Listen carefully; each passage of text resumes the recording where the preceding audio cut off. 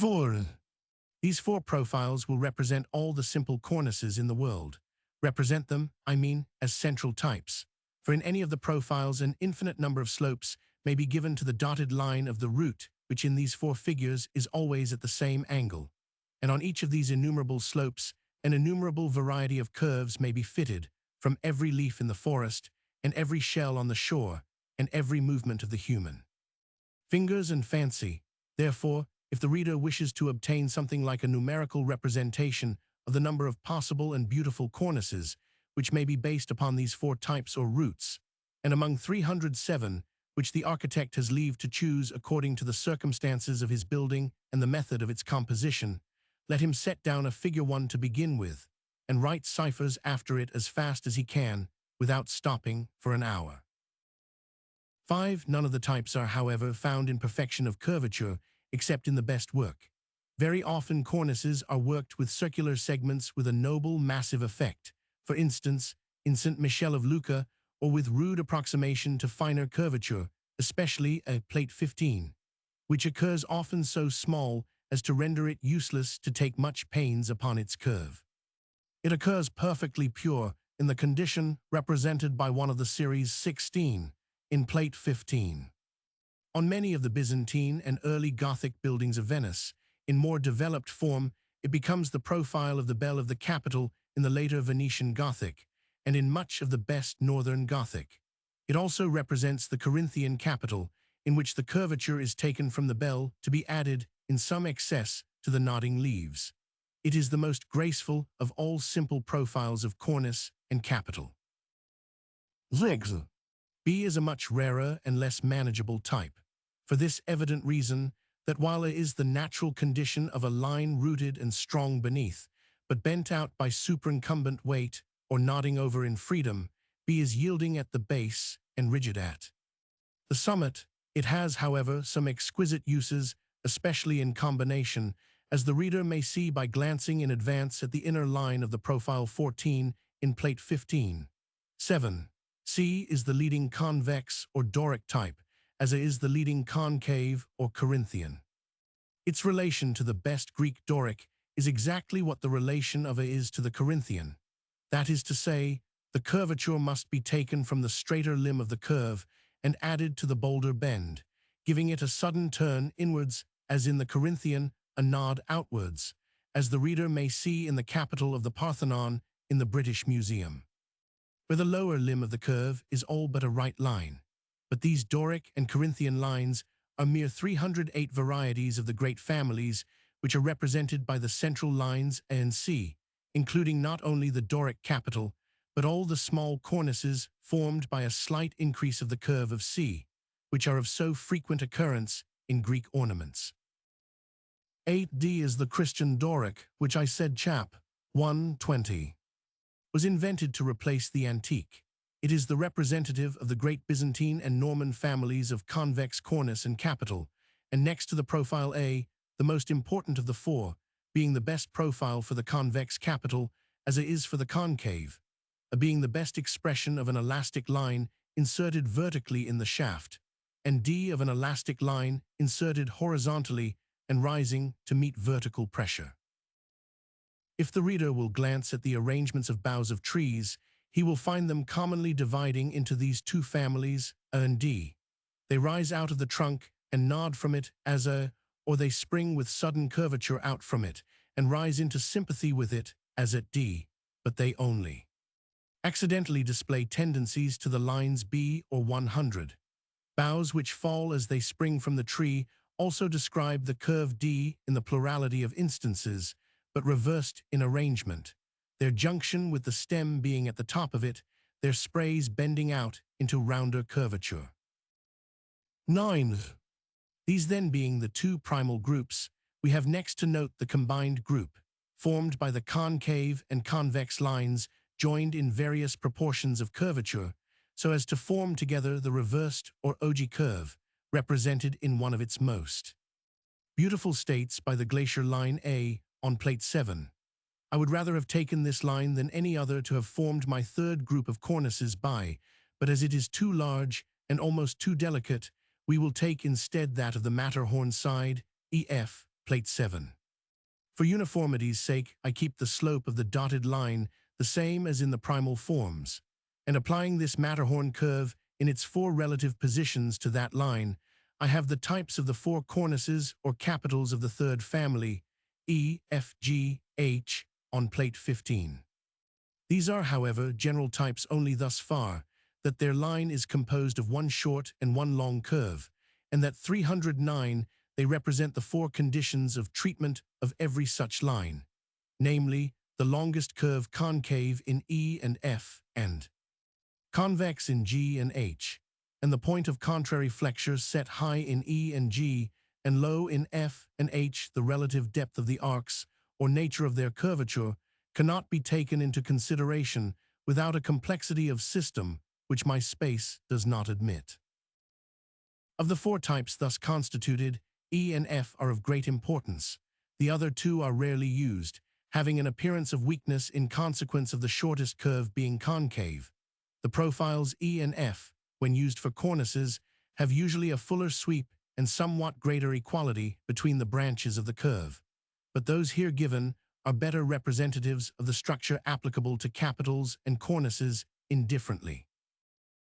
10. Very often, in the farther treatment of the profiles E or F, another limb is added to their curve in order to join it to the upper or lower members of the cornice or capital. I do not consider this addition as forming another family of cornices, because the leading and effective part of the curve is in these, as in the others, the single ogee, and the added bend is merely a less abrupt termination of it above or below. Still, this group is of so great importance in the richer kinds of ornamentation that we must have it sufficiently represented.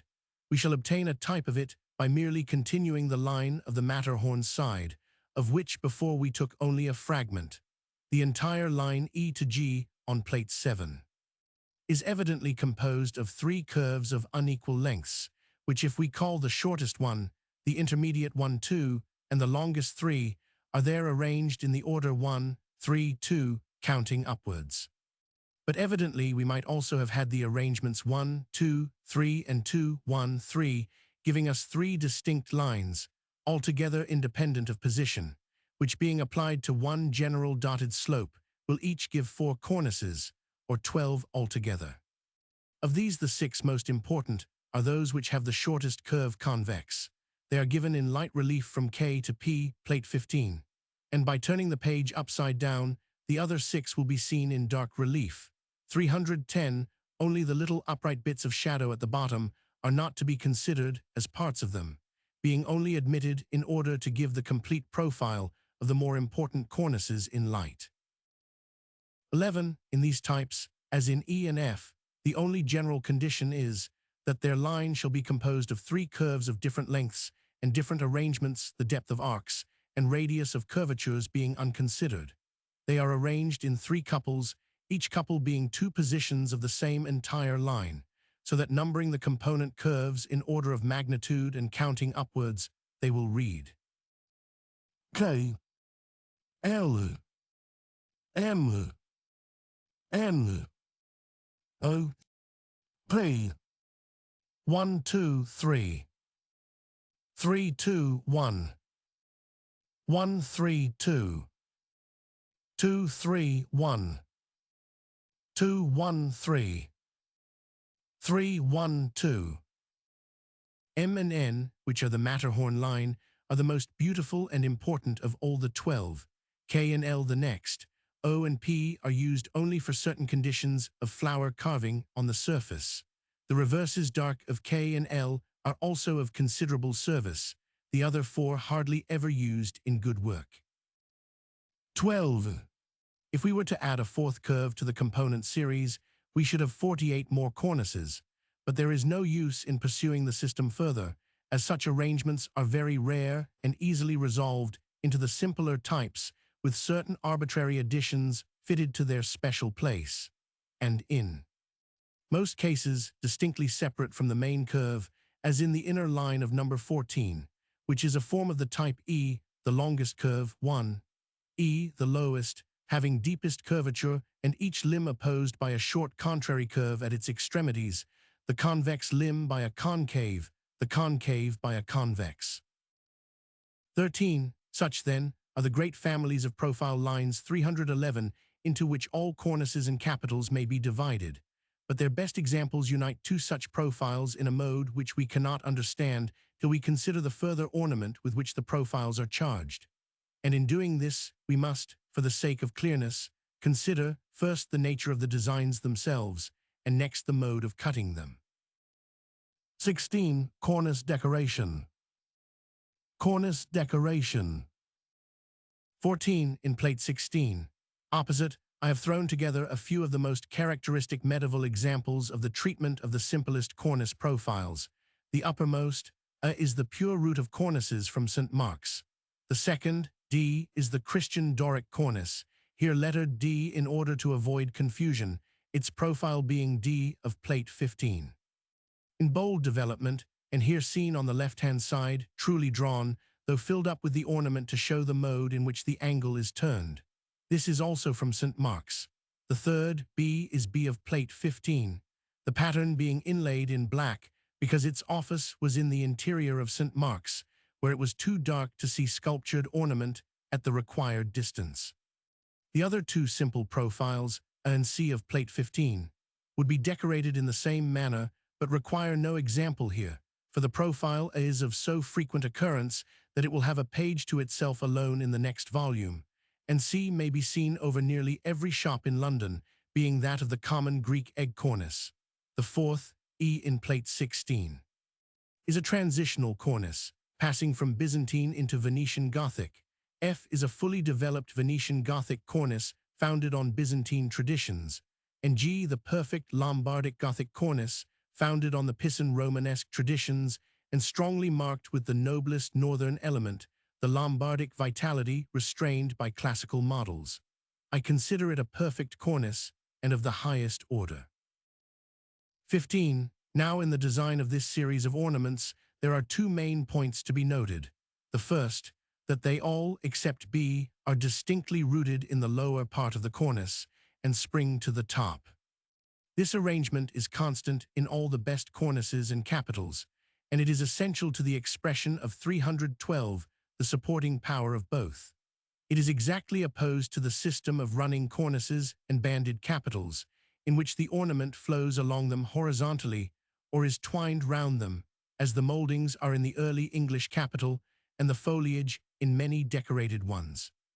Such cornices have arisen from a mistaken appliance of the running ornaments, which are proper to archivolts, jambs, 100, to the features which have definite functions of support. A tendril may nobly follow the outline of an arch, but must not creep along a cornice, nor swathe or bandage a capital. It is essential to the expression of these features that their ornament should have an elastic and upward spring. And as the proper profile for the curve is that of a tree bough, as we saw above, so the proper arrangement of its farther ornament is that which best expresses rooted and ascendant strength, like that of foliage. There are certain very interesting exceptions to the rule. We shall see a curious one presently, and in the carrying out of the rule itself, we may see constant licenses taken by the great designers and momentary violations of it, like those above spoken of, respecting other ornamental loss violations which are for our refreshment and for increase of delight in the general observance. And this is one of the peculiar beauties of the cornice G, which, rooting itself in strong central clusters, suffers some of its leaves to fall languidly aside, as the drooping outer leaves of a natural cluster do so often. But at the very instant that it does this, in order that it may not lose any of its expression of strength, a fruit stalk is thrown up above the languid leaves, absolutely vertical, as much stiffer and stronger than the rest of the plant as the falling leaves are weaker. Cover this with your finger, and the cornice falls to pieces, like a bouquet which has been untied. 16. There are some instances in which, though the real arrangement is that of a running stem, throwing off leaves up 313 and down, the positions of the leaves give nearly as much elasticity and organization to the cornice as if they had been rightly rooted, and others, like B, where the reversed portion of the ornament is lost in the shade, and the general expression of strength is got by the lower member.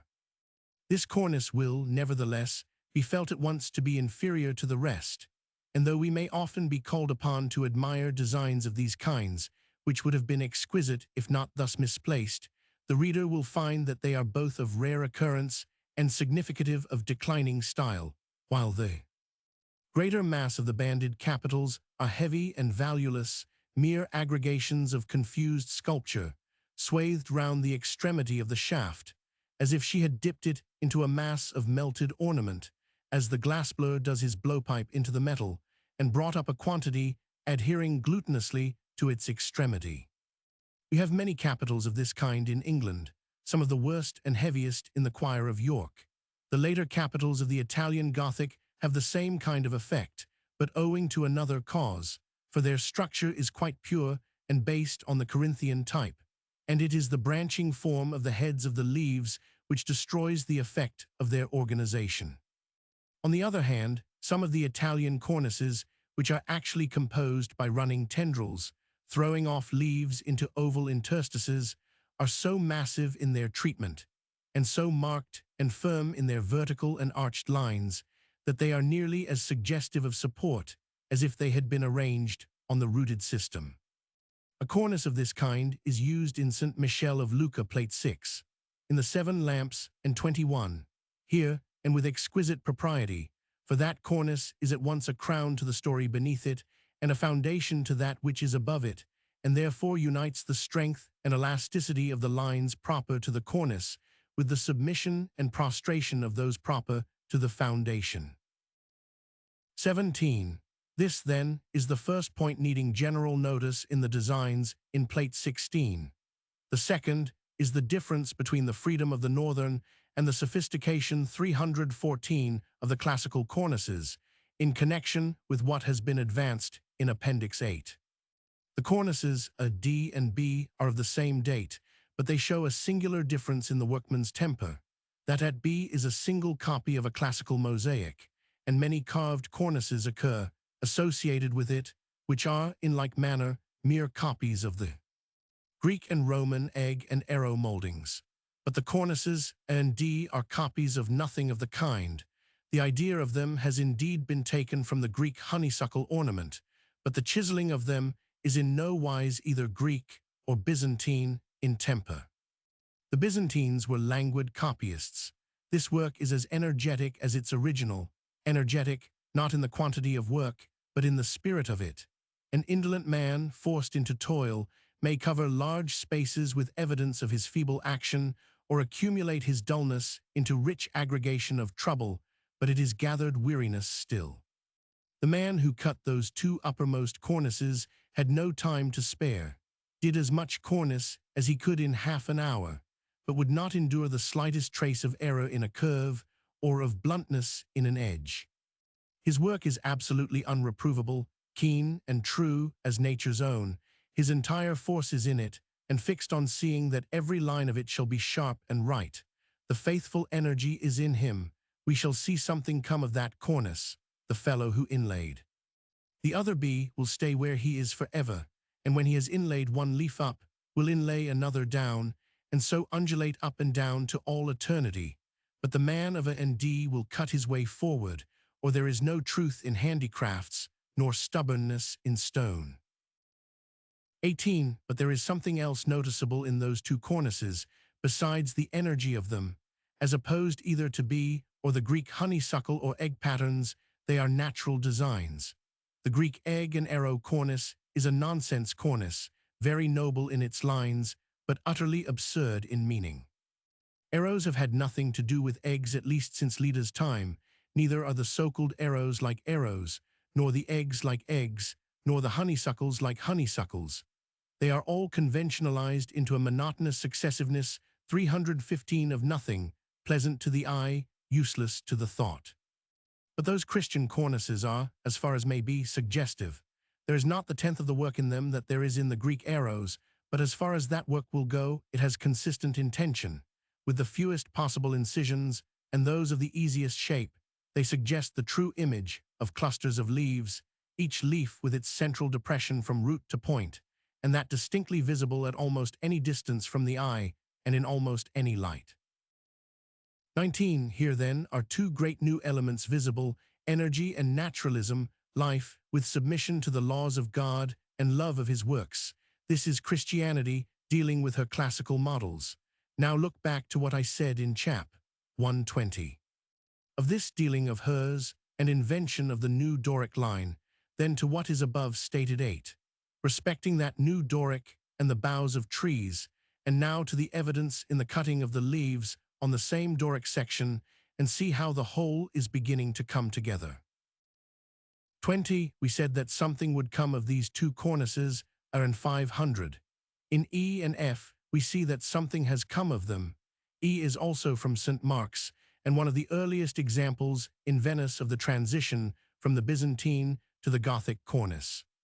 It is already singularly developed. Flowers have been added between the clusters of leaves, and the leaves themselves curled over, and observe the well-directed thought of the sculptor in this curling. The old incisions are retained below, and their excessive rigidity is one of the proofs of the earliness of the cornice, but those incisions now stand for the under surface of the leaf, and behold, when it turns over, on the top of it you see true ribs. Look at the upper and under surface of a cabbage leaf, and see what quick steps we are making. 21. The fifth example F was cut in 1347. It is from the tomb of Marco Giustiniani in the church of St. John and Paul, and it exhibits the character of the central Venetian Gothic fully developed. The lines are all now soft and undulatory, though elastic. The sharp incisions have become deeply gathered 316 folds. The hollow of the leaf is expressed completely beneath, and its edges are touched with light and incised into several lobes, and their ribs delicately drawn above. The flower between is only accidentally absent. It occurs in most cornices of the time. But in both these cornices the reader will notice that while the naturalism of the sculpture is steadily on the increase, the classical formalism is still retained. The leaves are accurately numbered and sternly set in their places. They are leaves in office and dare not stir nor wave. They have the shapes of leaves, but not the functions, having the form of knowledge, but denying the power thereof. What is the meaning of this? 22. Look back to the XX3rd paragraph of the first chapter, and you will see the meaning of it. These cornices are the Venetian ecclesiastical Gothic, the Christian element struggling with the formalism of the papacy being entirely heathen in all its principles. That officialism of the leaves and their ribs means apostolic succession, and I don't know how much more, and is already preparing for the transition to old heathenism again and the Renaissance. 23. Now look to the last cornice G, that is Protestantism, a slight touch of dissent, hardly amounting to schism in those falling leaves, but true life in the whole of it.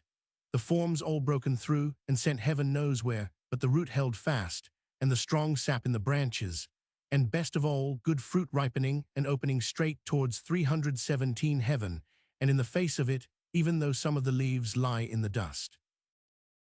Now observe, the cornice F represents heathenism and papistry, animated by the mingling of Christianity and nature. The good in it, the life of it, the veracity and liberty of it, such as it has, are Protestantism in its heart. The rigidity and saplessness are the Romanism of it. It is the mind of Fra Angelico in the monk's dress, Christianity before the Reformation. The cornice G has the Lombardic life element in its fullness, with only some color and shape of classicalism mingled with it, the good of classicalism, as much method and formalism as are consistent with life and fitting for it, the continence within certain border lines, the unity at the root, the simplicity of the great profile, all these are the healthy classical elements retained. The rest is reformation, new strength, and recovered liberty. 24. There is one more point about it especially noticeable. The leaves are thoroughly natural in their general character, but they are of no particular species, and after being something like cabbage leaves in the beginning, one of them suddenly becomes an ivalaf in the end. Now, I don't know what to say of this. I know it indeed to be a classical character. It is eminently characteristic of southern work, and markedly distinctive of it from the northern ornament, which would have been oak or ivy or apple, but not anything, nor two things in one. It is, I repeat, a clearly classical element, but whether a good or bad element, I am not sure, whether it is the last trace of centurism and other monstrosity dying away, or whether it has a figurative purpose, legitimate in architecture though never in painting, and has been rightly retained by the Christian sculptor, to express the working of that spirit which grafts one nature upon another, and discerns a law in its members warring against the law of its mind. 25. These, then, being the points most noticeable in the spirit both of the designs and the chiseling, we have now to return to the question proposed in 13, and observe the modifications of form of profile which resulted from the 318 changing contours of the leafage. For up to 13, we had, as usual, considered the possible conditions of form in the abstract. The modes in which they have been derived from each other in actual practice require to be followed in their turn. How the Greek Doric or Greek ogee cornices were invented is not easy to determine, and fortunately is little to our present purpose, for the medieval ogee cornices have an independent development of their own, from the first type of the concave cornice in Plate 15, Fig. 63, Fig. 63, 26. That cornice occurs, in the simplest work, perfectly pure, but in finished work it was quickly felt that there was a meagreness in its junction with the wall beneath it, where it was set as here at a Fig. 63, which could only be conquered by concealing such junction in a bar of shadow. There were two ways of getting this bar, one by a projecting roll at the foot of the cornice B, Fig. 63, the other by slipping the whole cornice a little forward 100, Fig. 63. From these two methods arise two groups of cornices and capitals, which we shall pursue in succession. 27. First group. With the roll at the base B, Fig. 63, the chain of its succession is represented from 1 to 6, in Plate 15.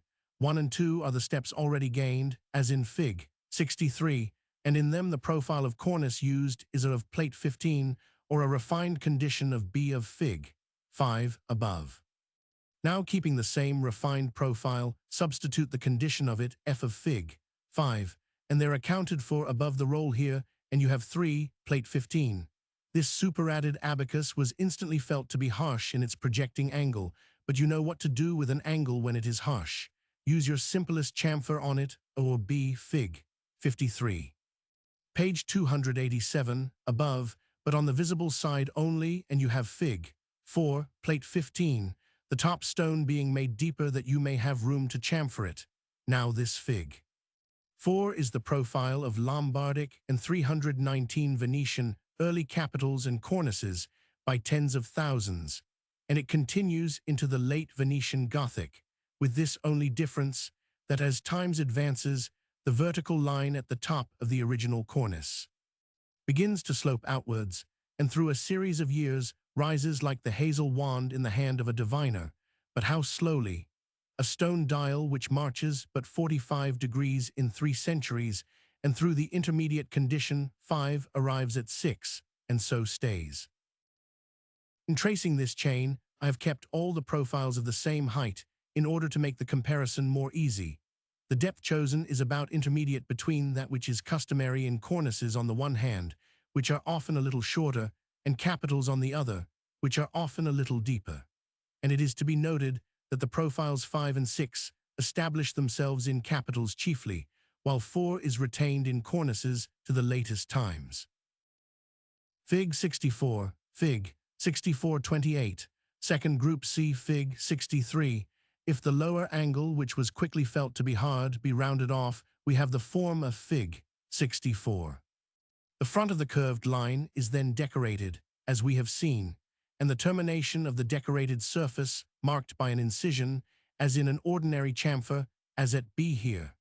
This, I believe to have been the simple origin of most of the Venetian ogee 320 cornices, but they are farther complicated by the curves given to the leafage which flows over them. In the ordinary Greek cornices, and in A and D of Plate 16, the decoration is incised from the outside profile, without any suggestion of an interior surface of a different contour. But in the leaf cornices which follow, the decoration is represented as overlaid on one of the early profiles, and has another outside contour of its own, which is, indeed, the true profile of the cornice, but beneath which, more or less, the simpler profile is seen or suggested, which terminates all the incisions of the chisel. This under profile will often be found to be some condition of the type or B, Fig. 64. And the leaf profile to be another ogee with its fullest curve up instead of down, lapping over the cornice edge above, so that the entire profile might be considered as made up of two ogee curves laid, like packed herrings, head to tail. Figures 8 and 9 of Plate 15 exemplify this arrangement. Fig. 7 is a heavier contour, doubtless composed in the same manner, but of which I had not marked the innermost profile, and which I have given here only to complete the series, which, from 7 to 12 inclusive, exemplifies the gradual restriction of the leaf outline, from its boldest projection in the cornice to its most modest service in the capital. This change, however, is not one which indicates difference of age, but merely of office and position. The cornice 7 is from the tomb of the Doge Andrea Dandolo in St. Mark's, 8 from a canopy over a door of about the same period, 9 from the tomb of the Dogaressa Agnese Venia, 10 from that of Pietro Cornaro, 88 and 11 from that of Andrea Morsini, all in the church of San Giove and Paola, all these being cornice profiles, and finally 12 from a capital of the Ducal Palace of 14th century work. 29. Now the reader will doubtless notice that in the three examples, 10 to 12, the leaf has a different contour from that of 7, 8, or 9. This difference is peculiarly significant. I 321 have always desired that the reader should theoretically consider the capital as a concentration of the cornice, but in practice it often happens that the cornice is, on the contrary, an unrolled capital, and one of the richest early forms of the Byzantine cornice not given in Plate 15, because its separate character and importance require examination apart, is nothing more than an unrolled continuation of the lower range of acanthus leaves on the Corinthian capital. From this cornice, others appear to have been derived, like E in Plate 16, in which the acanthus outline has become confused with that of the honeysuckle and the rosette of the center of the Corinthian capital introduced between them, and thus their forms approach more and more to those derived from the cornice itself.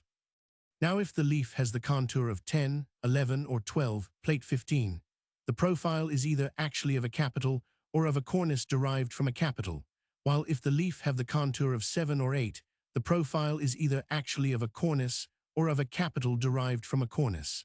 Where the Byzantines used the acanthus, the Lombards used the Persepolitan waterleaf, but the connection of the cornices and capitals is exactly the same. 30. Thus far, however, we have considered the characters of profile which are common to the cornice and capital both. We have now to note what farther decorative features or peculiarities belong to the capital itself, or result from the theoretical gathering of the one into the other. Look back to Fig. 22. The 5 types there given represented the 5 different methods of concentration of the root of cornices of Fig. 5. Now as many profiles of cornices as were developed in Plate 15. From this cornice root, they're represented by the dotted slope, so many may be applied to each of the 5 types in Fig. 22. Applied simply in A and B, but with farther modifications necessitated by their truncations or spurs in C, D, and E.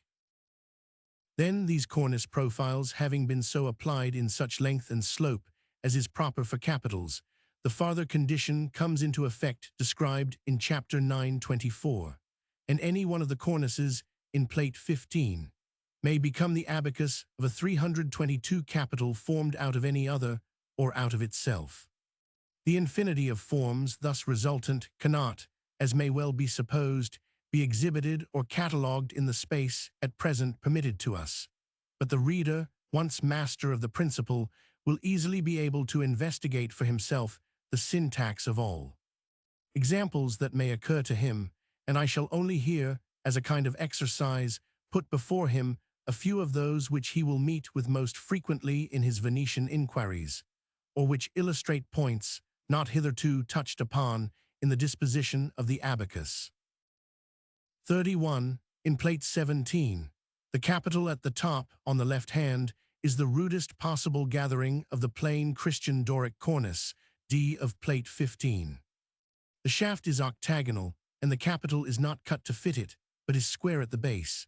and the curve of its profile projects on two of its sides more than on the other two, so as to make the abacus oblong in order to carry an oblong mass of brickwork, dividing one of the upper lights of a Lombard campanile at Milan. The awkward stretching of the brickwork to do what the capital ought to have done is very remarkable. There is here no second superimposed abacus. 32.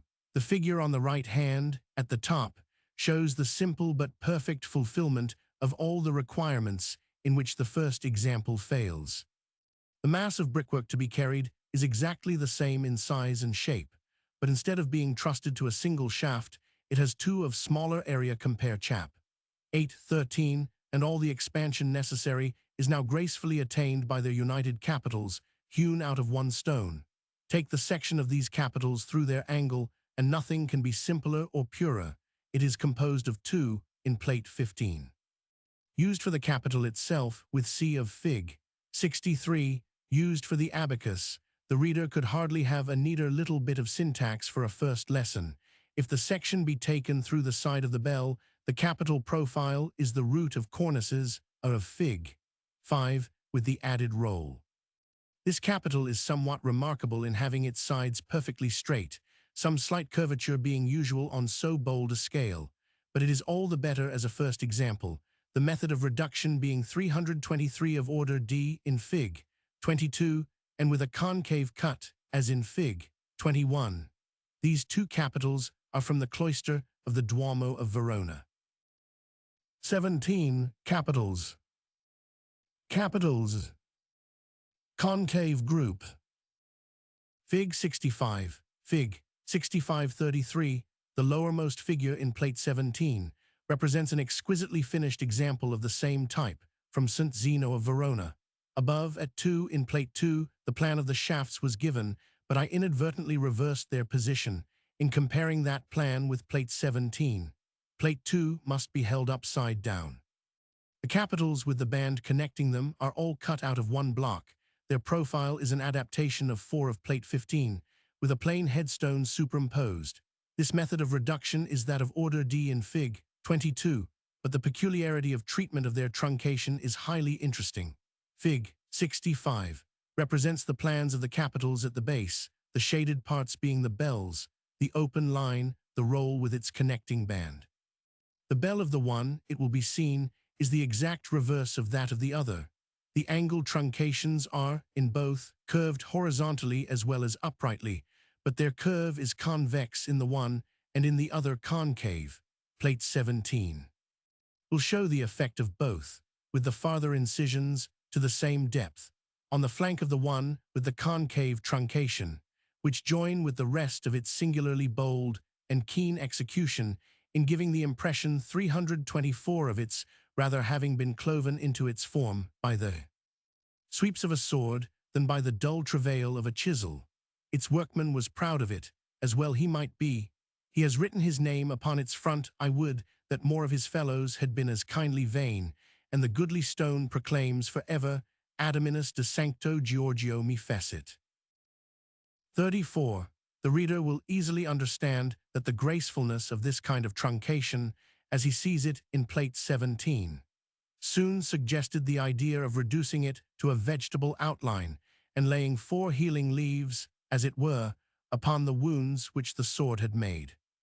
These 4 leaves, on the truncations of the capital, correspond to the 4 leaves which we saw, in like manner, extend themselves over the spurs of the base, and, as they increase in delicacy of execution, form one of the most lovely groups of capitals which the Gothic workmen ever invented, represented by 2 perfect types in the capitals of the Piazzetta columns of Venice. But this pure group is an isolated one. It remains in the first simplicity of its conception far into the 13th century, while around it rise up a crowd of other forms, imitative of the old Corinthian, and in which other and younger leaves spring up in luxuriant growth among the primal 4. The varieties of their grouping we shall enumerate hereafter. One general characteristic of them all must be noted here. 35. The reader has been told repeatedly that there are 2, and only 2, real orders of capitals, originally represented by the Corinthian and the Doric, and distinguished by the concave or convex contours of their bells as shown by the dotted lines at E, Fig. 5. And hitherto, respecting the capital, we have been exclusively concerned with the methods in which these two families of simple contours have gathered themselves together, and obtained reconciliation to the abacus above and the shaft below. But the last paragraph introduces us to the surface ornament disposed upon these, in the chiseling of which the characters described above, 28, which are but feebly marked in the cornice, boldly distinguish and divide the families of the capital. 36. Whatever the nature of the ornament be, it must clearly have relief of some kind, and must present projecting surfaces separated by incisions. But it is a very material question whether the contour, hitherto broadly considered as that of the entire bell, shall be that of the outside of the projecting and relieved ornaments, or of the bottoms of the incisions which divide them, whether, that is to say, we shall first cut out the bell of our capital quite smooth, and then cut farther into it, with incisions which shall leave ornamental forms in relief, or whether, in originally cutting the contour of the bell, we shall leave projecting bits of stone, which we may afterwards work into the relieved ornament. 37. Now look back to Fig. 5. Clearly, if to ornament the already hollowed profile, B, we cut deep incisions into it, we shall so far weaken it at the top that it will nearly lose all its supporting power. Clearly, also, if to ornament the already bulging profile C, we were to leave projecting pieces of stone outside of it, we should nearly destroy all its relation to the original sloping line X, and produce an unseemly and ponderous mass, hardly recognizable as a cornice profile. It is evident, on the other hand, that we can afford to cut into this profile without fear of destroying its strength, and that we can afford to leave projections outside of the other without fear of destroying its lightness. Such is, accordingly, the natural disposition of the sculpture, and the two great families of capitals are therefore distinguished, not merely by their concave and convex contours, but by the ornamentation being left outside the bell of the one and cut into the bell of the other, so that in either case the ornamental portions will fall between the dotted lines at E, Fig. 5, and the pointed oval, or vesica piscis, which is traced by them, may be called the limit of ornamentation. 38. Several distinctions in the quantity and style of the ornament must instantly follow from this great distinction in its position. First, in its quantity, for observe, since in 326 the Doric profile C of Fig. 5. The contour itself is to be composed of the surface of the ornamentation. This ornamentation must be close and united enough to form, or at least suggest, a continuous surface. It must, therefore, be rich in quantity and close in aggregation. Otherwise, it will destroy the massy character of the profile it adorns and approximate it to its opposite, the concave. On the other hand, the ornament left projecting from the concave must be sparing enough and dispersed enough to allow the concave bell to be clearly seen beneath it. Otherwise, it will choke up the concave profile and approximate it to its opposite, the convex. 39. And secondly, in its style. For clearly, as the sculptor of the concave profile must leave masses of rough stone prepared for his outer ornament, and cannot finish them at once, but must complete the cutting of the smooth bell beneath first, and then return to the projecting masses, for if he were to finish these latter first, they would assuredly, if delicate or sharp, be broken as he worked on. Since, I say, he must work in this foreseeing and predetermined method, he is sure to reduce the system of his ornaments to some definite symmetrical order before he begins, and the habit of conceiving beforehand all that he has to do will probably render him not only more orderly in its arrangement, but more skillful and accurate in its execution, than if he could finish all as he worked on. On the other hand, the sculptor of the convex profile has its smooth surface laid before him, as a piece of paper on which he can sketch at his pleasure. The incisions he makes in it are like touches of a dark pencil, and he is at liberty to roam over the surface in perfect freedom, with light incisions or with deep, finishing here, suggesting there, or perhaps in places leaving the surface altogether smooth. It is 10 to 1, therefore, but that, if he yield to the temptation, he becomes irregular in design and rude in handling, and we shall assuredly find the two families of capitals distinguished, the one by its symmetrical, thoroughly organized, and exquisitely executed ornament, the other by its rambling, confused, and rudely chiseled ornament. But on the other hand, while 327, we shall often have to admire the disciplined precision of the one, and as often to regret the irregular rudeness of the other, we shall not fail to find balancing qualities in both. The severity of the disciplinarian capital represses the power of the imagination. It gradually degenerates into formalism, and the indolence which cannot escape from its stern demand of accurate workmanship seeks refuge in copyism of established forms and loses itself at last in lifeless mechanism.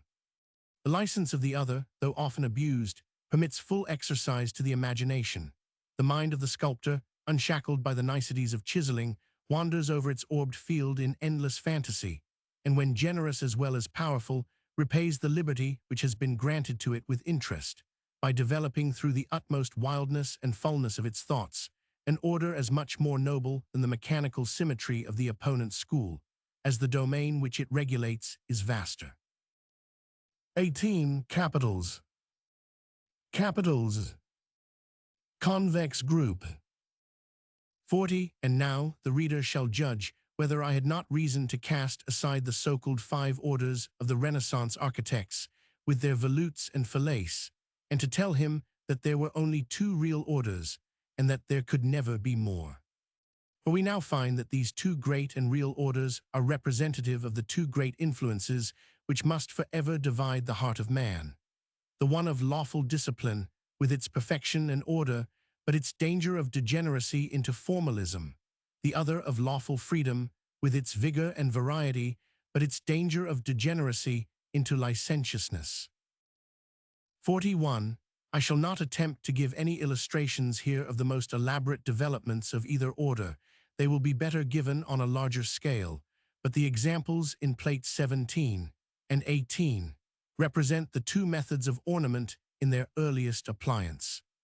The 2 lower capitals in Plate 17 are a pure type of the concave school, the 2 in the center of Plate 18 of the convex. At the top of Plate 18 are 2 Lombardic capitals, that on the left from Sta. Sophia at Padua, 328, that on the right from the Cortile of St. Ambrogio at Milan. They both have the concave angle truncation, but being of date prior to the time when the idea of the concave bell was developed, they are otherwise left square and decorated with the surface ornament characteristic of the convex school. The relation of the designs to each other is interesting, the cross being prominent in the center of each, but more richly relieved in that from St. Ambrogio. The 2 beneath are from the southern portico of St. Mark's, the shafts having been of different lengths, and neither, in all probability, originally intended for their present place. They have double abaci, of which the uppermost is the cornice running round the whole façade. The zigzagged capital is highly curious, and in its place very effective and beautiful, although one of the exceptions which it was above noticed that we should sometimes find to the law stated in 15. Above. Fig. 66. Fig. 66. 42. The lower capital, which is also of the true convex school, exhibits one of the conditions of the spurred type E of Fig. 22, respecting which 1 or 2 points must be noticed. If we were to take up the plan of the simple spur represented at E in Fig. 22 and treat it with the salvia leaf as we did the spur of the base, we should have for the head of our capital a plan like Fig. 66, which is actually that of one of the capitals of the Fondaco de Turci at Venice, with this only difference that the intermediate curves between the spurs would have been circular. The reason they are not so here is that the decoration, instead of being confined to the spur, is now spread over the whole mass, and contours are therefore given to the intermediate curves which fit them for this ornament, the inside shaded space being the head of the shaft, and the outer, the abacus. The reader has in Fig. 66 a characteristic type of the plans of the spurred capitals, generally preferred by the sculptors of the convex school, but treated with infinite variety, the spurs often being cut into animal forms, or the incisions between them multiplied. 4. richer effect, and in our own Norman capital the type C of Fig. 22 is variously subdivided by incisions on its slope, approximating in general effect to many conditions of the real spurred type E, but totally differing from them in principle. Fig 67, Fig 68, Fig 67, Fig 68, 43. The treatment of the spur in the concave school is far more complicated, being borrowed in nearly every case from the original Corinthian. Its plan may be generally represented by Fig 67. The spur itself is carved into a curling tendril or concave leaf, which supports the projecting angle of a four-sided abacus, whose hollow sides fall back behind the bell and have generally a rosette or other ornament in their centers. The medieval architects often put another square abacus above all, as represented by the shaded portion of Fig. 67, and some massy conditions of this form, elaborately ornamented, are very beautiful, but it is apt to become rigid and effeminate, as assuredly it is in the original Corinthian, which is thoroughly mean and meager in its upper tendrils and abacus. 44. The lowest capital in Plate 18 is from St. Mark's and singular in having double spurs. It is therefore to 330 be compared with the doubly spurred base, also from St. Mark's in Plate 11. In other respects, it is a good example of the union of breadth of mass with subtlety of curvature, which characterizes nearly all the spurred capitals of the convex school. Its plan is given in Fig. 68. The inner shaded circle is the head of the shaft, the white cross, the bottom of the capital, which expands itself into the external shaded portions at the top. Each spur thus formed is cut like a ship's bow with the Doric profile. The surfaces so obtained are then charged with arborescent ornament. 45. I shall not here farther exemplify the conditions of the treatment of the spur, because I am afraid of confusing the reader's mind and diminishing the distinctness of his conception of the differences between the two great orders, which it has been my principal object to develop throughout this chapter. If all my readers lived in London, I could at once fix this difference in their minds by a simple, yet somewhat curious illustration. In many parts of the West End of London, as for instance at the corners of Belgrave Square and the north side of Grosvenor Square, the Corinthian capitals of newly built houses are put into cages of wire. The wire cage is the exact form of the typical capital of the convex school. The Corinthian capital, within, is a finished and highly decorated example of the concave. The space between the cage and capital is the limit of ornamentation. 46. Those of my readers, however, to whom this illustration is inaccessible, must be content with the two profiles, 13 and 14, on Plate 15. If they will glance along the line of sections from 1 to 6, they will see that the profile 13 is their final development, with a superadded cornice for its abacus.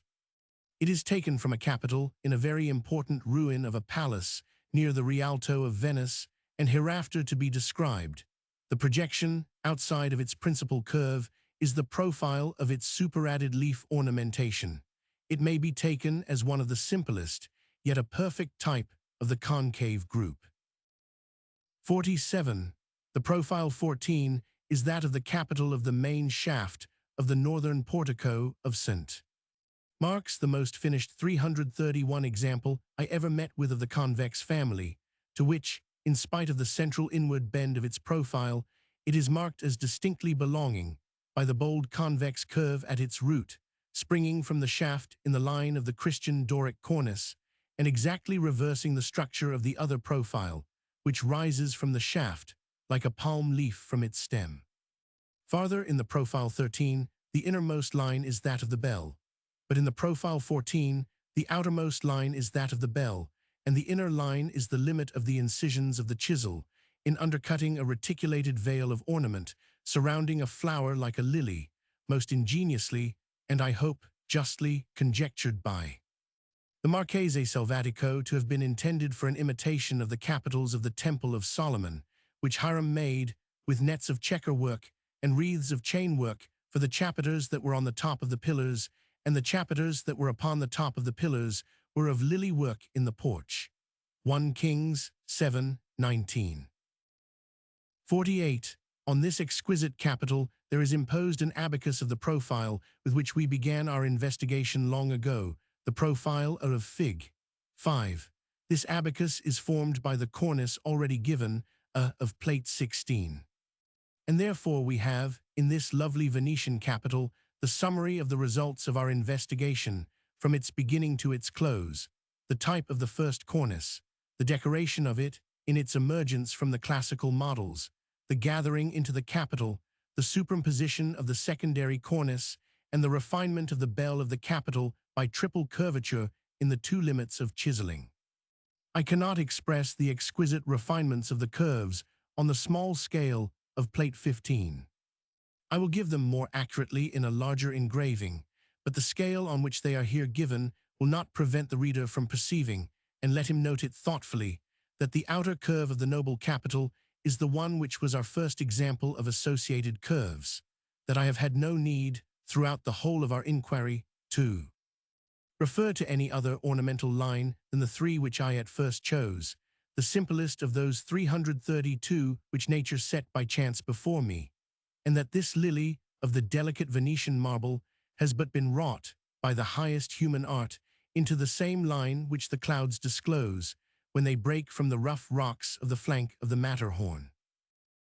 In very early Doric, it was an absolute right line, and that capital is therefore derived from the pure cornice root, represented by the dotted line. The word banded is used by Professor Willis in a different sense, which I would respect, by applying it in his sense always to the impost and in mine to the capital itself. This note is not for the general reader, who need not trouble himself about the matter. The Renaissance period being one of return to formalism on the one side, of utter licentiousness on the other, so that sometimes, as here, I have to declare its lifelessness, at other times chap. 25:17, its lasciviousness. There is, of course, no contradiction in this, but the reader might well ask how I knew the change from the base 11 to the base 12 in plate 12. To be one from temperance to luxury, and from the cornice F to the cornice G in plate 16, to be one from formalism to vitality. I know it, both by certain internal evidences, on which I shall have to dwell at length hereafter, and by the context of the works of the time. But the outward signs might in both ornaments be the same, distinguishable only as signs of opposite tendencies by the event of both. The blush of shame cannot always be told from the blush of indignation. The reader must always remember that a cornice, in becoming a capital, must, if not originally bold and deep, have depth added to its profile, in order to reach the just proportion of the lower member of the shaft head, and that therefore the small Greek egg cornices are utterly incapable of becoming capitals till they have totally changed their form and depth. The Renaissance architects, who never obtained hold of a right principle, but they made it worse than a wrong one by misapplication, caught the idea of turning the cornice into a capital, but did not comprehend the necessity of the accompanying change of depth. Hence we have pilaster heads formed of small egg cornices, and that meanest of all mean heads of shafts, the coarse Roman Doric profile, chopped into a small egg and arrow molding, both which may be seen disfiguring half the buildings in London. I have taken these dates roughly from Salvatico. Their absolute accuracy to within a year or two is here of no importance.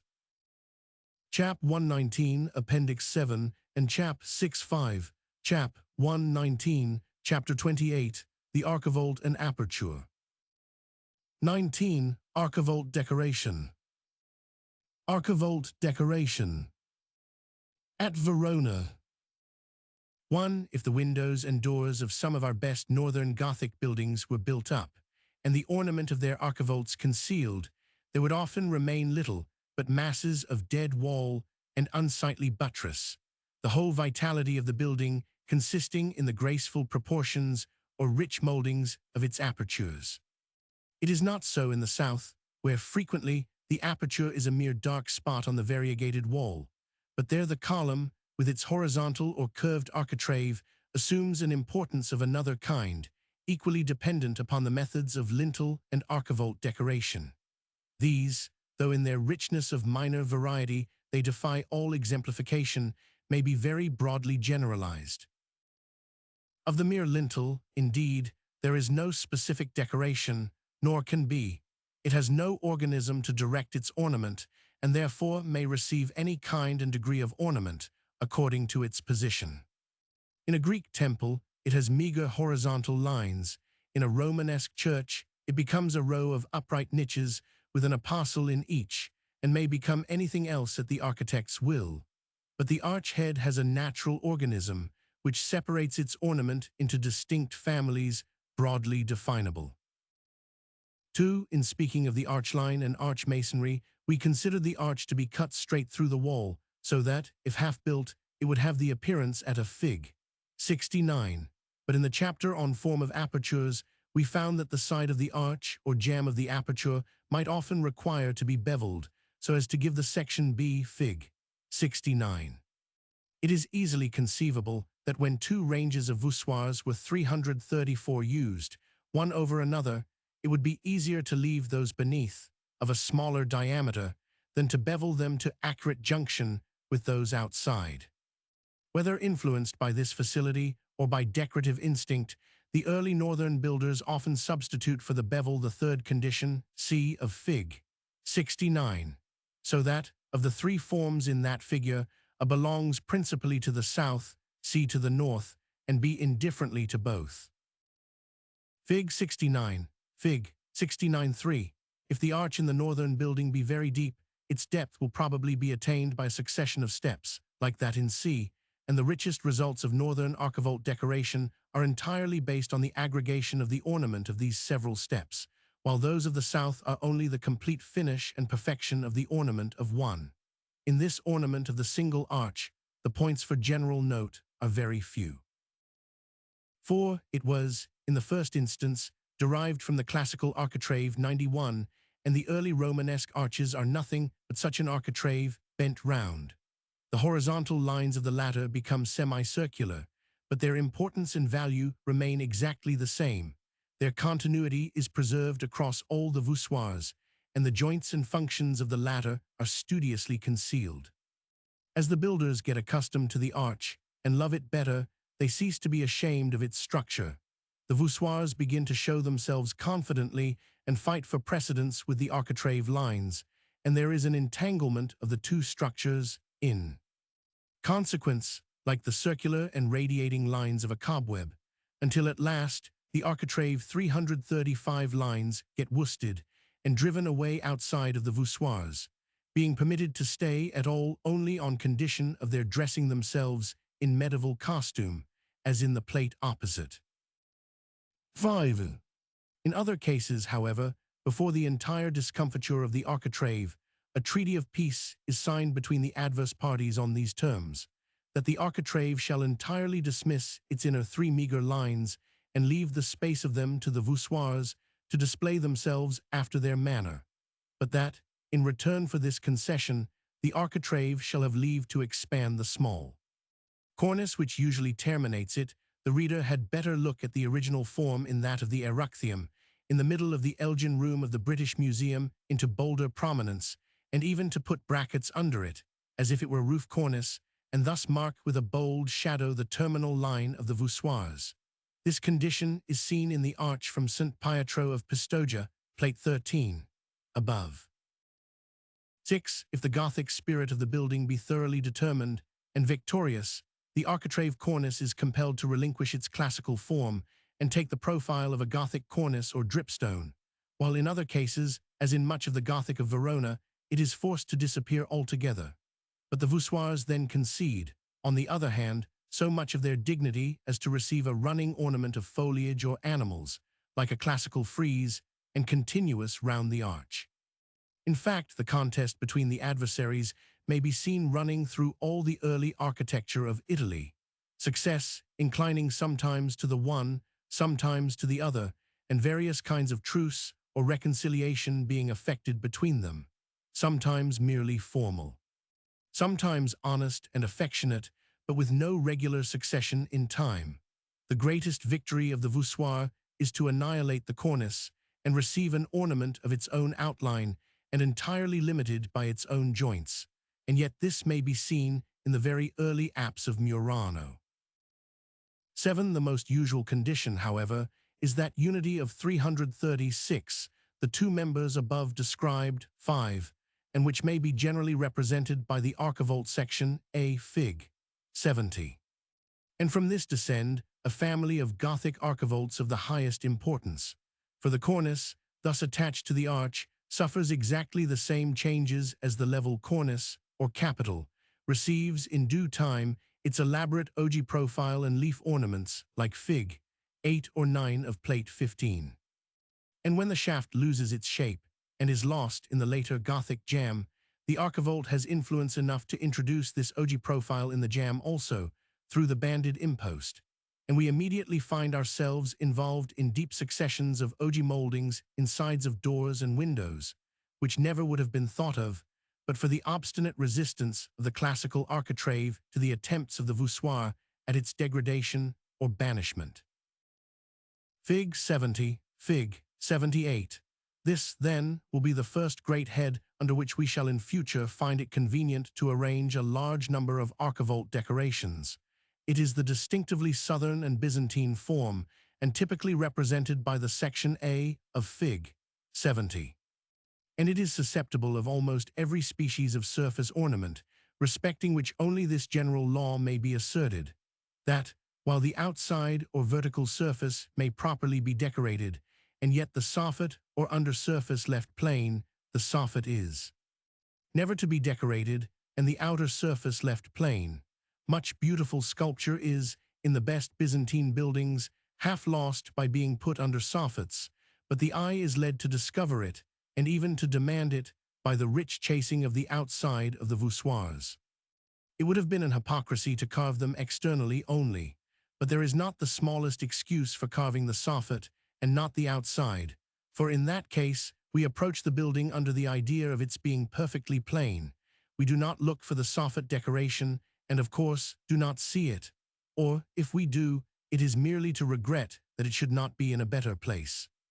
In 337, the Renaissance architects, it may perhaps for once be considered a merit that they put their bad decorations systematically in the places where we should least expect it, and can seldomest see it. Approaching the Scuola di San Rocco, you probably will regret the extreme plainness and barrenness of the window traceries, but if you will go very close to the wall beneath the windows, you may, on sunny days, discover a quantity of panel decorations which the ingenious architect has concealed under the soffits. The custom of decorating the arch soffit with paneling is a Roman application of the Greek roof ornament, which, whatever its intrinsic merit, compare chap. 29. 4 may rationally be applied to wagon vaults, as of St. Peter's, and to arch soffits under which one walks, but the Renaissance architects had not wit enough to reflect that people usually do not walk through windows. 9. So far, then, of the Southern archivolt. In Fig. 69 above, it will be remembered that C represents the simplest form of the Northern. In the farther development of this, which we have next to consider, the voussoirs, in consequence of their own negligence or overconfidence, sustain a total and irrecoverable defeat. That archivolt is in its earliest conditions perfectly pure and undecorated, the simplest and rudest of Gothic forms. Necessarily, when it falls on the pier and meets that of the opposite arch, the entire section of masonry is in the shape of a cross, and is carried by the crosslet shaft, which we above stated to be distinctive of Northern design. I am more at a loss to account for the sudden and fixed development of this type of archivolt than for any other architectural transition with which I am acquainted. But there it is, pure and firmly established, as early as the building of St. Michel of Pavia, and we have thenceforward only to observe what comes of it. 10. We find it first, as I said, perfectly barren, cornice and architrave altogether ignored, the existence of such things practically denied, and a plain, deep-cut recess with a single mighty shadow occupying their place. The voussoirs, thinking 338 their great adversary utterly defeated, are at no trouble to show themselves. Visible enough in both the upper and under archivolts, they are content to wait the time when, as might have been hoped, they should receive a new decoration peculiar to themselves. 11. In this state of paralysis or expectation, their flank is turned by an insidious chamfer. The edges of the two great blank archivolts are felt to be painfully conspicuous. All the four are at once beaded or chamfered, as at B. Fig. 70. A rich group of deep lines, running concentrically with the arch, is the result on the instant, and the fate of the voussoirs is sealed. They surrender at once without a struggle, and unconditionally. The chamfers deepen and multiply themselves, cover the soffit, ally themselves with other forms resulting from grouped shafts or traceries, and settle into the inextricable richness of the fully developed Gothic jamb and arch, farther complicated in the end by the addition of niches to their recesses, as above described. 12. The voussoirs in despair go over to the classical camp, in hope of receiving some help or tolerance from their former enemies. They receive it indeed, but as traitors should, to their own eternal dishonor. They are sharply chiseled at the joints, or rusticated, or cut into masks and satyrs' heads, and so set forth and pilloried in the various detestable forms of which the simplest is given above, in Plate 13.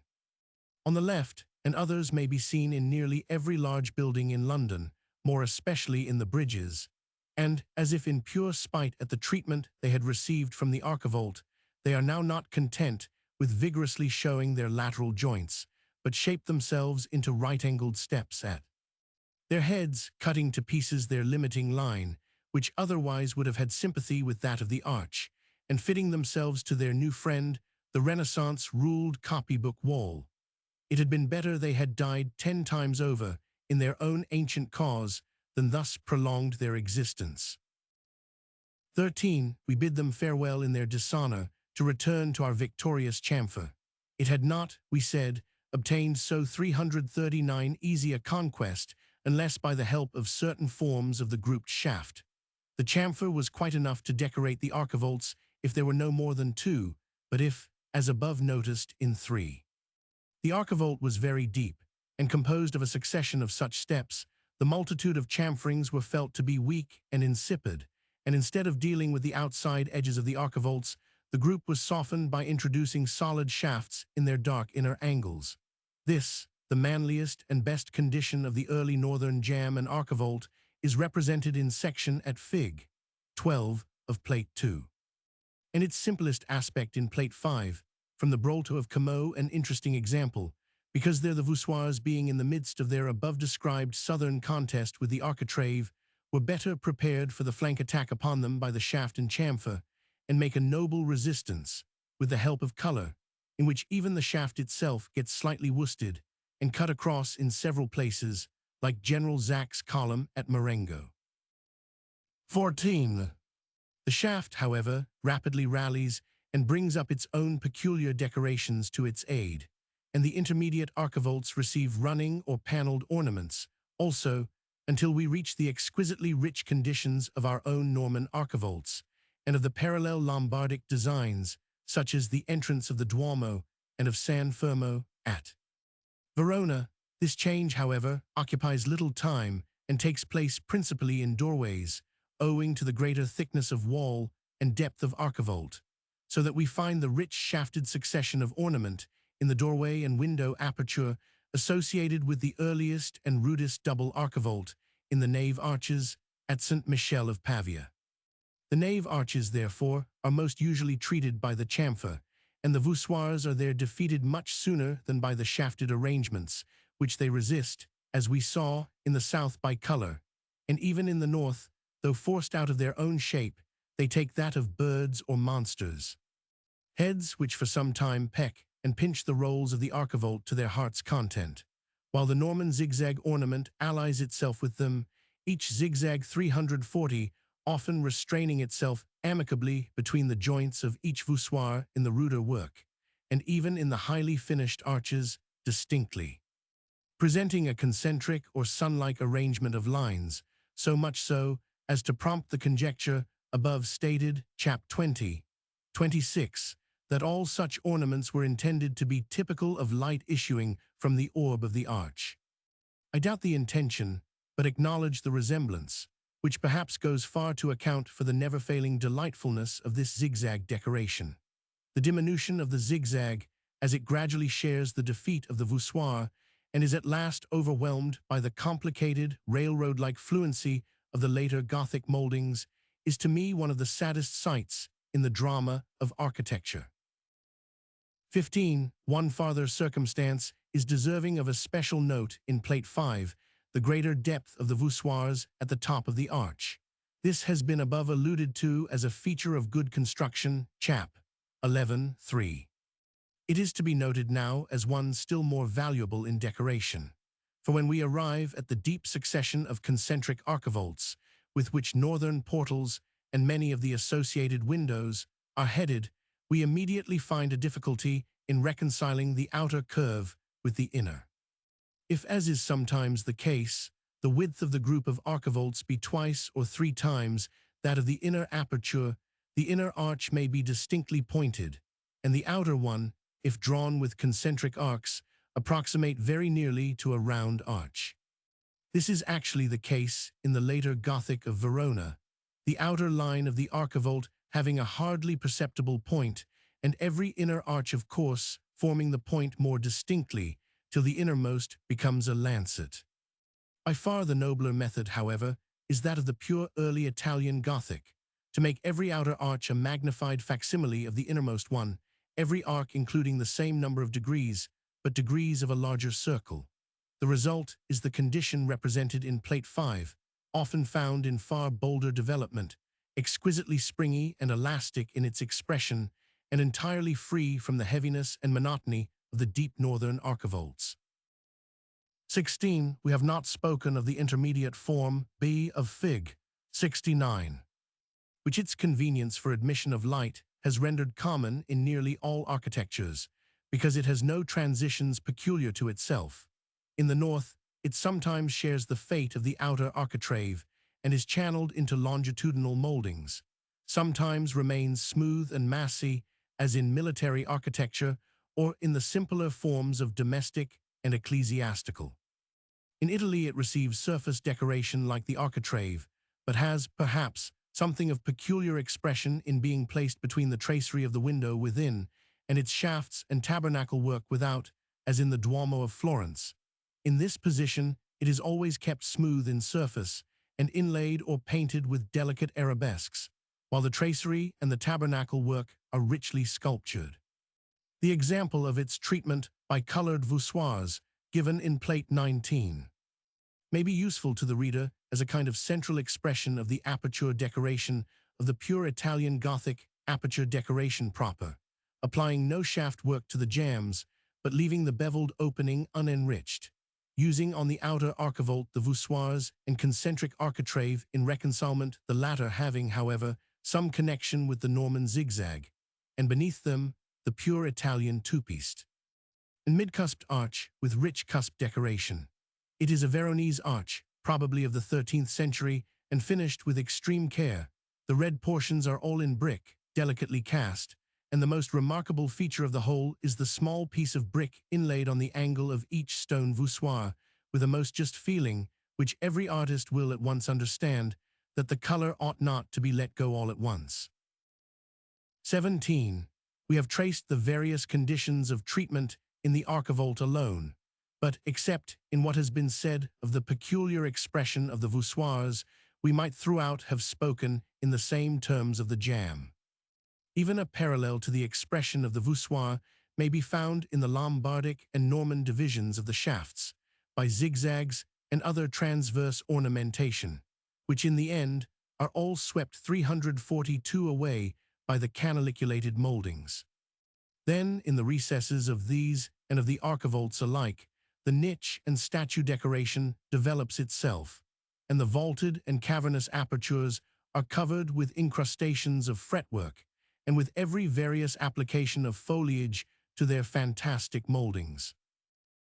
18. I have kept the inquiry into the proper ornament of the archivolt wholly free from all confusion with the questions of beauty in tracery, for, in fact, all tracery is a mere multiplication and entanglement of small archivolts, and its cusp ornament is a minor condition of that proper to the spandrel. It does not reach its completely defined form until the jamb and archivolt have been divided into longitudinal moldings, and then the tracery is formed by the innermost group of the shafts or fillets, bent into whatever forms or foliations the designer may choose.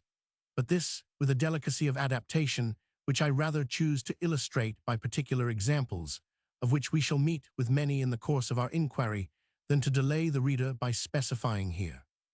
As for the conditions of beauty in the disposition of the tracery bars, I see no hope of dealing with the subject fairly but by devoting, if I can find time, a separate essay to it which, in itself, need not be long, but would involve, before it could be completed, the examination of the whole mass of materials lately collected by the indefatigable industry of the English architects who have devoted their special attention to this subject, and which are of the highest value as illustrating the chronological succession or mechanical structure of tracery, but which, in most cases, touch on their aesthetic merits incidentally only.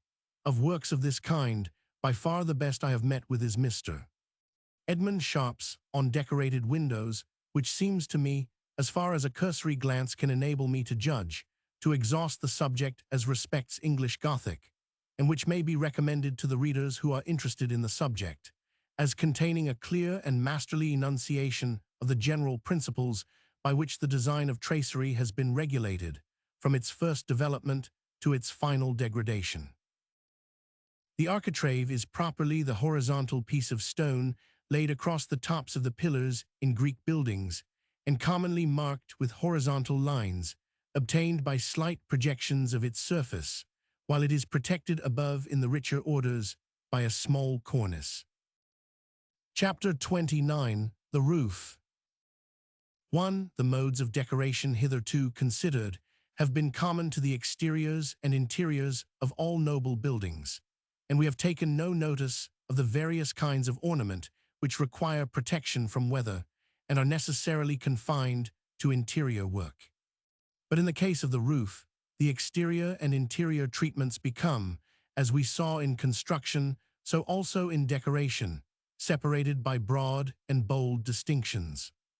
One side of a wall is in most cases the same as another, and if its structure be concealed, it is mostly on the inside.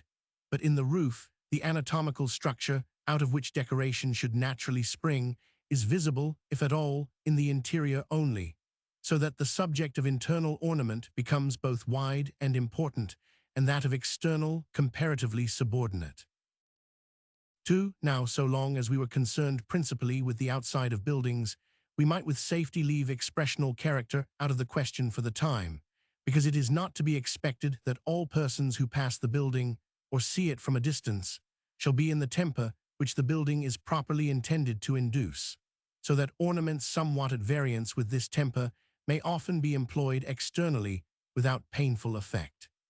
But these ornaments would be inadmissible in the interior, for those who enter will for the most part either be in the proper temper which the building requires or desirous of acquiring it.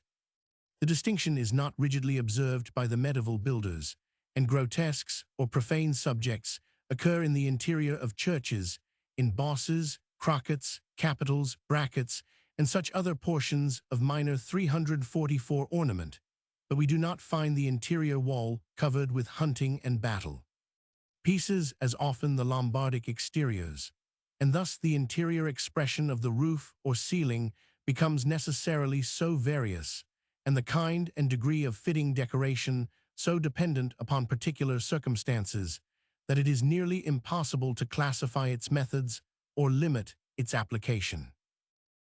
3. I have little, therefore, to say here, and that touching rather the omission than the selection of decoration, as far as regards interior roofing. Whether of timber or stone, roofs are necessarily divided into surfaces, and ribs or beams, surfaces, flat or carved, ribs, traversing these in the directions where main strength is required, or beams, filling the hollow of the dark gable with the intricate roof tree or supporting the flat ceiling.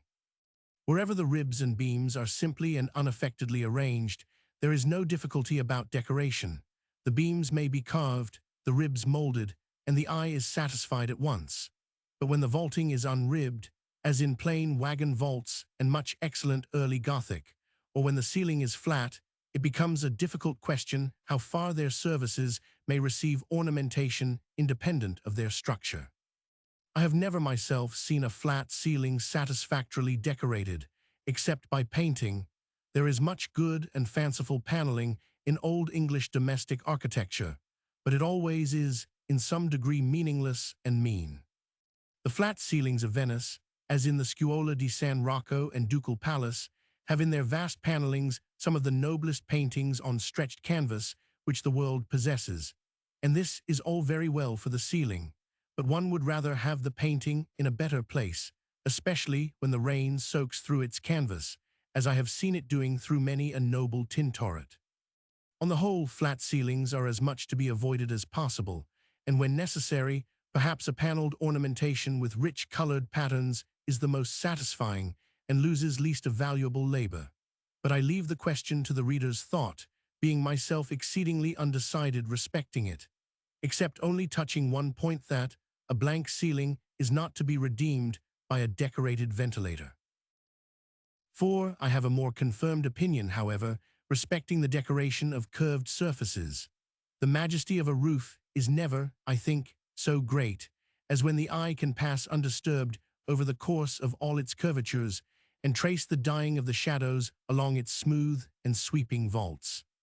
And I would rather, myself, have a plain ridged Gothic vault, with all its rough stones visible, to keep the sleet and wind out of a cathedral aisle, than all the fanning and pendanting and foliation that ever bewildered Tudor wait.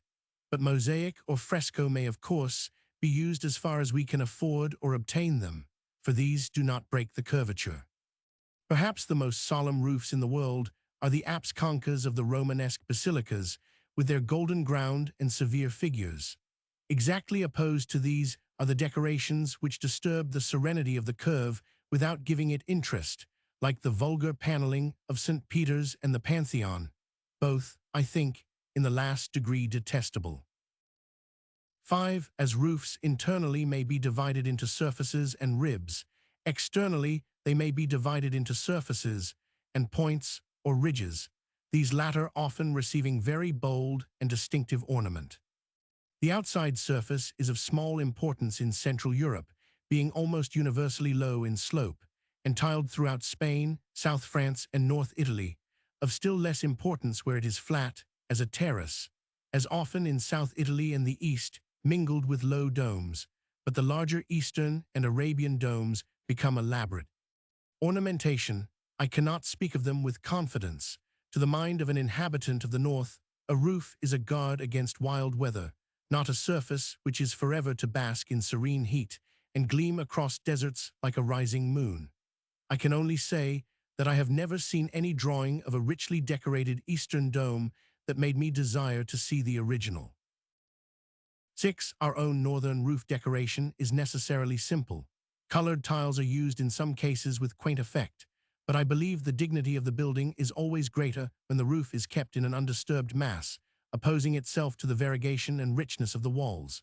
The Italian 346 round tile is itself decoration enough, a deep and rich fluting, which all artists delight in. This, however, is fitted exclusively for low pitch of roofs. On steep domestic roofs, there is no ornament better than may be obtained by merely rounding, or cutting to an angle, the lower extremities of the flat tiles or shingles, as in Switzerland.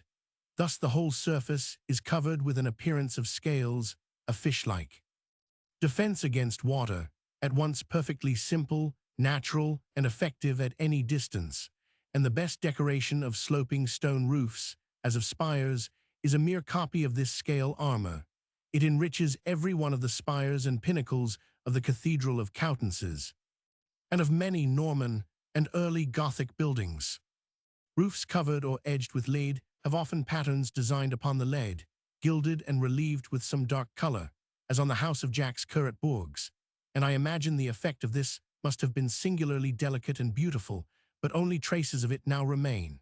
The northern roofs, however, generally stand in little need of surface decoration, the eye being drawn to the fantastic ranges of their dormer windows and to the finials and fringes on their points and ridges.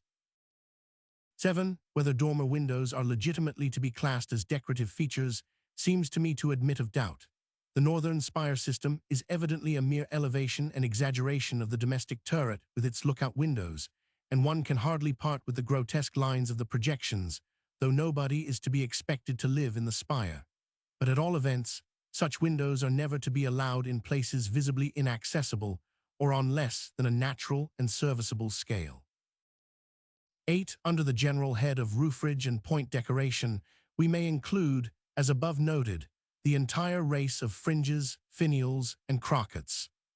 As there is no use in any of these things, and as they are visible additions and parasitical portions of the structure, more caution is required in their use than in any other features of ornament, and the architect and spectator must both be in felicitous humor before they can be 347 well designed or thoroughly enjoyed. They are generally most admirable where the grotesque northern spirit has most power, and I think there is almost always a certain spirit of playfulness in them, adverse to the grandest architectural effects, or at least to be kept in severe subordination to the serener character of the prevalent lines. But as they are opposed to the seriousness of majesty on the one hand, so they are to the weight of dullness on the other, and I know not any features which make the contrast between continental domestic architecture and our own more humiliatingly felt, or which give so sudden a feeling of new life and delight, when we pass from the streets of London to those of Abbeville or Rouen, as the quaint points and pinnacles of the roof gables and turrets. The commonest and heaviest roof may be redeemed by a spike at the end of it, if it is set on with any spirit, but the foreign builders have or had at least a peculiar feeling in this, and gave animation to the whole roof by the fringe of its back and the spike on its forehead. So that all goes together, like the dorsal fins and spines of a fish, but our spikes have a dull, screwed-on look, a far-off relationship to the nuts of machinery, and our roof fringes are sure to look like fenders, as if they were meant to catch ashes out of the London smoke clouds. 9. Stone finials and crockets are, I think, to be considered in architecture what points and flashes of light are in the color of painting or of nature. There are some landscapes whose best character is sparkling, and there is a possibility of repose in the midst of brilliancy or embracing it, as on the fields of summer sea or summer land. Calm and deep peace on this high wold, and on the dews that drench the firs, and on the silvery gossamers that twinkle into green and gold. And there are colorists who can keep their quiet in the midst of a jewelry of light, but for the most part, it is better to avoid breaking up either lines or masses by too many points, 348, and to make the few points used exceedingly precious. So the best crockets and finials are set, like stars, along the lines and at the points, which they adorn with considerable intervals between them, and exquisite delicacy and fancy of sculpture in their own designs. If very small, they may become more frequent, and describe lines by a chain of points, but their whole value is lost if they are gathered into bunches or clustered into tassels and knots, and an overindulgence in them always marks lowness of school. In Venice, the addition of the finial to the arch head is the first sign of degradation. All her best architecture is entirely without either crockets or finials, and her ecclesiastical architecture may be classed, with fearless accuracy, as better or worse, in proportion to the diminution or expansion of the crocket. The absolutely perfect use of the crocket is found, I think, in the Tower of Giotto and in some other buildings of the Pisan school. In the north, they generally err on one side or other, and are either florid and huge or mean in outline, looking as if they had been pinched out of the stonework, as throughout the entire Cathedral of Amiens, and are besides connected with the generally spotty system which has been spoken of under the head of archivolt decoration. 10. Employed, however, in moderation, they are among the most delightful means of delicate expression, and the architect has more liberty in their individual treatment than in any other feature of the building. Separated entirely from the structural system, they are subjected to no shadow of any other laws than those of grace and chastity, and the fancy may range without rebuke, for materials of their design, through the whole field of the visible or imaginable creation. Chapter 30. The Vestibule. 1. I have hardly kept my promise. The reader has decorated but little for himself as yet, but I have not, at least, attempted to bias his judgment. Of the simple forms of decoration which have been set before him, he has always been left free to choose, and the stated restrictions in the methods of applying them have been only those which followed on the necessities of construction previously determined. These having been now defined, I do indeed leave my reader free to build, and with what a freedom! All the lovely forms of the universe set before him, whence to choose, and all the lovely lines that bound their substance or guide their motion. And of all these lines, and there are myriads of myriads in every bank of grass and every tuft of forest, and groups of them divinely harmonized in the bell of every flower, and in every several member of bird and beast, of all these lines, for the principal forms of the most important members of architecture, I have used but three. What therefore must be the infinity of the treasure in them all? There is material enough in a single flower for the ornament of a score of cathedrals, but suppose we were satisfied with less exhaustive appliance, and built a score of cathedrals, each to illustrate a single flower. That would be better than trying to invent new styles, I think. There is quite difference of style enough between a violet and a harebell for all reasonable purposes. 2. Perhaps, however, even more strange than the struggle of our architects to invent new styles is the way they commonly speak of this treasure of natural infinity. Let us take our patience to us for an instant and hear one of them, not among the least intelligent. It is not true that all natural forms are beautiful. We may hardly be able to detect this in nature herself, but when the forms are separated from the things and exhibited alone by sculpture or carving, we then see that they are not all fitted for ornamental purposes, and indeed that very few, perhaps none, are so fitted without correction. Yes, I say correction, for though it is the highest aim of every art to imitate nature, this is not to be done by imitating any natural form, but by criticizing and correcting it by nature's rules gathered from all her works, but never completely carried out by her in any one work, correcting it by rendering it more natural, more conformable to the general tendency of nature, according to that noble maxim recorded of Raphael, that the artist's object was to make things not as nature makes them, but as she would make them, as she ever tries to make them, but never succeeds, though her aim may be deduced from a comparison of her efforts, just as if a number of archers had aimed unsuccessfully at a mark upon a wall, and this mark were then removed, we could by the examination of their arrow marks point out the most probable position of the spot aimed at, with a certainty of being nearer to it than any of their shots. 92. 3. I had thought that by this time we had done with that stale, second-hand, one-sided, and misunderstood saying of Raphael's, or that at least, in these days of purer Christian light, men might have begun to get some insight into the meaning of it. Raphael was a painter of humanity, and assuredly there is something the matter with humanity, a few davrebs, more or less wanting in it. We have most of us heard of original sin, and may perhaps, in our modest moments, conjecture that we are not quite what God or nature would have us to be. Raphael had something to mend in humanity. I should have liked to have seen him mending a daisy, or a peace blossom, or a moth, or a mustard seed, or any other of God's slightest works. If he had accomplished that, one might have found for him more respectable employment, to set the stars in better order. Perhaps they seem grievously scattered as they are, and to be of all manner of shapes and sizes, except the ideal shape and the proper size, or to give us a corrected view of the ocean.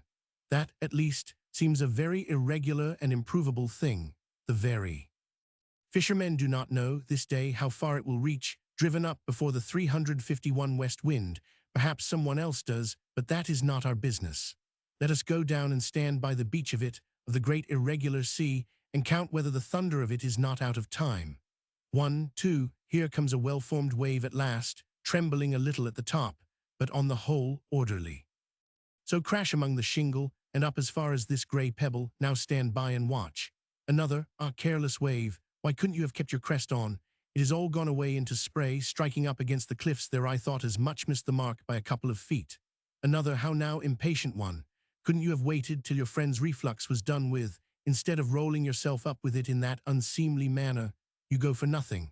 A fourth, and a goodly one at last. What think we of yonder slow rise? and crystalline hollow, without a flaw, steady, good wave, not so fast, not so fast. Where are you coming to by our architectural word? This is too bad, 2 yards over the mark, and ever so much of you in our face besides.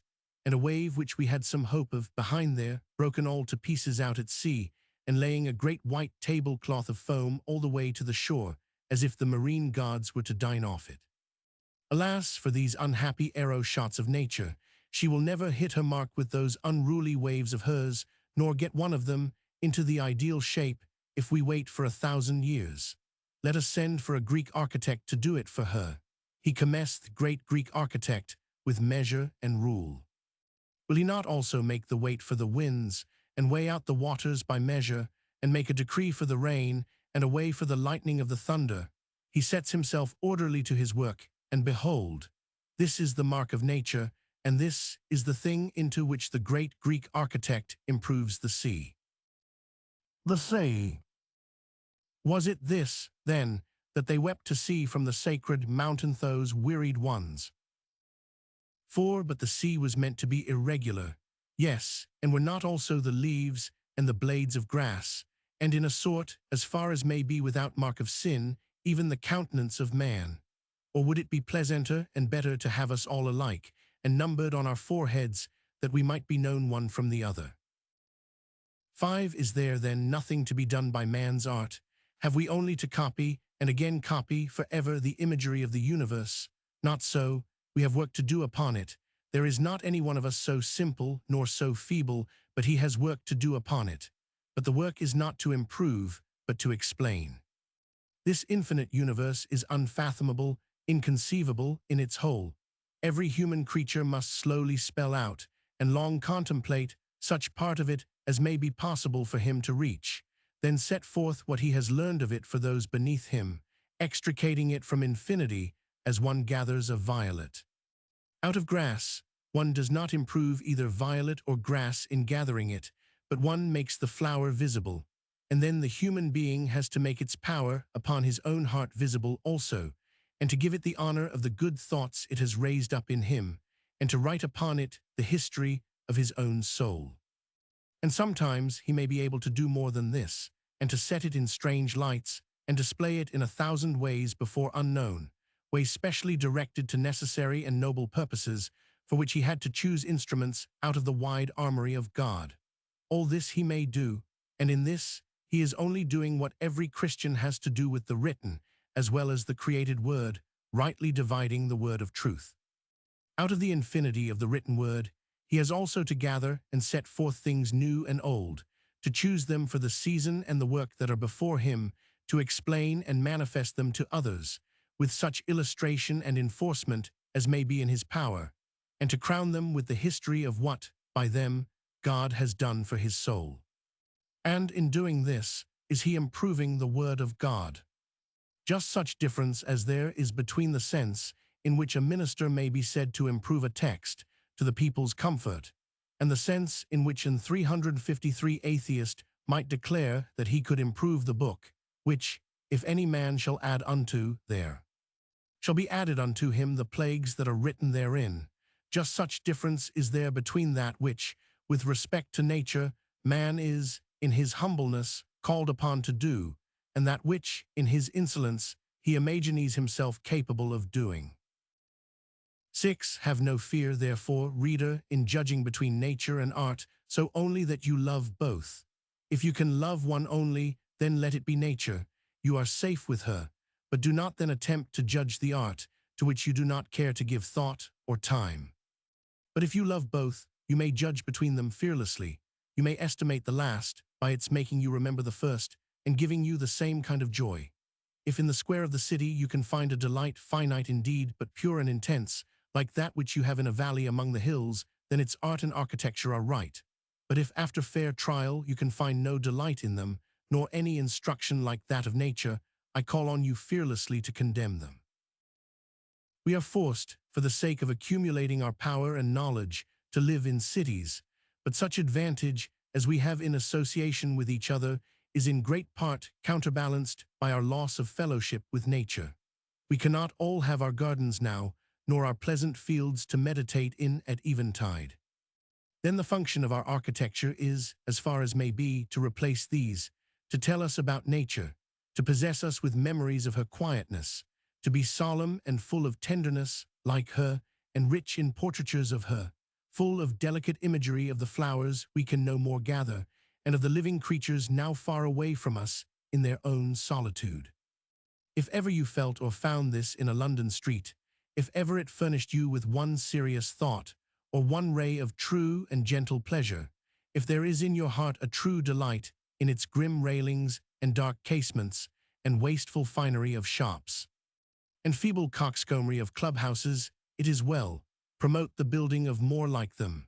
But if they never taught you anything, and never made you happier as you passed beneath 354 them, do not think they have any mysterious goodness nor occult sublimity. Have done with the wretched affectation, the futile barbarism, of pretending to enjoy. For as surely as you know that the meadow grass, meshed with fairy rings, is better than the wood pavement, cut into hexagons, and as surely as you know the fresh winds and sunshine of the upland are better than the choke damp of the vault or the gaslight of the ballroom, you may know, as I told you that you should, that the good architecture, which has life and truth and joy in it, is better than the bad architecture, which has death, dishonesty, and vexation of heart in it, from the beginning to the end of time. 7. And now come with me, for I have kept you too long from your gondola. Come with me, on an autumnal morning, through the dark gates of Padua, and let us take the broad road leading towards the east. It lies level for a league or two, between its elms and vine festoons full laden, their thin leaves veined into scarlet hectic, and their clusters deepened into gloomy blue, then mounts an embankment above the Brenta, and runs between the river and the broad plain, which stretches to the north in endless lines of mulberry and maize. The Brenta flows slowly but strongly, a muddy volume of yellowish grey water that neither hastens nor slackens, but glides heavily between its monotonous banks, with here and there a short, babbling eddy twisted for an instant into its opaque surface, and vanishing as if something had been dragged into it and gone down. Dusty and shadeless, the road fares along the dike on its northern side, and the tall white tower of Dolo is seen trembling in the heat mist far away, and never seems nearer than it did at first. Presently you pass one of the much-vaunted villas on the Brenta, a glaring spectral shell of brick and stucco, its windows with painted architraves like picture frames, and a courtyard paved with pebbles in front of it, all burning in the thick glow of the feverish sunshine, but fenced from the high road, for magnificence sake, with goodly posts and chains. Then another of Gothic, with Chinese variations, 355 painted red and green. A third, composed for the greater part of deadwall, with fictitious windows painted upon it, each with a pea-green blind, and a classical architrave in bad perspective. And a fourth, with stucco figures set on the top of its garden wall, some antique, like the kind to be seen at the corner of the New Road, and some of clumsy, grotesque dwarfs, with fat bodies and large boots. This is the architecture to which her studies of the Renaissance have conducted modern Italy.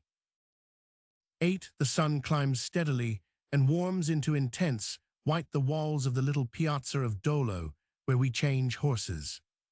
Another dreary stage among the now divided branches of the Brenta, forming irregular and half-stagnant canals, with one or two more villas on the other side of them, but these of the old Venetian type, which we may have recognized before at Padua, and sinking fast into utter ruin, black and rent, and lonely, set close to the edge of the dull water, with what were once small gardens beside them, kneaded into mud, and with blighted fragments of gnarled hedges and broken stakes for their fencing, and here and there a few fragments of marble steps, which have once given them graceful access from the water's edge, now settling into the mud in broken joints, all aslope and slippery with green weed.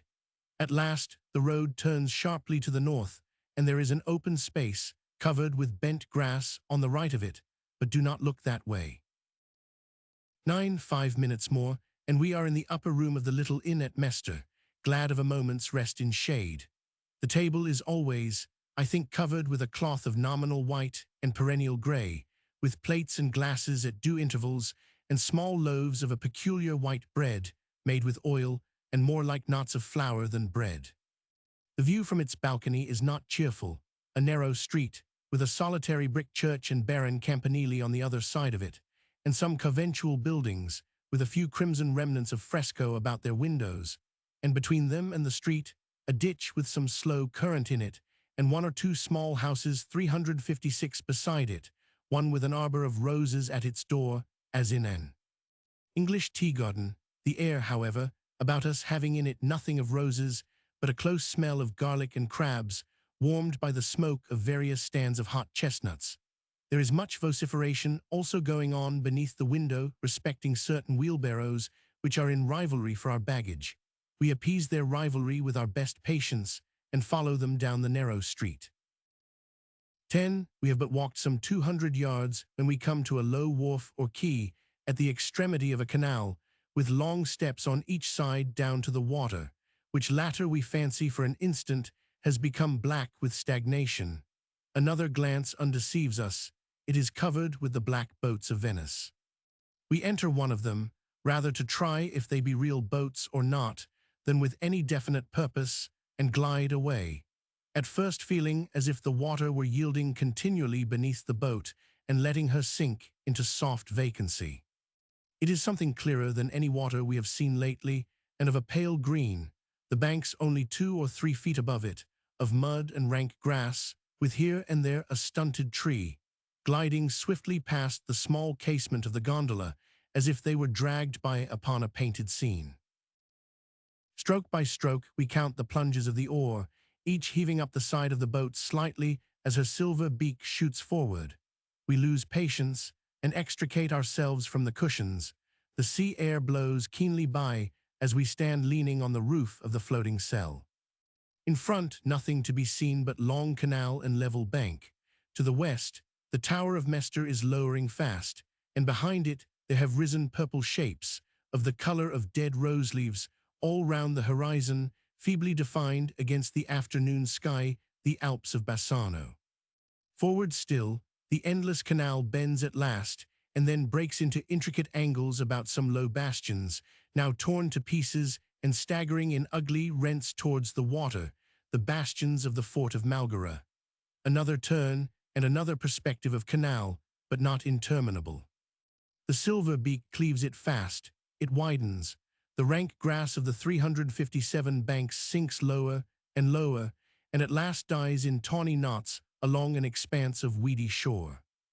Over it on the right, but a few years back, we might have seen the lagoon stretching to the horizon and the warm southern sky bending over Malamaco to the sea. Now we can see nothing but what seems a low and monotonous dockyard wall, with flat arches to let the tide through it. This is the railroad bridge, conspicuous above all things. But at the end of those dismal arches, there rises, out of the wide water, a straggling line of low and confused brick buildings, which, but for the many towers which are mingled among them, might be the suburbs of an English manufacturing town. 4 or 5 domes, pale and apparently at a greater distance, rise over the center of the line, but the object which first catches the eye is a sullen cloud of black smoke brooding over the northern half of it, and which issues from the belfry of a church. It is Venice. Garbit on design. Appendix. Foundation of Venice. I find the chroniclers agree in fixing the year 421, if any. The following sentence from De Monaci may perhaps interest the reader. God, who punishes the sins of men by war sorrows, and whose ways are past finding out, willing both to save the innocent blood, and that a great power, beneficial to the whole world, should arise in a spot strange beyond belief, moved the chief men of the cities of the Venetian province, which from the border of Pannonia extended as far as the Adda, a river of Lombardy, both in memory of past and in dread of future distress, to establish states upon the nearer islands of the inner gulfs of the Adriatic, to which, in the last necessity, they might retreat for refuge.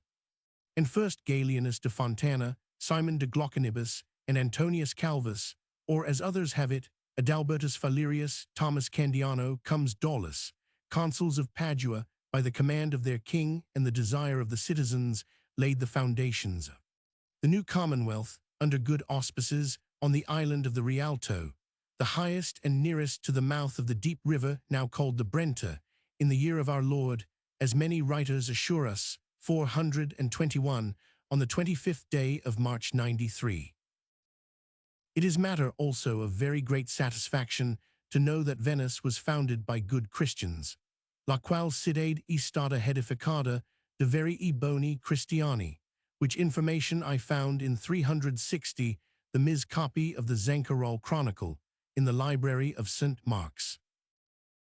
Finally, the conjecture as to the origin of her name, recorded by Sansovino, will be accepted willingly by all who love Venice.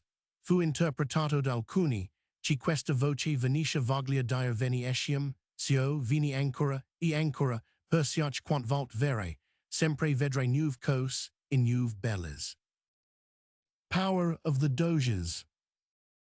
The best authorities agree in giving the year 697 as that of the election of the first Doge, Paul Luke Anaphist. He was elected in a general meeting of the commonalty, tribunes, and clergy at Heraclea, Divinis Rebus Procurates, as usual in all serious work in those times.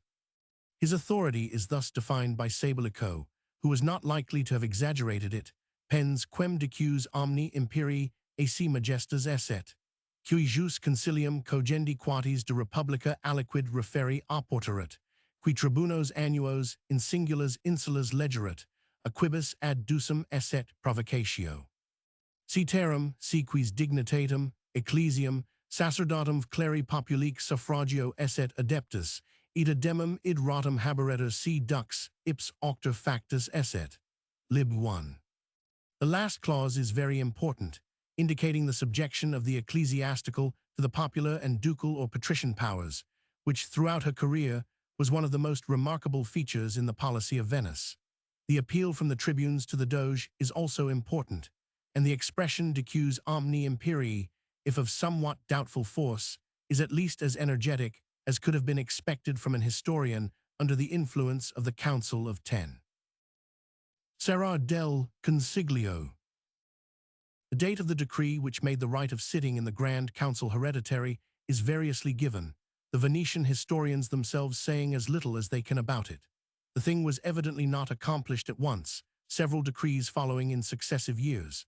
The Council of Ten was established without any doubt in 1310, in consequence of the conspiracy of Tiepolo. 361, the Venetian verse, quoted by Mutinelli Annali Urbani di Venezia, is worth remembering. Del 1310, a mezzo el mese del Series. Baggiamont passo il ponte. E per esso fo fatto el conseggio di dis. The reader cannot do better than take 1297 as the date of the beginning of the change of government, and this will enable him exactly to divide the 1100 years from the election of the first Doge into 600 of monarchy and 500 of aristocracy. The coincidence of the numbers is somewhat curious. 697, the date of the establishment of the government, 1297 of its change, and 1797 of its fall. Espiatro di Castello. It is credibly reported to have been founded in the 7th century, and with somewhat less of credibility in a place where the Trojans, conducted by Antenor, had, after the destruction of Troy, built un castello, chiamato prima Troja, passia a livello, interpretato, luogo pino. It seems that St. Peter appeared in person to the bishop of Heraclea and commanded him to found in his honor a church in that spot of the rising city on the Rialto. Ovavis vejudo una mandra di bue e di pecor pascoler unitament. Questa fu la prodigiosa origine della chiesa di San Pietro, ci passia, o rinnovata, o ristorata, de orso participazio Roman for vescovo Olivalens, diven la cattedrale della nuova città. Notisi storage del cis e monastery di Venezia, Padua, 1758.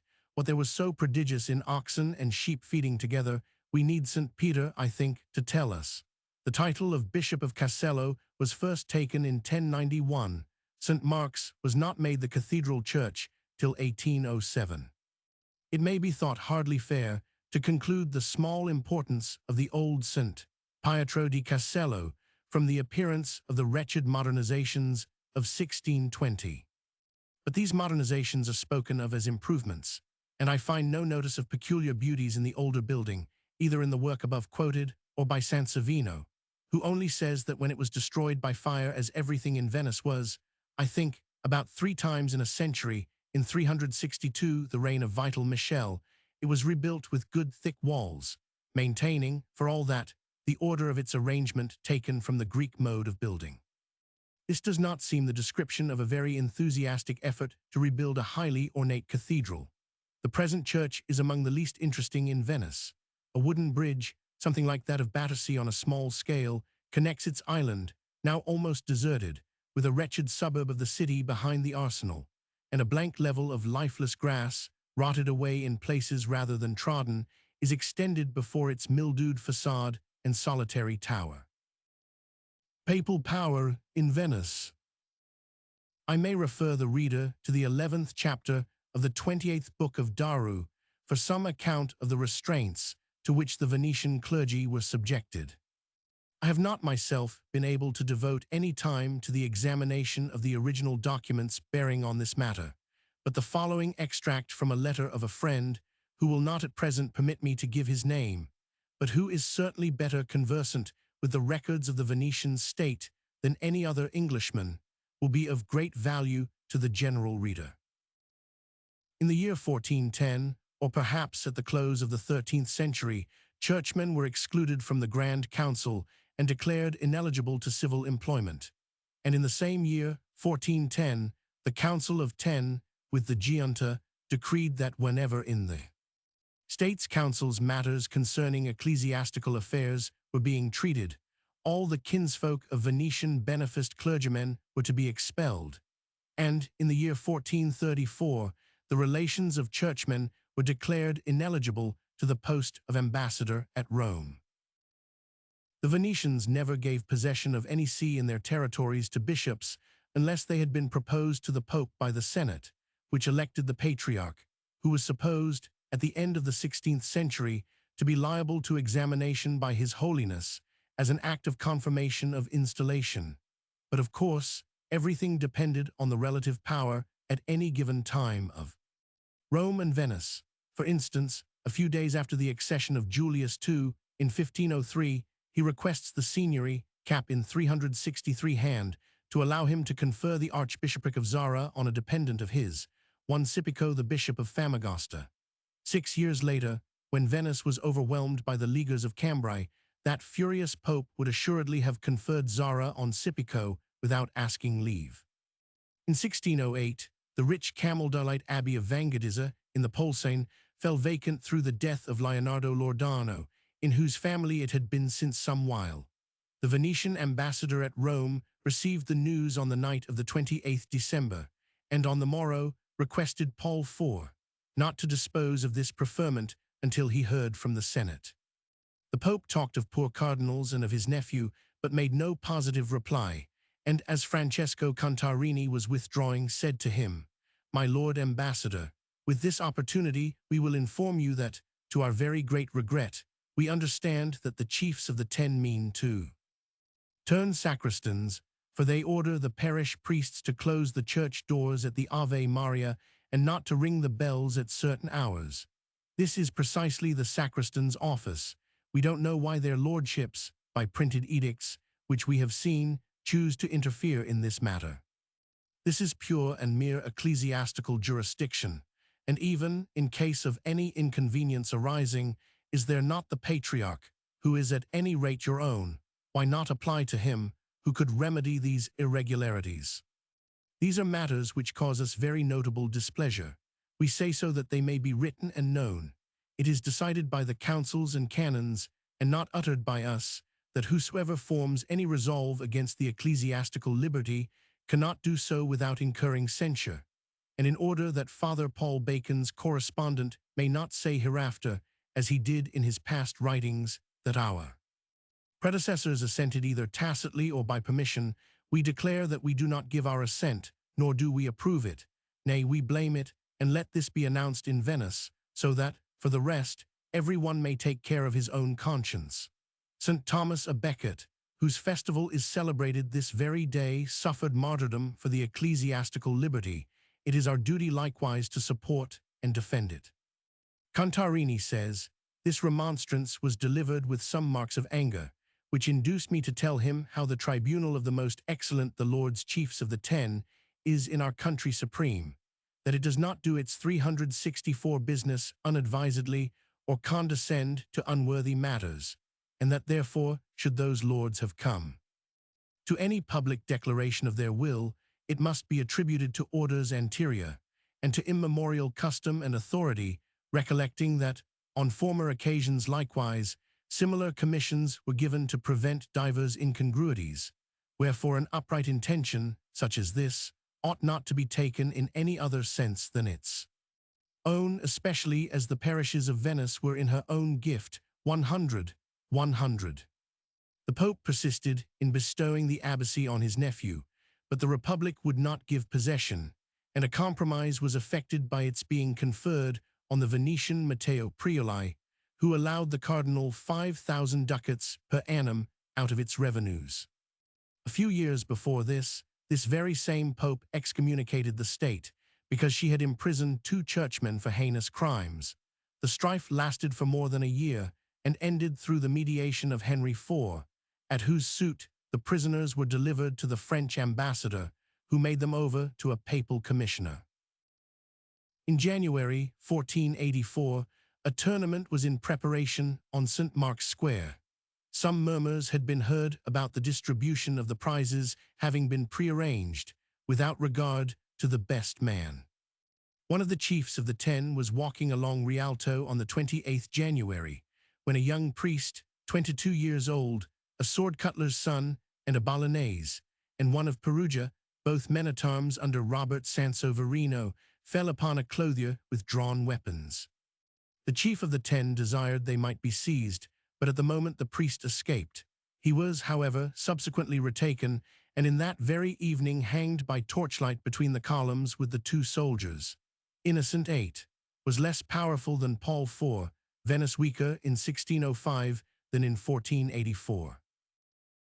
The exclusion from the Grand Council, whether at the end of the 14th or commencement of the following century, of the Venetian ecclesiastics, as induced either by the Republic's acquisitions on the main land then made, and which, through the rich benefices they embraced, might have rendered an ambitious churchman as dangerous in the Grand Council as a victorious condottieri, or from dread of their allegiance being divided between the church and their country, it being acknowledged 365 that no man can serve 2 masters, did not render them hostile to their fatherland, whose interests were, with very few exceptions, eagerly fathered by the Venetian prelates at Rome, who, in their turn, received all honor at Venice, where state receptions given to cardinals of the houses of Cora, Grimani, Cornaro, Pisani, Contarini, Zeno, Delfino, and others, vouch for the good understanding that existed between the papalists and their countrymen.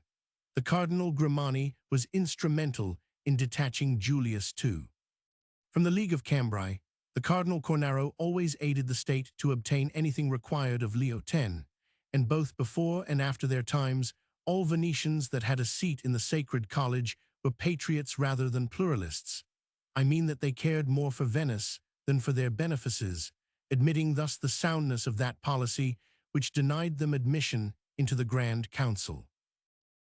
To this interesting statement, I shall add, from the 28th book of Daru, 2 passages well deserving consideration by us English in present days. Pour être parfaitement assuré contre les envahissements de la puissance ecclésiastique, venez coming que par lui autre tout, prétexte d'intervenir dans les affaires de l'État. Elle reste invariablement fidèle au dogme.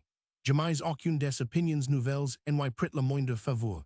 Jamais aucun hersaire n'y sortit de Venise. Les conciles, les disputes, les guerres de religion, si passeront sans quel y prit jamais la moindre part. Inébranlable dans sa foi, elle n'y fut pas moins invariable dans son système de tolérance. Non seulement ces sujets de la religion grecque conserveront l'exercice de leur culte, leurs évêques et leurs prêtres, mais les protestants, les arméniens, les mahométans, les juifs, touts les religions, touts les sectes qui s'y trouvaient.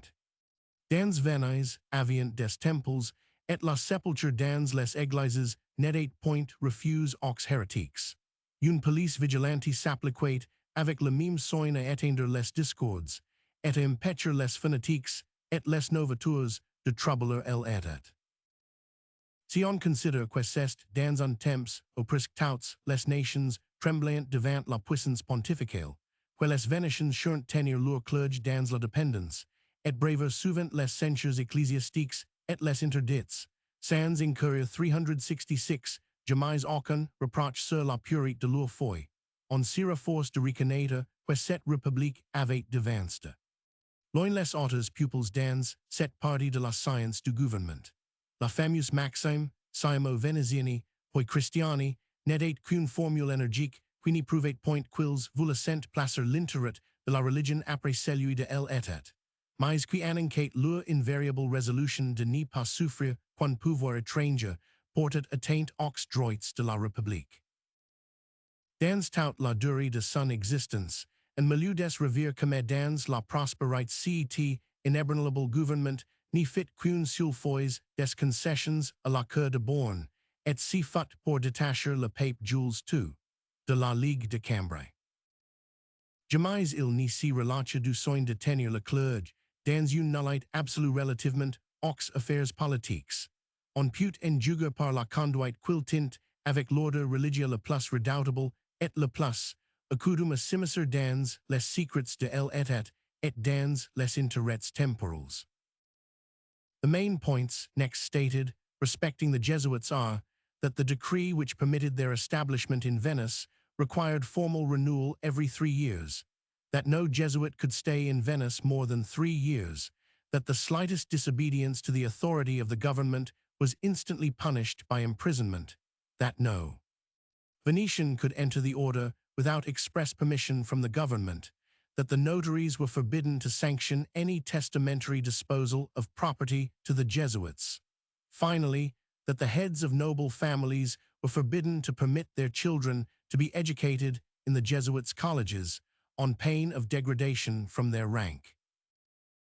Now let it be observed that the enforcement of absolute exclusion of the clergy from the councils of the state dates exactly from the period which I have marked for the commencement of the decline of the Venetian power.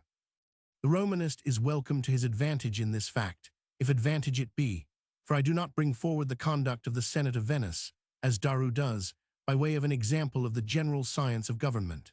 The Venetians accomplished therein what we ridiculously call a separation of church and state, as if the state were not, in all Christendom, necessarily also the church 94, but ought to call 367 a separation of lay and clerical officers. I do not point out this separation as subject of praise, but as the witness borne by the Venetians against the principles of the papacy.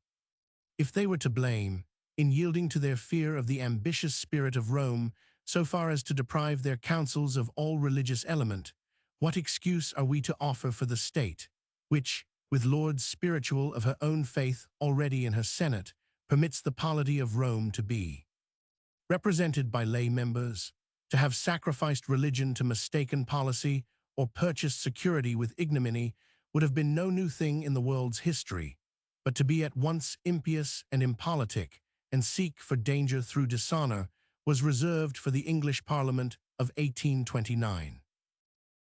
I am glad to have this opportunity of referring to, and farther enforcing, the note on this subject which not without deliberation I appended to the 7 lamps, and of adding to it the following passage, written by my father in the year 1839, and published in one of the journals of that year, a passage remarkable as much for its intrinsic value as for having stated, 12 years ago, truths to which the mind of England seems but now, and that slowly, awakening. We hear it said that it cannot be merely the Roman religion that causes the difficulty respecting Ireland, for we were once all Roman Catholics, and nations abroad of this faith are not as the Irish. It is totally overlooked that when we were so, our government was despotic and fit to cope with this dangerous religion, as most of the continental governments yet are. In what Roman Catholic state, or in what age of Roman Catholic England, Did we ever hear of such agitation as now exists in Ireland by evil men taking advantage of an anomalous state of things, Roman Catholic ignorance in the people, Protestant toleration in the government? We have yet to feel the tremendous difficulty in which Roman Catholic emancipation has involved us. Too late, we discover that a Roman Catholic is wholly incapable of being safely connected with the British Constitution as it now exists in any near relation. The present Constitution is no longer fit for Catholics. It is a creature essentially Protestant, growing with the growth and strengthening with the strength of Protestantism. So entirely is Protestantism interwoven with the whole frame of our Constitution and laws, that I 368 take my stand on this, against all agitators in existence, that the Roman religion is totally incompatible with the British Constitution. We have, in trying to combine them, got into a maze of difficulties. We are the worse, and Ireland none the better. It is idle to talk of municipal reform or popular Lord's Lieutenant. The mild sway of a constitutional monarchy is not strong enough for a Roman Catholic population. The stern soul of a republican would not shrink from sending half the misguided population and all the priests into exile, and planting in their place an industrious Protestant people. But you cannot do this, and you cannot convert the Irish, nor by other means make them fit to wear the mild restraints of a Protestant government. It was, moreover, a strange logic that begot the idea of admitting Catholics to administer any part of our laws or constitution. It was admitted by all that, by the very act of abandoning the Roman religion, we became a free and enlightened people. It was only by throwing off the yoke of that slavish religion that we attained to the freedom of thought which has advanced us in the scale of society. We are so much advanced by adopting and adhering to a reformed religion that, to prove our liberal and unprejudiced views, we throw down the barriers betwixt the two religions, of which the one is the acknowledged cause of light and knowledge, the other the cause of darkness and ignorance. We are so much altered to the better by leaving this people entirely, and giving them neither part nor lot amongst us, that it becomes proper to mingle again with them. We have found so much good in leaving them, that we deem it the best possible reason for returning to be among them. No fear of their church again shaking us with all our light and knowledge. It is true, the most enlightened nations fell under the spell of her enchantments, fell into total darkness and superstition, but no fear of us, we are too well informed. What miserable reasoning, infatuated presumption! I fear me, when the Roman religion rolled her clouds of darkness over the earlier ages, that she quenched as much light and knowledge and judgment as our modern liberals have ever displayed. I do not expect a statesman to discuss the point of transubstantiation betwixt Protestant and Catholic, nor to trace the narrow lines which divide Protestant sectarians from each other.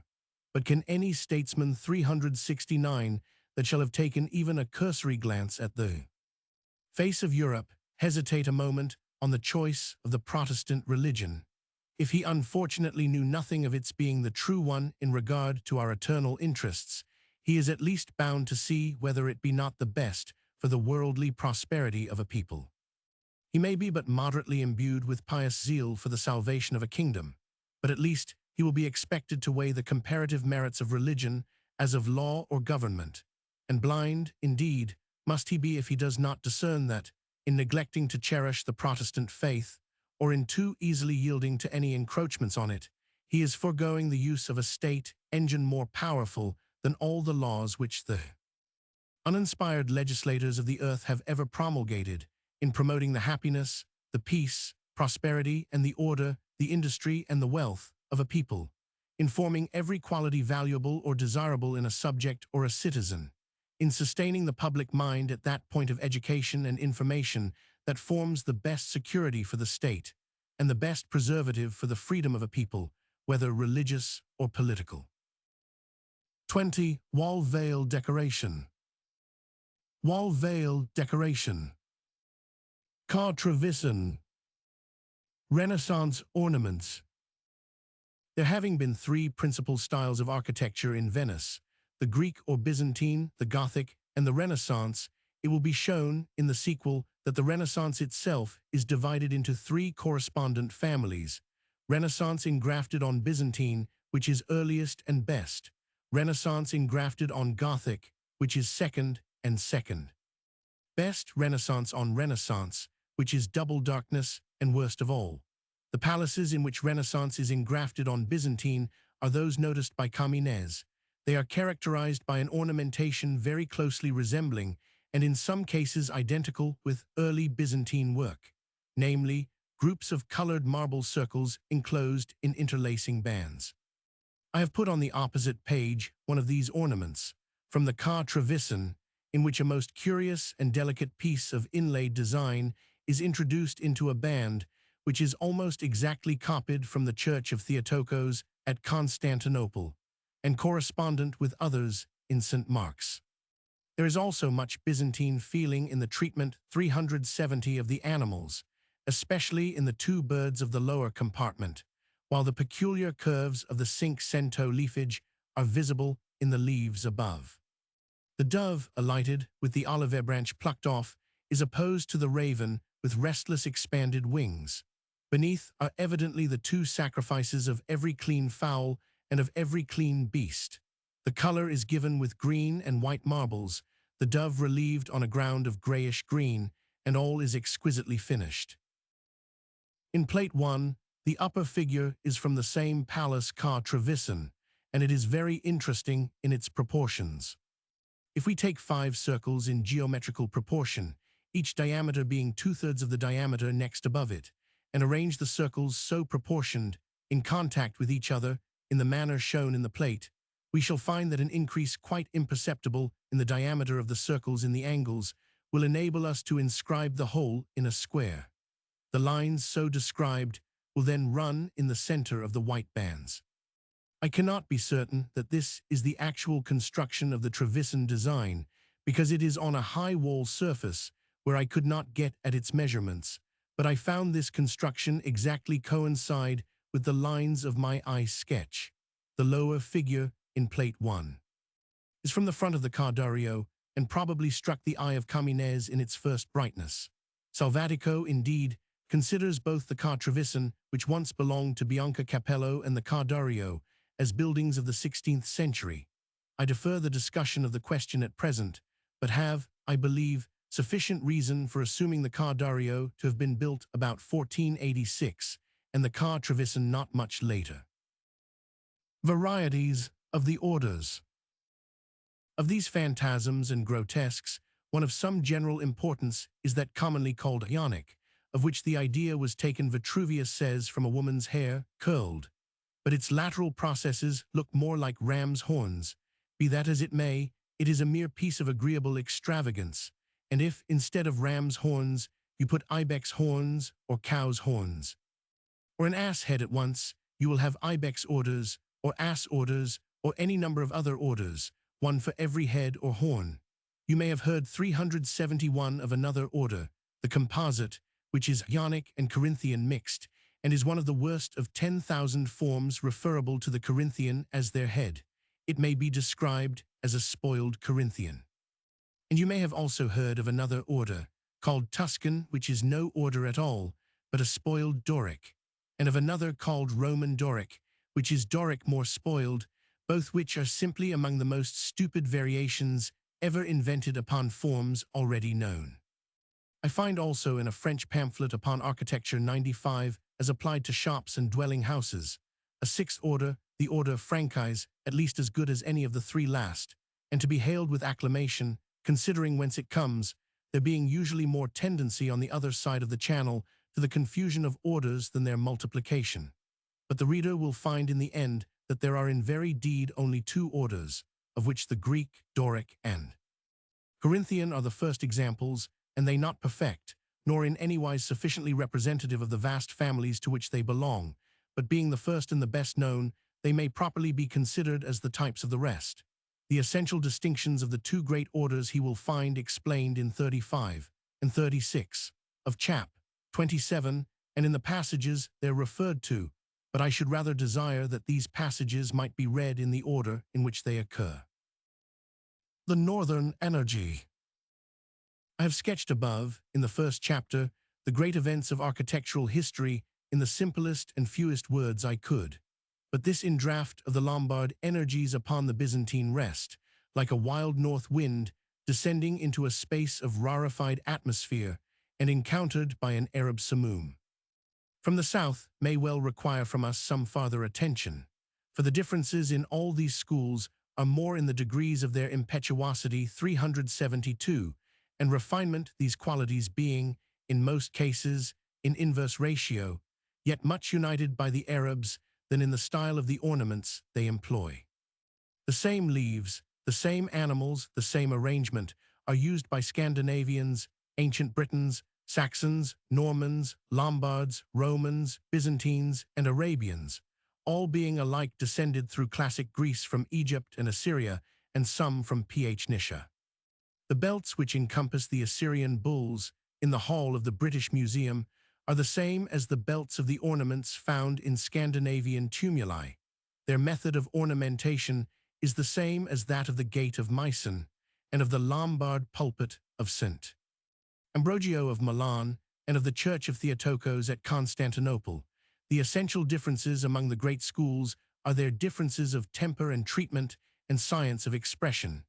It is absurd to talk of Norman ornaments and Lombard ornaments and Byzantine ornaments as formally distinguished, but there is irreconcilable separation between Arab temper and Lombard temper and Byzantine temper.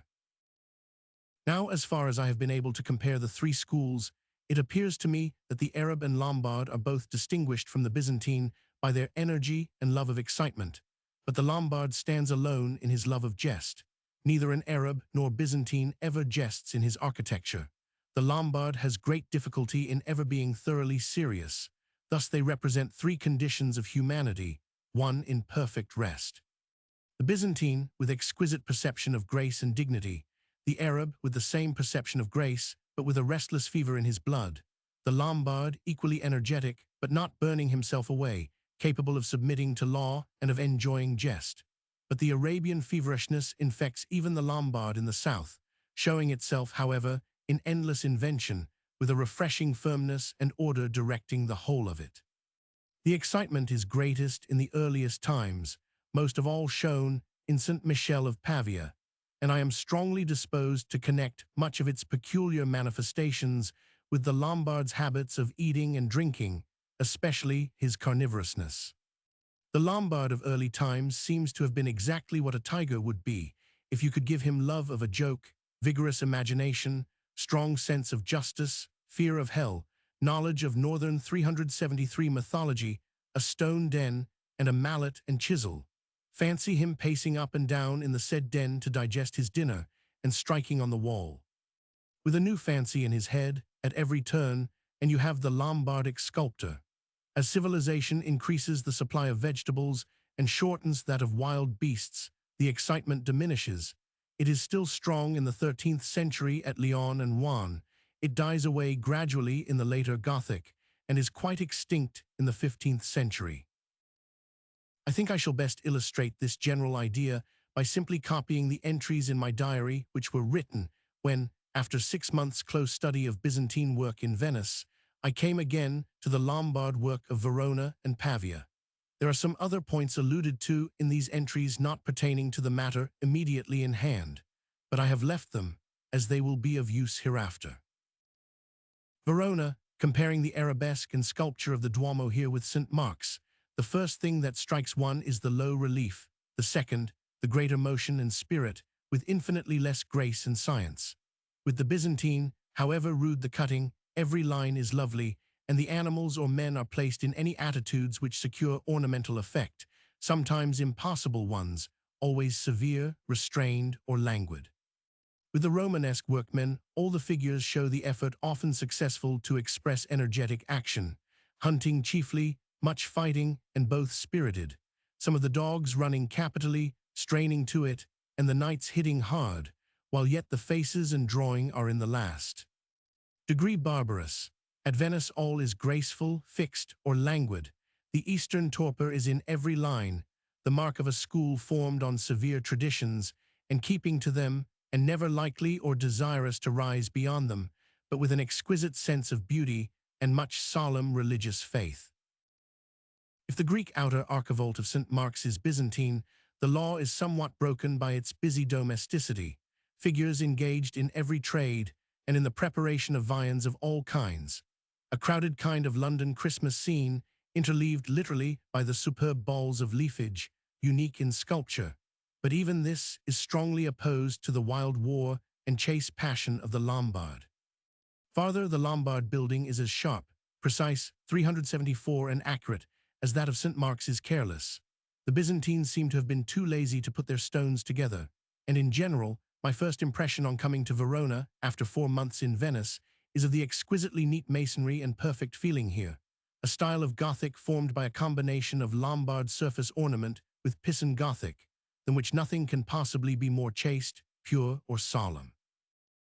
I have said much of the shafts of the entrance to the crypt of St.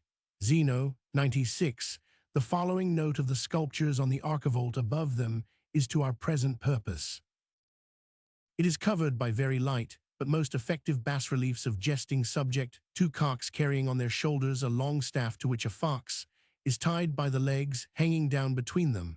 The strut of the foremost cock, lifting one leg at right angles to the other, is delicious. Then a stag hunt, with a centaur horseman drawing a bow. The arrow has gone clear through the stag's throat and is sticking there. Several capital hunts with dogs, with fruit trees between and birds in them. The leaves, considering the early time, singularly well set, with the edges outwards sharp and deep cut. Snails and frogs filling up the intervals, as if suspended in the air, with some saucy puppies on their hind legs, 2 or 3 nondescript beasts. And finally, on the center of one of the arches on the south side, an elephant and castle, a very strange elephant, yet cut as if the carver had seen one. Observe this elephant and castle. We shall meet with him farther north. These sculptures of St. Zeno are, however, quite quiet and tame compared with those of St. Michel of Pavia, which are designed also in a somewhat gloomier mood, significative, as I think, of indigestion. Note that they are much earlier than St. Zeno, of the 7th century at latest. There is more of nightmare and less of wit in them. Lord Lindsay has described them admirably, but has not said half enough. The state of mind represented by the west front is more that of a feverish dream than resultant from any determined architectural purpose, or even from any definite love and delight in the grotesque. One capital is covered with a mass of grinning heads. Other heads, 375, grow out of 2 bodies or out of and under feet. The creatures are all fighting or devouring or struggling which shall be uppermost, and yet in an ineffectual way, as if they would fight forever and come to no decision.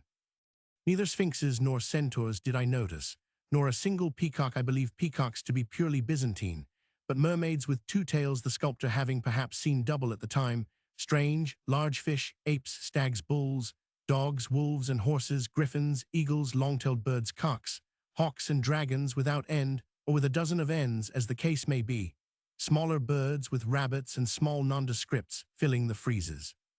The actual leaf, which is used in the best Byzantine moldings at Venice, occurs in parts of these Pavian designs.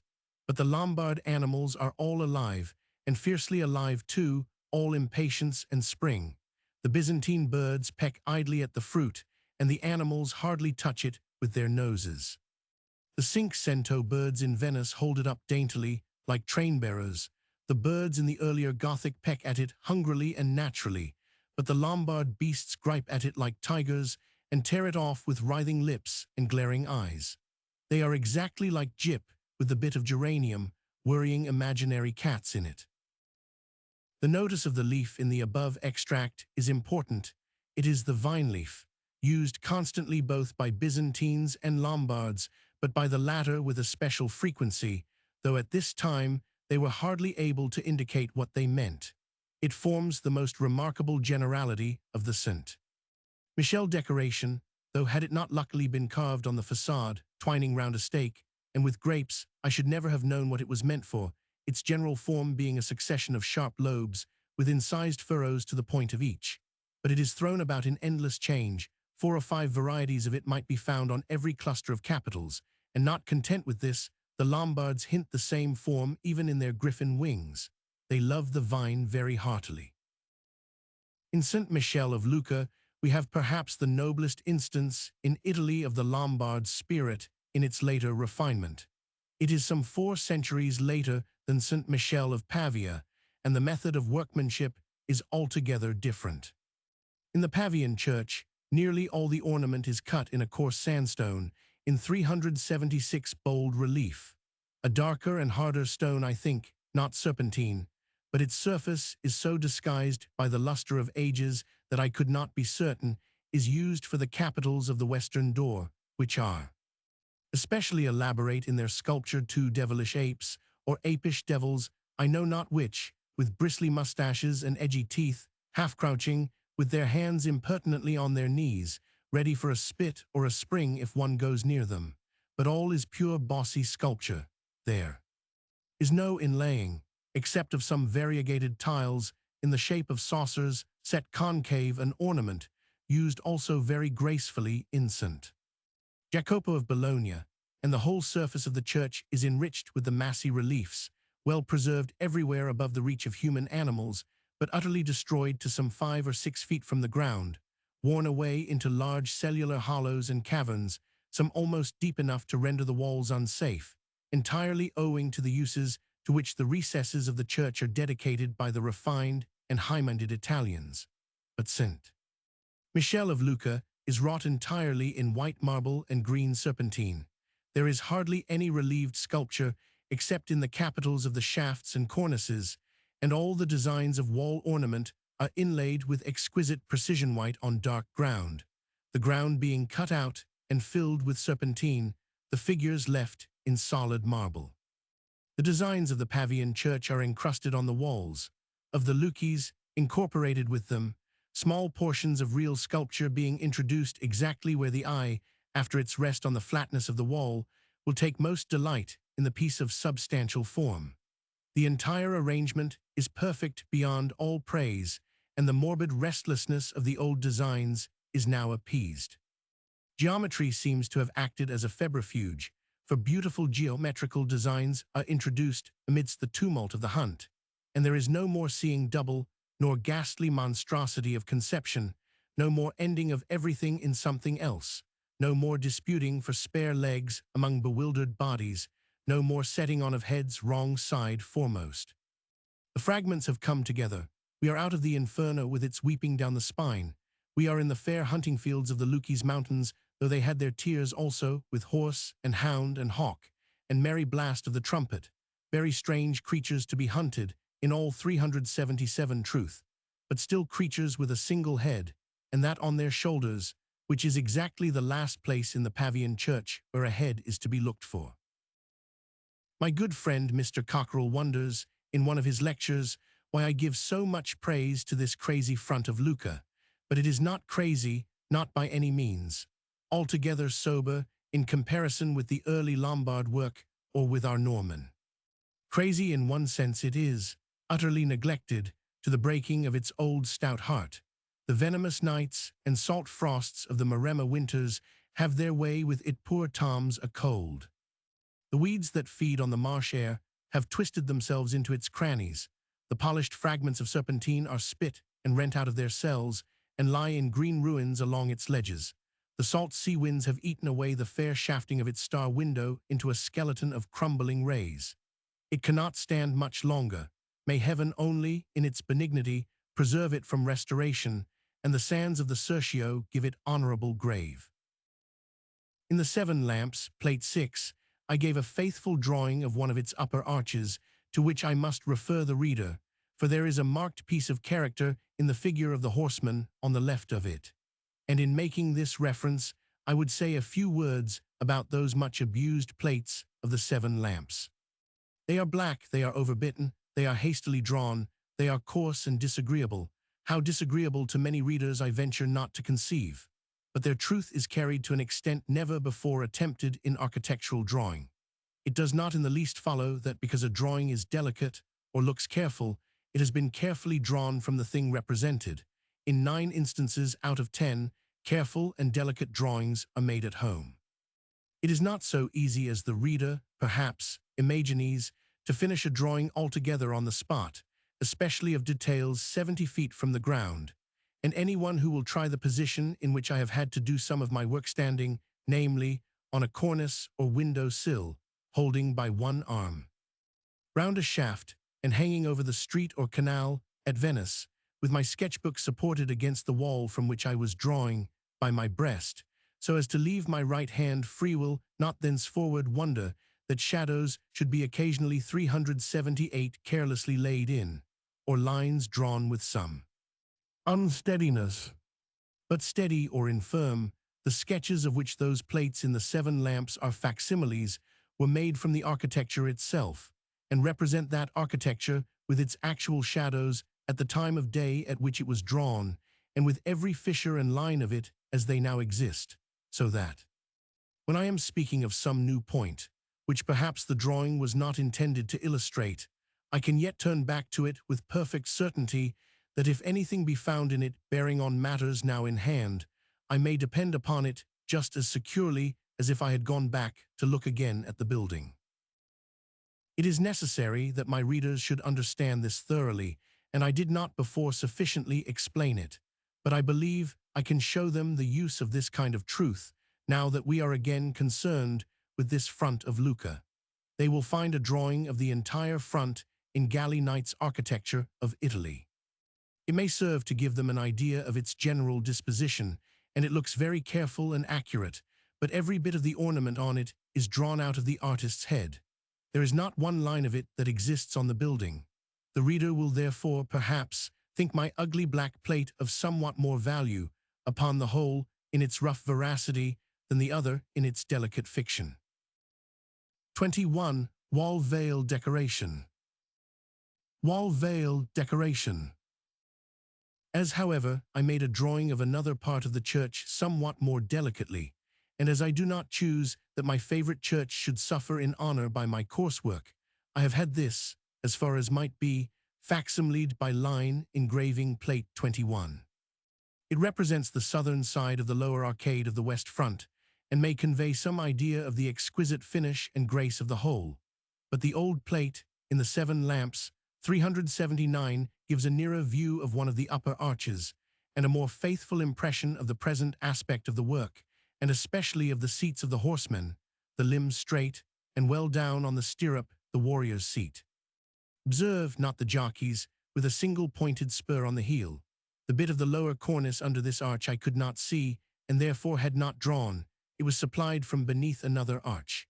I am afraid, however, the reader has lost the thread of my story while I have been recommending my veracity to him. I was insisting upon the healthy tone of this Lucca work as compared with the old spectral Lombard friezes. The apes of the Pavian church ride without stirrups, but all is in good order and harness here. Civilization had done its work. There was reaping of corn in the Val d'Arno, though rough hunting still upon its hills. But in the north, though a century or two later, we find the forests of the Rhone, and its rude limestone coasts, haunted by phantasms still more mediating than, I think.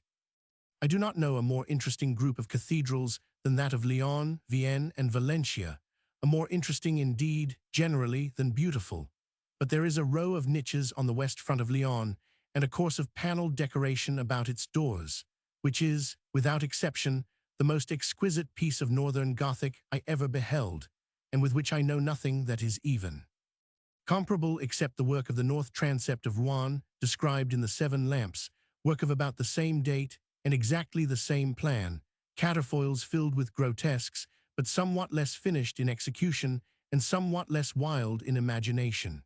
I wrote down hastily, and in their own course, the subjects of some of the catafalques of Lyon, of which I here give the reader the sequence. Elephant and castle, less graphic than the St. Zeno one. A huge head walking on 2 legs, turned backwards, hoofed. The head has a horn behind, with drapery over it, which ends in another head. A boar hunt, the boar under a tree, very spirited. A bird putting its head between its legs to bite its own tail, which ends in a head. A dragon with a human head set on the wrong way. St. Peter awakened by the angel in prison, full of spirit, the prison picturesque, with a trefold arch, the angel eager, St. Peter startled and full of motion. St. Peter led out by the angel. The miraculous draught of fishes, fish and all in the small space. A large leaf with two snails rampant coming out of nautilus shells with grotesque faces and eyes at the ends of their horns. A man with an axe striking at a dog's head, which comes out of a nautilus shell. The rim of the shell branches into a stem with two large leaves. Martyrdom of St. Sebastian, his body very full of arrows.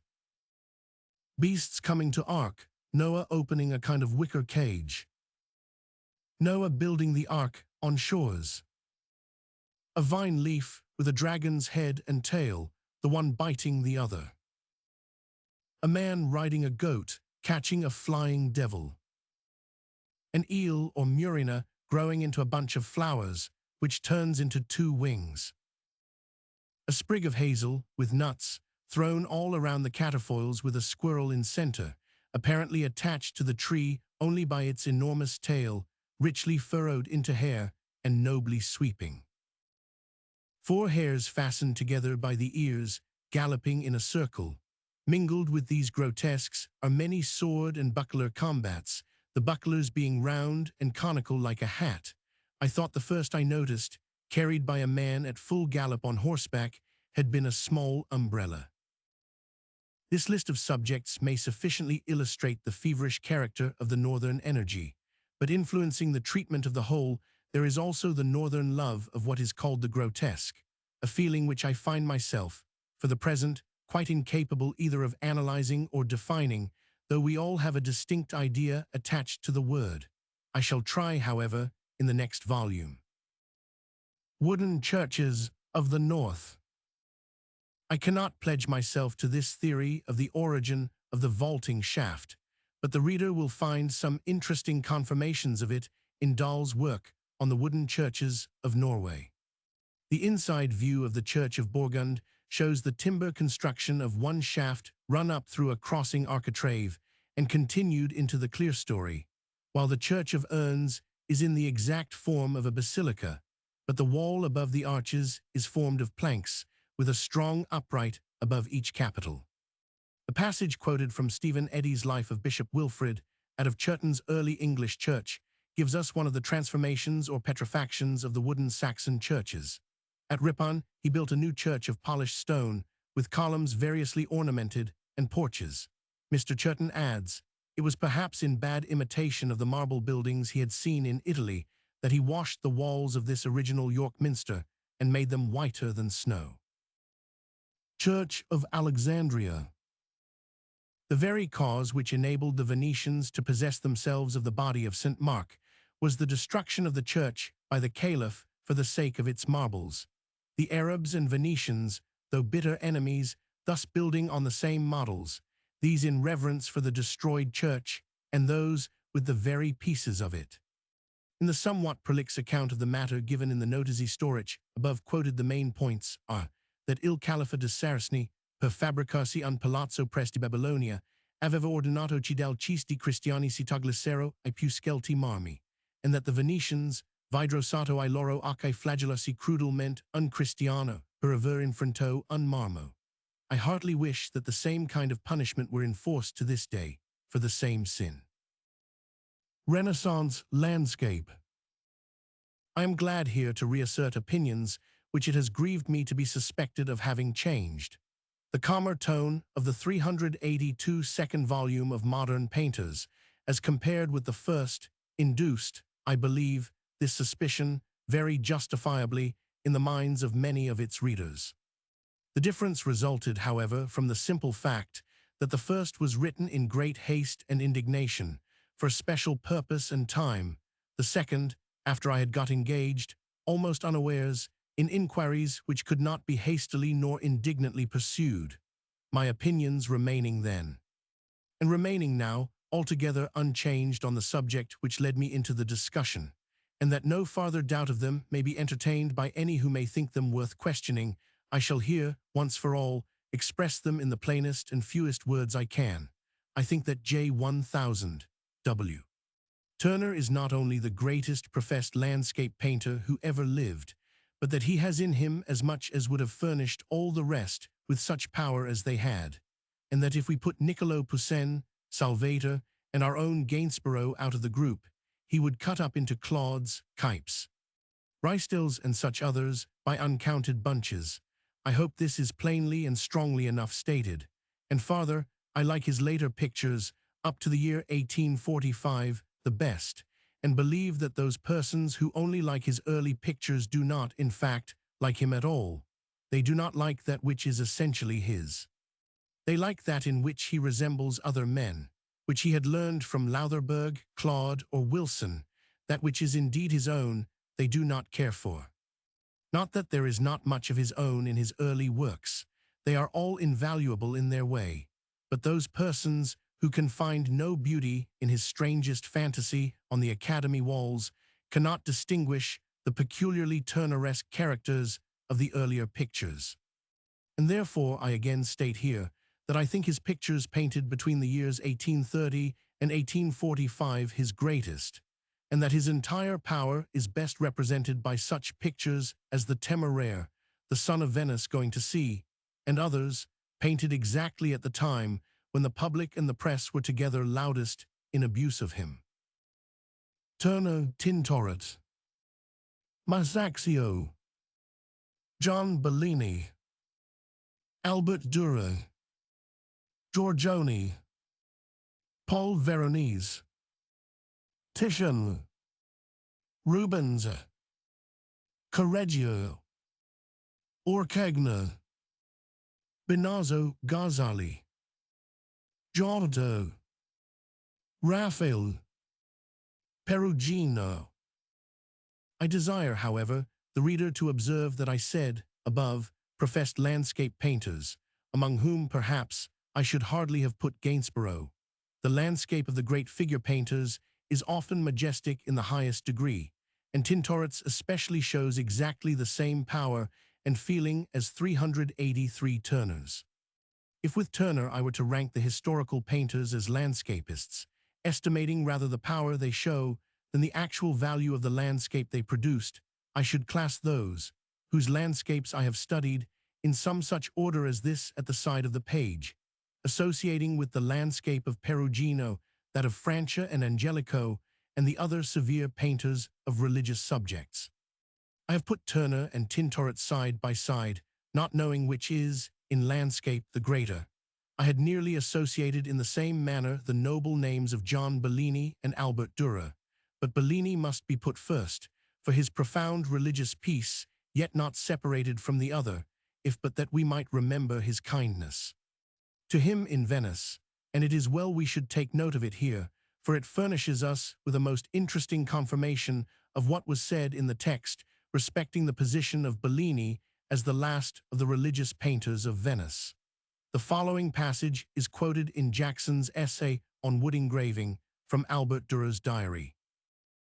I have many good friends among the Italians who warn me not to eat or drink with their painters, of whom several are my enemies, and copy my picture in the church, and others of mine, wherever they can find them, and yet they blame them, and say they are not according to ancient art, and therefore not good. Giovanni Bellini, however, has praised me highly to several gentlemen, and wishes to have something of my doing. He called on me himself, and requested that I would paint a picture for him, for which, he said, he would pay me well. People are all surprised that I should be so much thought of by a person of his reputation. He is very old, but is still the best painter of them all. A choice little piece of description this, of the Renaissance painters, side by side with the good old Venetian, who is soon to leave them to their own ways. The Renaissance men are seen 384 in perfection, envying, stealing, and lying, but without wit enough to lie to purpose. Romanist modern art. It is of the highest importance, in these days, that Romanism should be deprived of the miserable influence which its pomp and picturesqueness have given it over the weak sentimentalism of the English people. I call it a miserable influence, for of all motives too. Sympathy with the Church of Rome, this I unhesitatingly class as the basest. I can, in some measure, respect the other feelings which have been the beginnings of apostasy. I can respect the desire for unity which would reclaim the Romanist by love and the distrust of his own heart which subjects the proselyte to priestly power. I say I can respect these feelings, though I cannot pardon unprincipled submission to them, nor enough wonder at the infinite fatuity of the unhappy persons whom they have betrayed, fatuity, self-inflicted, and stubborn in resistance to God's word and man's reason, to talk of the authority of the Church, as if the Church were anything else than the whole company of Christian men, or were ever spoken of in Scripture as other than a company to be taught and fed, not to teach and feed. Fatuity. To talk of a separation of church and state, as if a Christian state and every officer therein were not necessarily a part of the Church 99, and as if any state officer could do his duty without endeavoring to aid and promote religion, or any clerical officer do his duty without seeking for such aid and accepting it, fatuity, to seek for the unity of a living body of truth and trust in God, with a dead body of lies and trust in 385 wood, and thence to expect anything else than plague and consumption by worms undying for both. Blasphemy as well as fatuity, to ask for any better interpreter of God's word than God, or to expect knowledge of it in any other way than the plainly ordered way. If any man will do, he shall know. But of all these fatuities, the basest is the being lured into the Romanist church by the glitter of it, like larks into a trap by broken glass, to be blown into a change of religion by the whine of an organ pipe, stitched into a new creed by gold threads on priests' petticoats, jangled into a change of conscience by the chimes of a belfry. I know nothing in the shape of error so dark as this, no imbecility so absolute, no treachery so contemptible. I had hardly believed that it was a thing possible, though vague stories had been told me of the effect, on some minds, of mere scarlet and candles, until I came on this passage in Pugin's Remarks on Articles in the Rambler. Those who have lived in want and privation are the best qualified to appreciate the blessings of plenty. Thus, those who have been devout and sincere members of the separated portion of the English Church, who have prayed and hoped and loved through all the poverty of the maimed rights which it has retained to them, does the realization of all their longing desires appear truly ravishing. Oh, then, what delight, what joy unspeakable, when one of the solemn piles is presented to them in all its pristine life and glory. The stoops are filled to the brim, the rood is raised on high, the screen glows with sacred imagery and rich device, the niches are filled, the altar is replaced, sustained by sculptured shafts, the relics of the saints repose beneath, the body of our Lord is enshrined on its consecrated stone, the lamps of the sanctuary burn bright, the saintly portraitures in the glass windows shine all gloriously, and the albs hang in the oaken ambries, and the cope chests are filled with orphreed bodikins, and picks and packs and chrismatory are there, and thurible and cross. One might have put this man under a pyx and left him, one should have thought, but he has been brought forward and partly received as an example of the effect of ceremonial splendor on the mind of a great architect. It is very necessary, therefore, that all those who have felt sorrow at this should know at once 386 that he is not a great architect, but one of the smallest possible or conceivable architects, and that by his own account and setting forth of himself, hear him. I believe, as regards architecture, few men have been so unfortunate as myself. I have passed my life in thinking of fine things, studying fine things, designing fine things, and realizing very poor ones. I have never had the chance of producing a single fine ecclesiastical building, except my own church, where I am both paymaster and architect. But everything else, either for want of adequate funds or injudicious interference and control, or some other contingency, is more or less a failure. St. George's was spoilt by the very instructions laid down by the committee that it was to hold 3,000 people on the floor at a limited price. In consequence, height, proportion, everything was sacrificed to meet these conditions.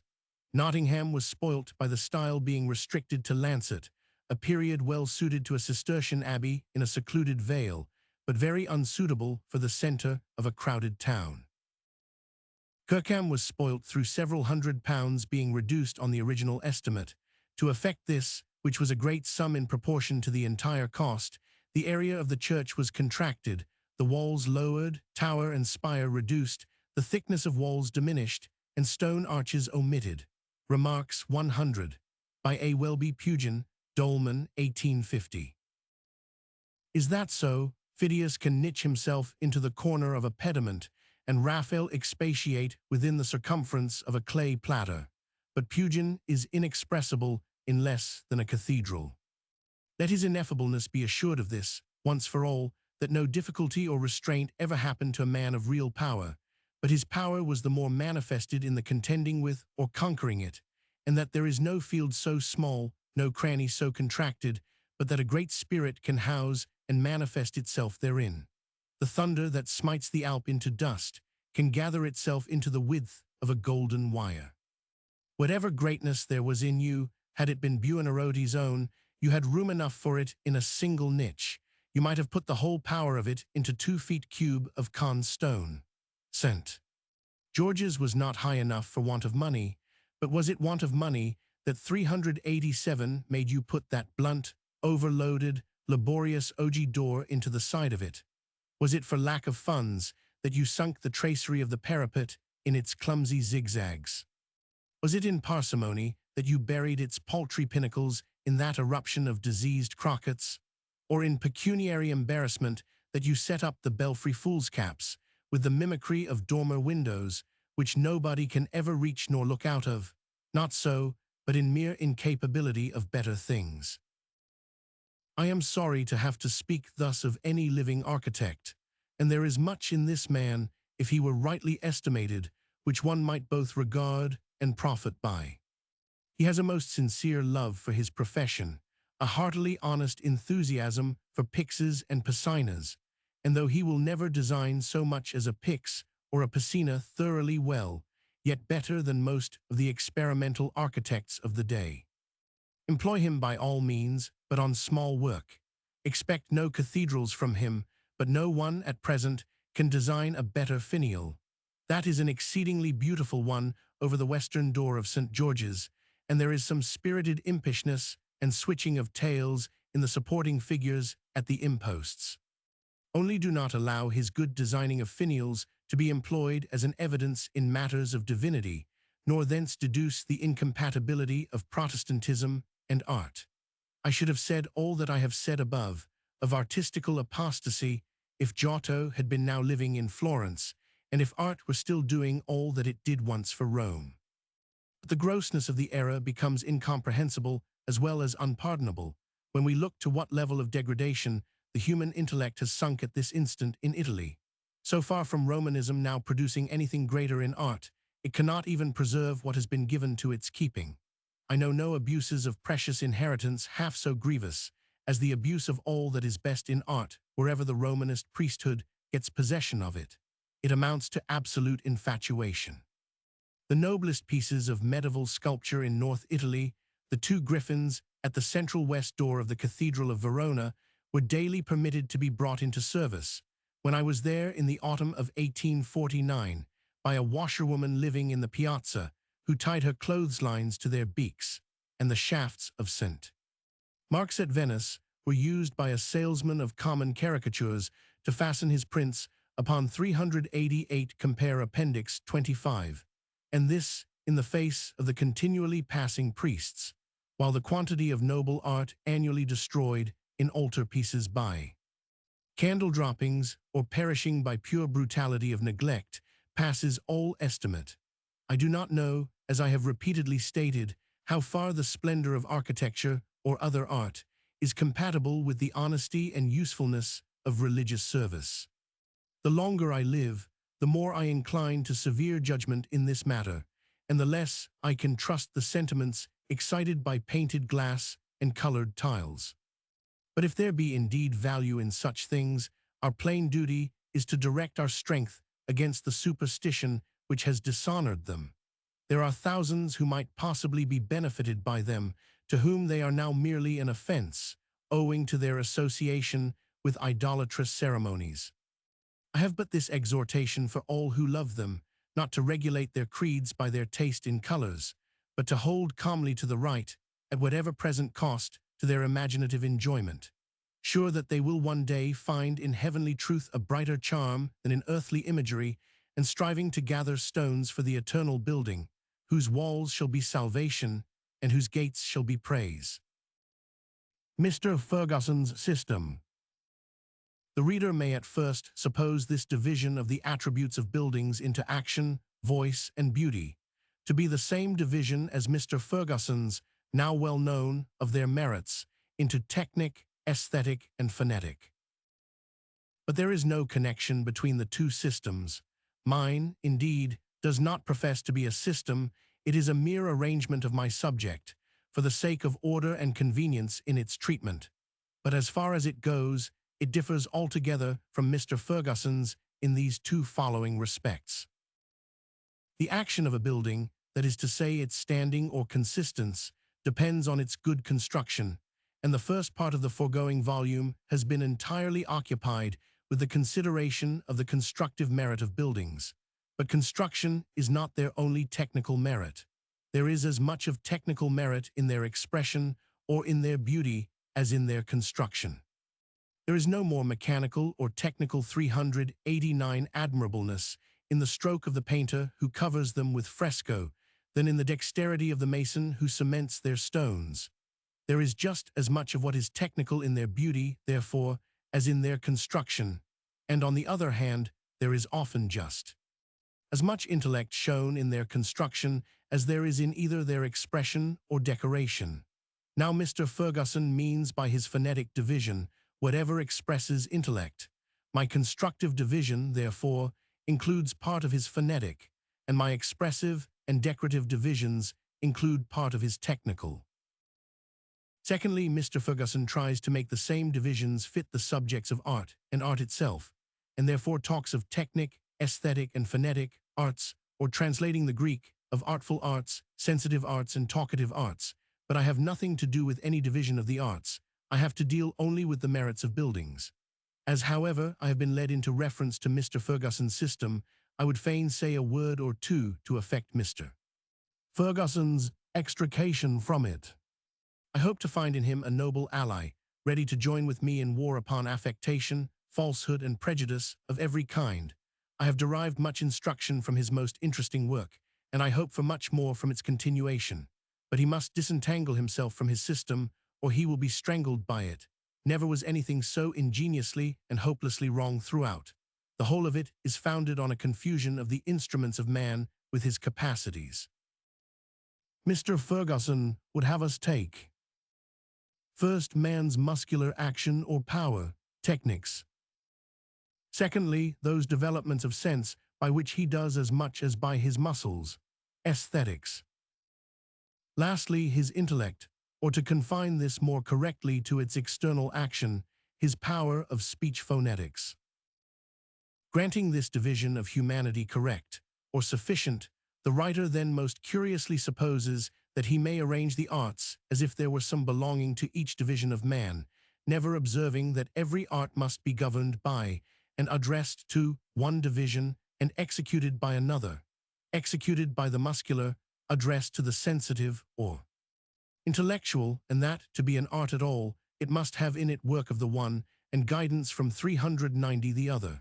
If by any lucky accident he had been led to arrange the arts, either by their objects and the things to which they are addressed, or by their means and the things by which they are executed, he would have discovered his mistake in an instant, as thus. These arts are addressed to the, or executed by, muscles, senses, intellect, muscles, senses, intellect. Indeed, it is true that some of the arts are in a sort addressed to the muscles, surgery for instance, but this is not among Mr. Ferguson's technic, but his politic arts, and all the arts may in a sort be said to be performed by the senses, as the senses guide both muscles and intellect in their work, but they guide them as they receive information or are standards of accuracy, but not as in themselves capable of action. Mr. Ferguson is, I believe, the first person who has told us of senses that act or do, they having been hitherto supposed only to sustain or perceive. The weight of error, however, rests just as much in the original division of man as in the endeavor to fit the arts to it. The slight omission of the soul makes a considerable difference when it begins to influence the final results of the arrangement. Mr. Ferguson calls morals and religion politic arts, as if religion were an art at all, or as if both were not as necessary to individuals as to societies, and therefore, forming these into a body of arts by themselves, leaves the best of the arts to do without the soul and the moral feeling as rest they may. Hence expression, or phonetics, is of intellect only as if men never expressed their feelings, and then, strangest and worst of all, intellect is entirely resolved into talking. There can be no intellect, but it must talk, and all talking must be intellectual. I believe people do sometimes talk without understanding, and I think the world would fare ill if they never understood without talking. The intellect is an entirely silent faculty, and has nothing to do with parts of speech any more than the moral part has. A man may feel and know things without expressing either the feeling or knowledge, and the talking is a muscular mode of 391, communicating the workings of the intellect or heart muscular, whether it be by tongue or by sign, or by carving or writing, or by expression of feature, so that to divide a man into muscular and talking parts is to divide him into body in general, and tongue in particular, the endless confusion resulting from which arrangement is only less marvelous in itself than the resolution with which Mr. Ferguson has worked through it, and in spite of it, up to some very interesting and suggestive truths, although starting with a division of humanity which does not in the least raise it above the brute, for a rattlesnake has his muscular, aesthetic, and talking part as much as man, only he talks with his tail, and says, "I am angry with you, and should like to bite you," more laconically and effectively than any phonetic biped could, were he so minded. And in fact, the real difference between the brute and man is not so much that the one has fewer means of expression than the other, as that it has fewer thoughts to express, and that we do not understand its expressions. Animals can talk to one another intelligibly enough when they have anything to say, and their captains have words of command just as clear as ours and better obeyed. We have indeed, in watching the efforts of an intelligent animal to talk to a human being, a melancholy sense of its dumbness, but the fault is still in its intelligence, more than in its tongue. It has not wit enough to systematize its cries or signs and form them into language. But there is no end to the fallacies and confusions of Mr. Ferguson's arrangement. It is a perfect entanglement of gun cotton, and explodes into vacuity wherever one holds a light to it. I shall leave him to do so with the rest of it for himself, and should perhaps have left it to his own handling altogether, but for the intemperateness of the spirit with which he has spoken on a subject perhaps of all others demanding gentleness and caution. No man could more earnestly have desired the changes lately introduced into the system of the University of Oxford than I did myself. No man can be more deeply sensible than I of grievous failures in the practical working even of the present system. But I believe that these failures may be almost without exception traced to one source, the want of evangelical and the excess of rubrical religion among the tutors, together with such rustinesses and stiffnesses as necessarily attend the continual operation 392 of any intellectual machine. The fault is, at any rate, far less in the system than in the imperfection of its administration, and had it been otherwise, the terms in which Mr. Ferguson speaks of it are hardly decorous in one who can but be imperfectly acquainted with its working. They are sufficiently answered by the structure of the essay in which they occur. For if the high powers of mind which its author possesses had been subjected to the discipline of the schools, he could not have wasted his time on the development of a system which their simplest formula of logic would have shown him to be untenable. Mr. Ferguson will, however, find it easier to overthrow his system than to replace it. Every man of science knows the difficulty of arranging a reasonable system of classification in any subject by any one group of characters, and that the best classifications are, in many of their branches, convenient rather than reasonable, so that, to any person who is really master of his subject, many different modes of classification will occur at different times, one of which he will use rather than another, according to the point which he has to investigate. I need only instance the three arrangements of minerals by their external characters and their positive or negative bases, of which the first is the most useful, the second the most natural, the third the most simple, and all in several ways unsatisfactory. But when the subject becomes one which no single mind can grasp, and which embraces the whole range of human occupation and inquiry, the difficulties become as great, and the methods as various, as the uses to which the classification might be put. And Mr. Fergusson has entirely forgotten to inform us what is the object to which his arrangements are addressed. For observe, there is one kind of arrangement which is based on the rational connection of the sciences or arts with one another, an arrangement which maps them out like the rivers of some great country and marks the points of their junction and the direction and force of their united currents, and this without assigning to any one of them a superiority above another, but considering them all as necessary members of the noble unity of human science and effort. There is another kind of classification which contemplates the order of succession in which they might most usefully be presented to a single mind, so that the given mind should obtain 393 the most effective and available knowledge of them all. And finally, the most usual classification contemplates the powers of mind which they each require for their pursuit, the objects to which they are addressed or with which they are concerned, and assigns to each of them a rank superior or inferior, according to the nobility of the powers they require or the grandeur of the subjects they contemplate. Now, not only would it be necessary to adopt a different classification with respect to each of these great intentions, but it might be found so even to vary the order of the succession of sciences in the case of every several mind to which they were addressed, and that their rank would also vary with the power and specific character of the mind engaged upon them.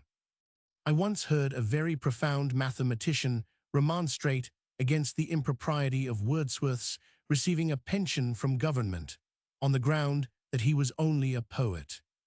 If the study of mathematics had always this narrowing effect upon the sympathies, the science itself would need to be deprived of the rank usually assigned to it, and there could be no doubt that, in the effect it had on the mind of this man, and of such others, it was a very contemptible science indeed.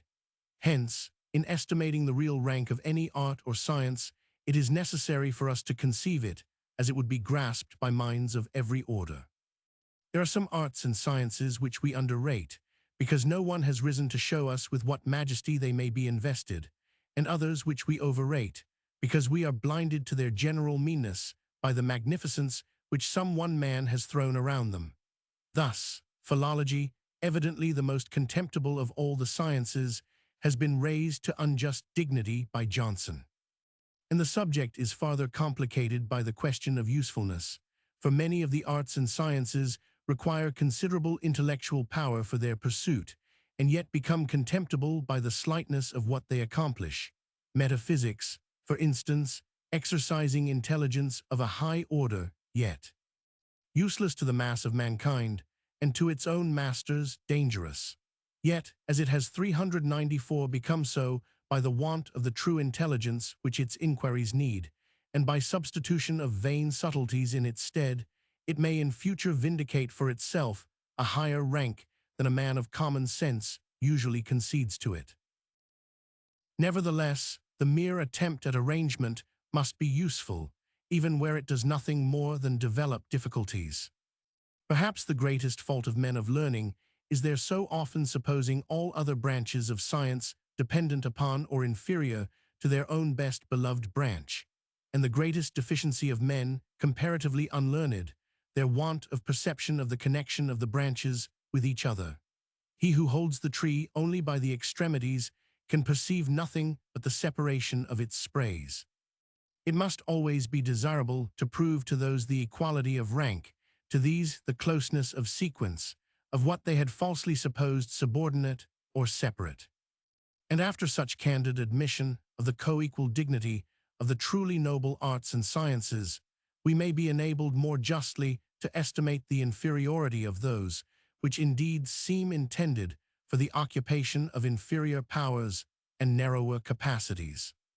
In Appendix 14, following, some suggestions will be found as to the principles on which classification might be based, but the arrangement of all the arts is certainly not a work which could with discretion be attempted in the appendix to an essay on a branch of one of them.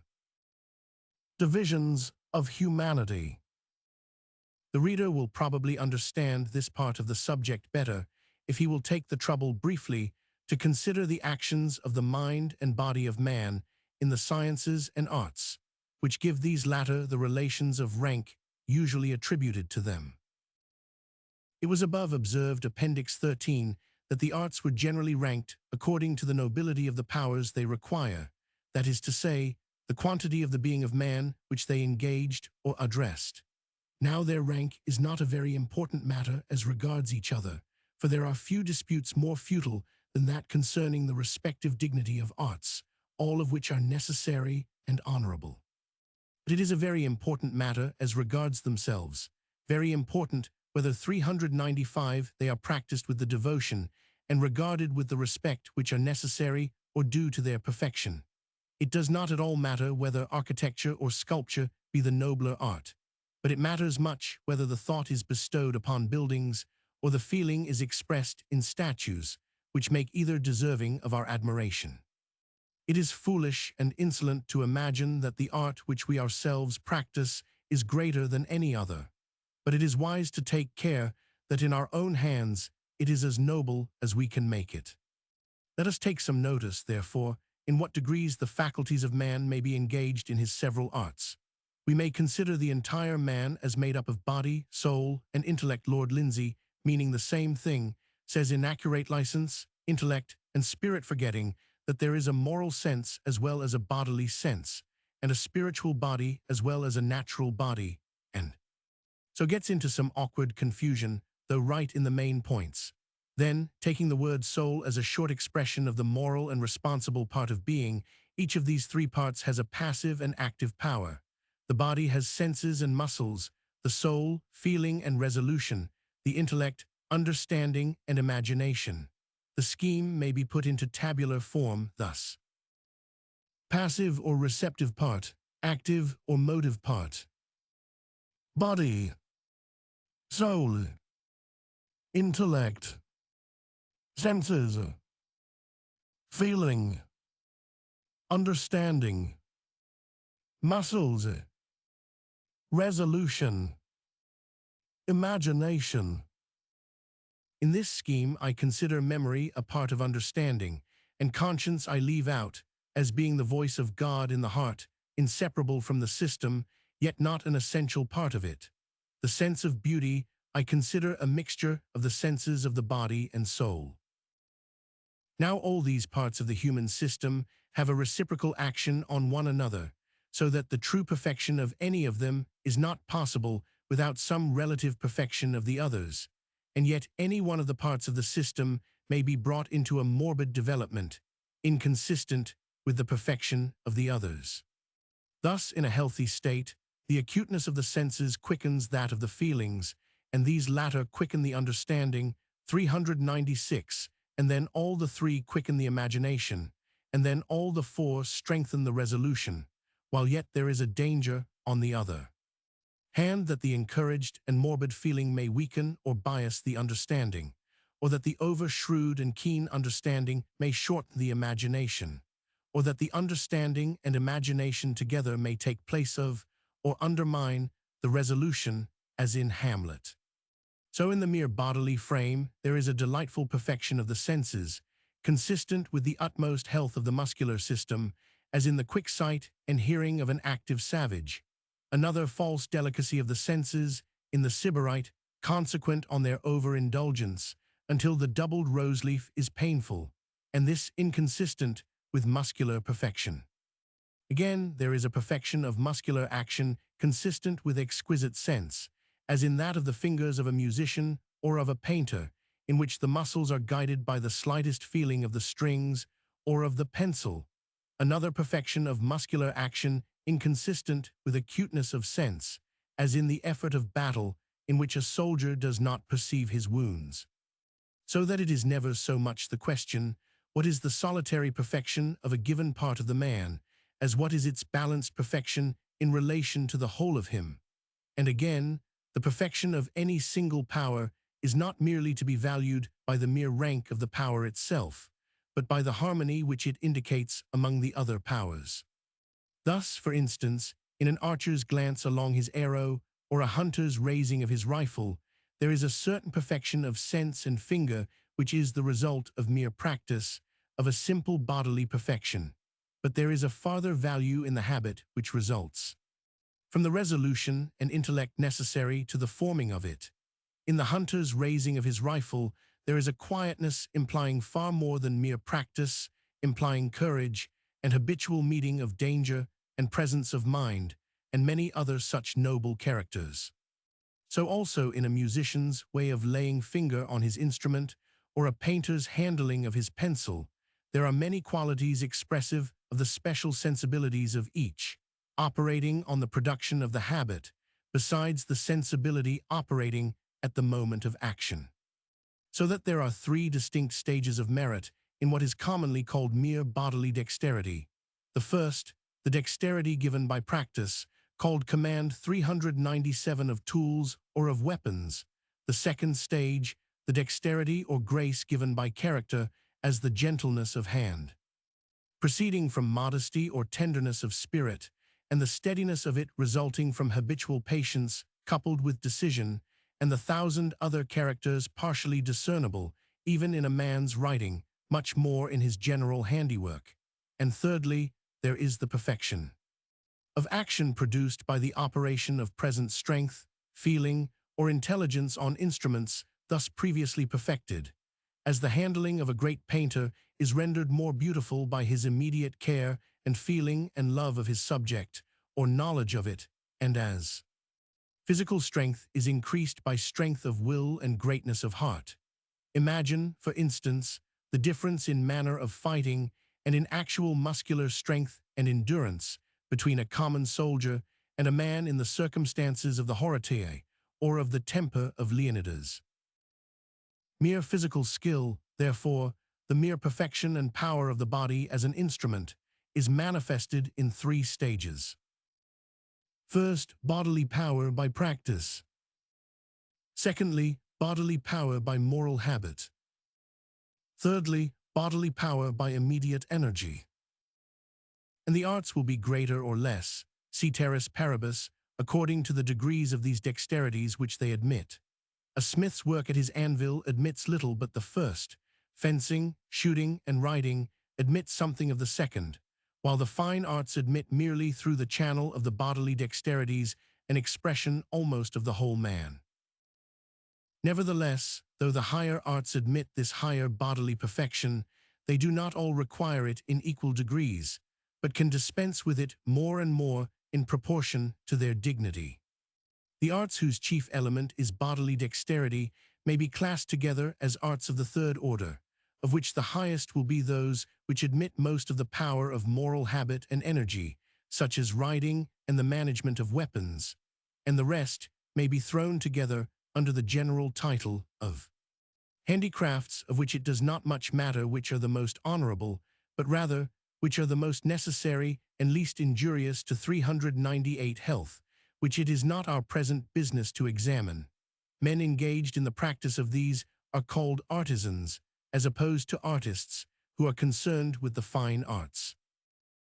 The next step in elevation of art is the addition of the intelligences which have no connection with bodily dexterity, as for instance, in hunting, the knowledge of the habits of animals and their places of abode, in architecture of mathematics, in painting of harmonies of color, in music of those of sound, all this pure science being joined with readiness of expedient in applying it, and with shrewdness in apprehension of difficulties, either present or probable.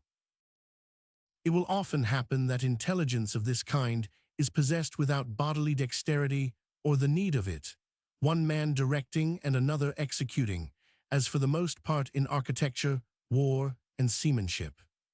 And it is to be observed, also, that in proportion to the dignity of the art, the bodily dexterities needed even in its subordinate agents become less important and are more and more replaced by intelligence.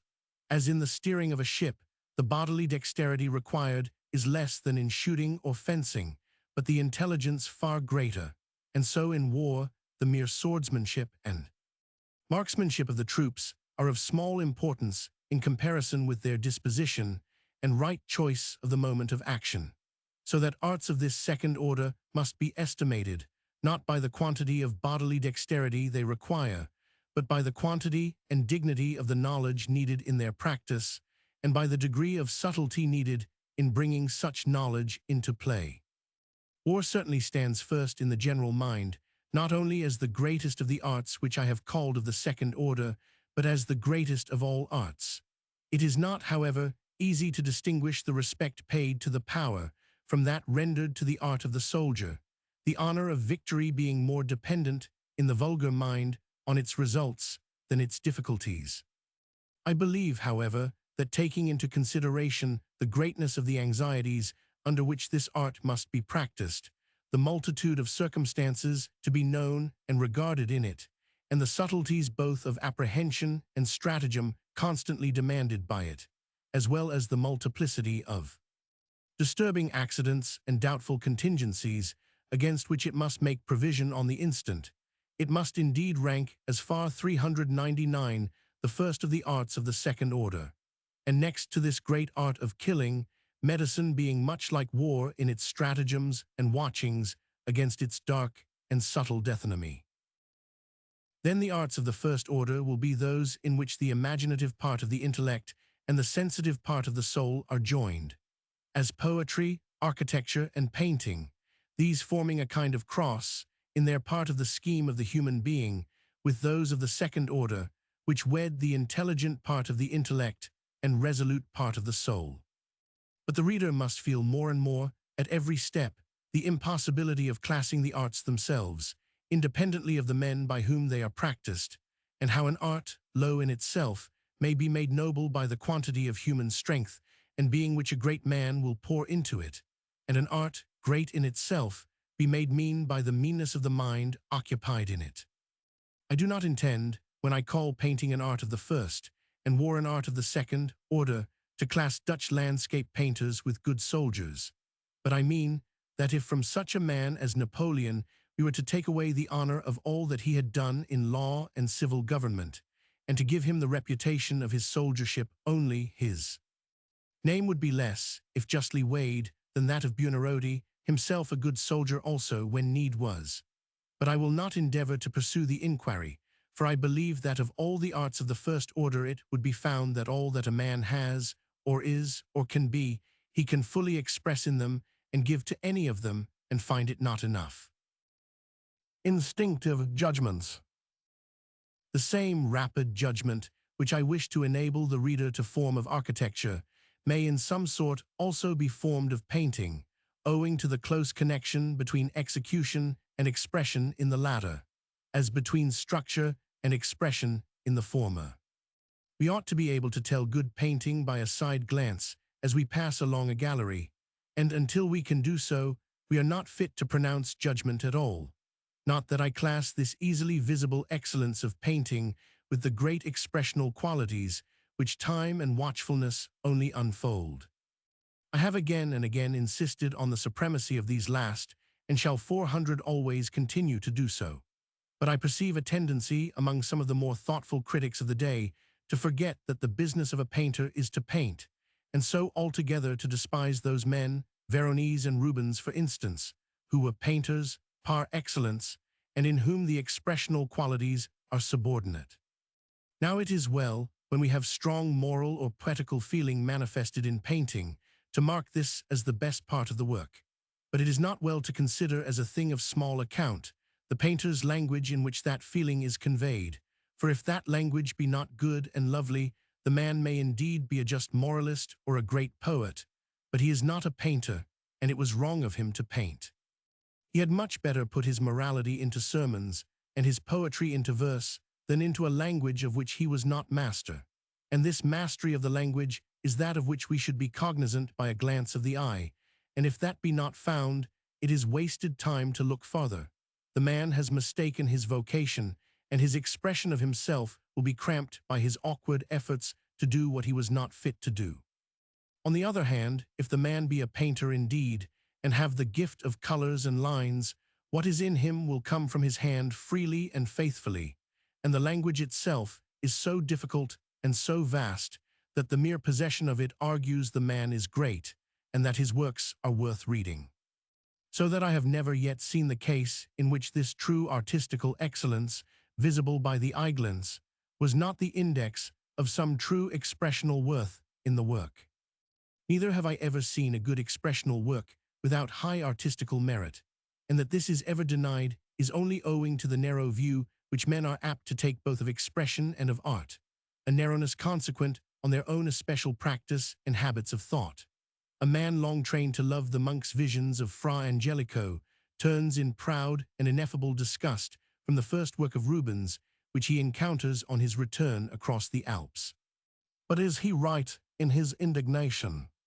He has forgotten that while Angelico prayed and wept in his olive shade, there was different work doing in the dank fields of Flanders, wild seas to be banked out, endless canals to be dug, and boundless marshes to be drained, hard ploughing and harrowing of the frosty clay, careful breeding of stout horses and fat cattle, close setting of brick 401 walls against cold winds and snow, much hardening of hands and gross stoutening of bodies in all this, gross jovialities of harvest homes and Christmas feasts, which were to be the reward of it, rough affections and sluggish imagination, fleshy, substantial, iron-shod humanities, but humanities still, humanities which God had his eye upon, and which won, perhaps here and there, as much favor in his sight as the wasted aspects of the whispering monks of Florence. Heaven forbid it should not be so, since the most of us cannot be monks, but must be ploughmen and reapers still. And are we to suppose there is no nobility in Rubens' masculine and universal sympathy with all this, and with his large human rendering of it, gentleman though he was, by birth and feeling and education and place, and when he chose, lordly in conception also? He had his faults, perhaps great and lamentable faults, though more those of his time and his country than his own. He has neither cloister breeding nor boudoir breeding, and is very unfit to paint either in missals or annuals. But he has an open sky and wide-world breeding in him, that we may not be offended with, fit alike for king's court, knight's camp, or peasant's cottage. On the other hand, a man trained here in England, in our Sir Joshua school, will not and cannot allow that there is any art at all in the technical work of Angelico, but he is just as wrong as the other. Fra Angelico is as true a master of the art necessary to his purposes as Rubens was of that necessary for his. We have been taught in England to think there can be no virtue but in a loaded brush and rapid hand. But if we can shake our common sense free of such teaching, we shall understand that there is art also in the delicate point, and in the hand which trembles as it moves, not because it is more liable to err, but because there is more danger in its error and more at stake upon its precision. The art of Angelico, both as a colorist and a draftsman, is consummate, so perfect and beautiful that his work may be recognized at any distance by the rainbow play and brilliancy of it, however closely it may be surrounded by other works of the same school, glowing with enamel and gold. Angelicos may be told from them at a glance, like so many huge pieces of opal lying among common marbles. So again with Giotto, the Arena Chapel is not only the most perfect expressional 402 work, it is the prettiest piece of wall decoration and fair color in North Italy.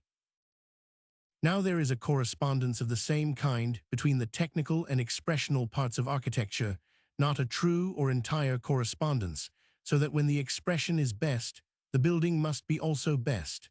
But so much of correspondence as that good building is necessary to good expression comes before it, and is to be primarily looked for, and the more, because the manner of building is capable of being determinately estimated and classed, but the expressional character not so. We can at once determine the true value of technical qualities, we can only approximate to the value of expressional qualities, and besides this, the looking, For the technical qualities first will enable us to cast a large quantity of rubbish aside at once, and so to narrow the difficult field of inquiry into expression.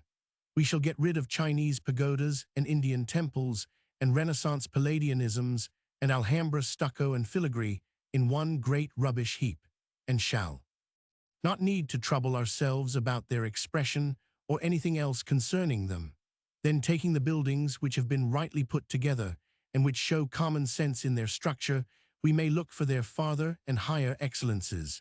But on those which are absurd in their first steps, we need waste no time. Strength of shafts.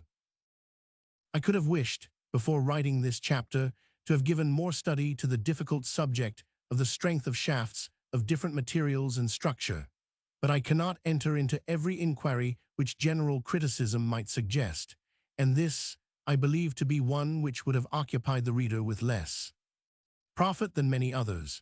All that is necessary for him to note is that the great increase of strength gained by a tubular form in iron shafts of given solid contents is no contradiction to the general principles stated in the text, that the strength of materials is most available when they are most concentrated.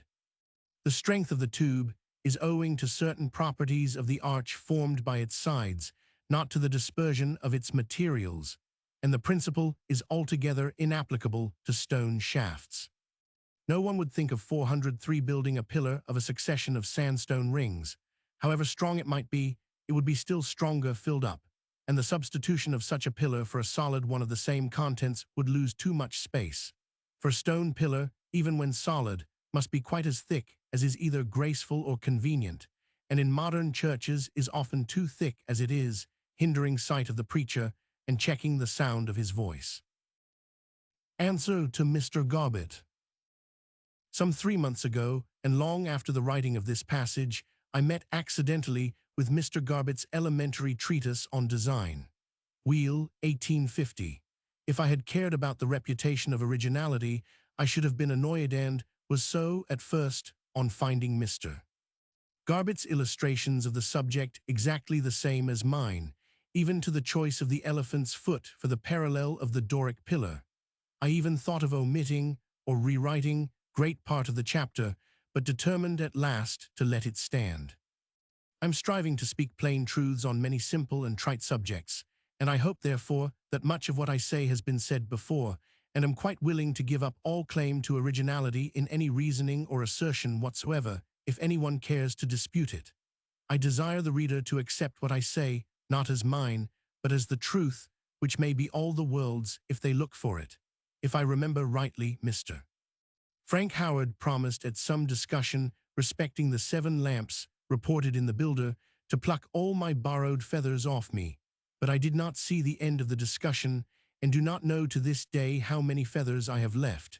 At all events, the elephant's foot must belong to Mr. Garbett, though strictly speaking, neither he nor I can be quite justified in using it, for an elephant in reality stands on tiptoe, and this is by no means the expression of a Doric shaft.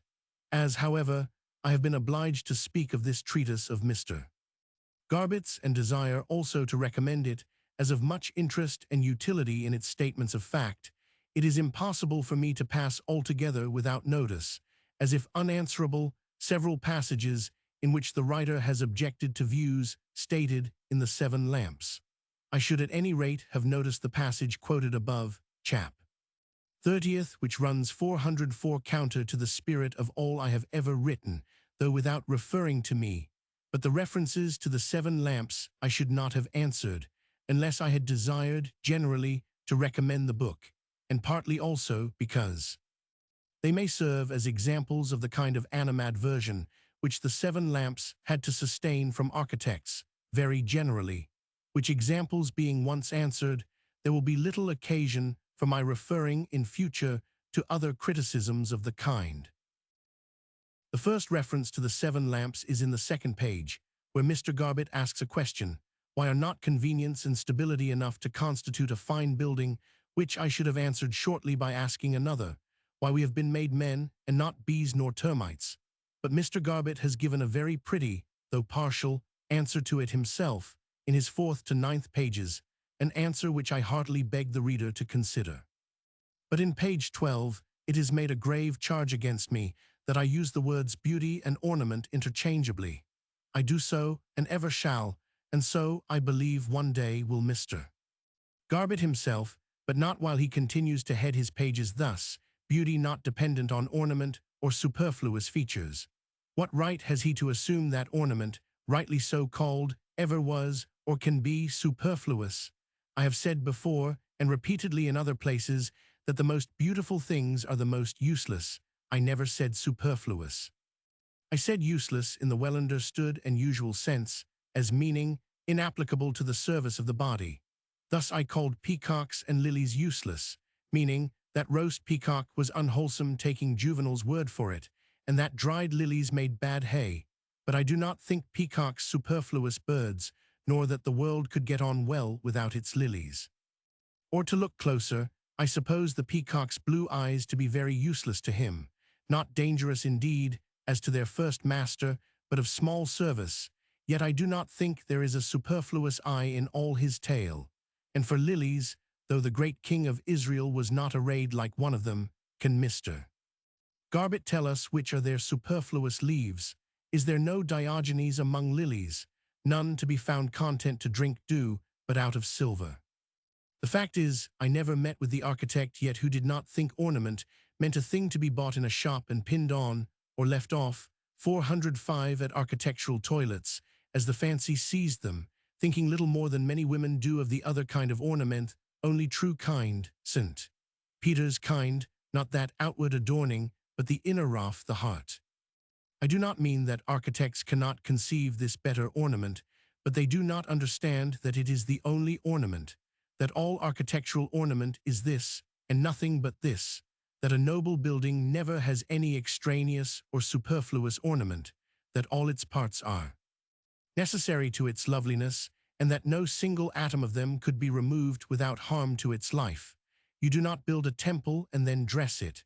You create it in its loveliness and leave it, as her maker left Eve, not unadorned, I believe, but so well adorned as to need no feather crowns. And I use the words ornament and beauty interchangeably, in order that architects may understand this. I assume that their building is to be a perfect creature, capable of nothing less than it has, and needing nothing more. It may indeed receive additional decoration afterwards, exactly as a woman may gracefully put a bracelet on her arm or set a flower in her hair, but that additional decoration is not the architecture. It is of curtains, pictures, statues, things that may be taken away from the building and not hurt it. What has the architect to do with these? He has only to do with what is part of the building itself, that is to say, its own inherent beauty. And because Mr.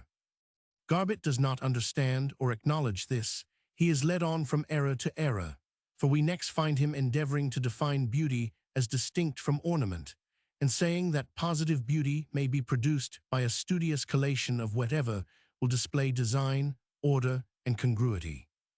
Is that so? There is a highly studious collation of whatever will display design, order, and congruity in a skull, is there not, yet small beauty? The nose is a decorative feature, yet slightly necessary to beauty, it seems to me, now at least, for I once thought I must be wrong in considering a skull disagreeable.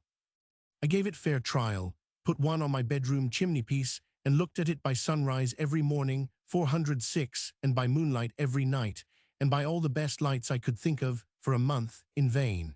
I found it as ugly at last as I did at first. So also the hair is a decoration, and its natural curl is of little use, but can Mr. Garbett conceive a bald beauty, or does he prefer a wig, because that is a studious collation of whatever will produce design, order, and congruity? So the flush of the cheek is a decoration, God's painting of the temple of his spirit, and the redness of the lip. And yet poor Viola thought it beauty truly blent, and I hold with her. I have answered enough to this count. The second point questioned is my assertion, ornament cannot be overcharged if it is good, and is always overcharged when it is bad.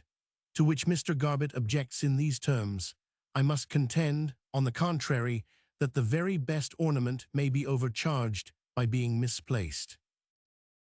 A short sentence with two mistakes in it. First, Mr. Garbett cannot get rid of his unfortunate notion that ornament is a thing to be manufactured separately and fastened on. He supposes that an ornament may be called good in itself, in the stonemason's yard or in the ironmonger's shop. Once for all, let him put this idea out of his head. We may say of a thing, considered separately, that it is a pretty thing, but before we can say it is a good ornament, we must know what it is to adorn and how.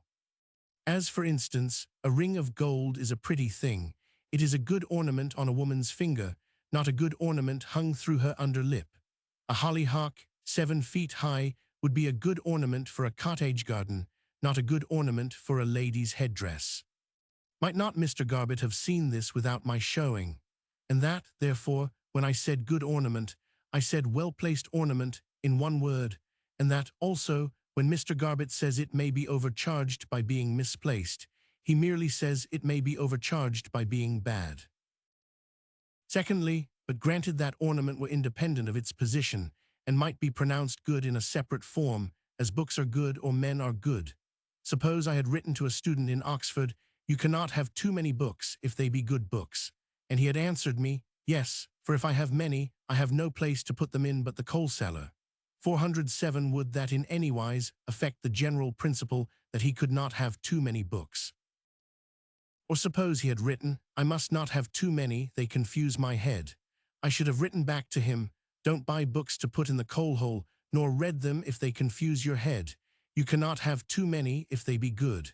But if you are too lazy to take care of them, or too dull to profit by them, you are better without them."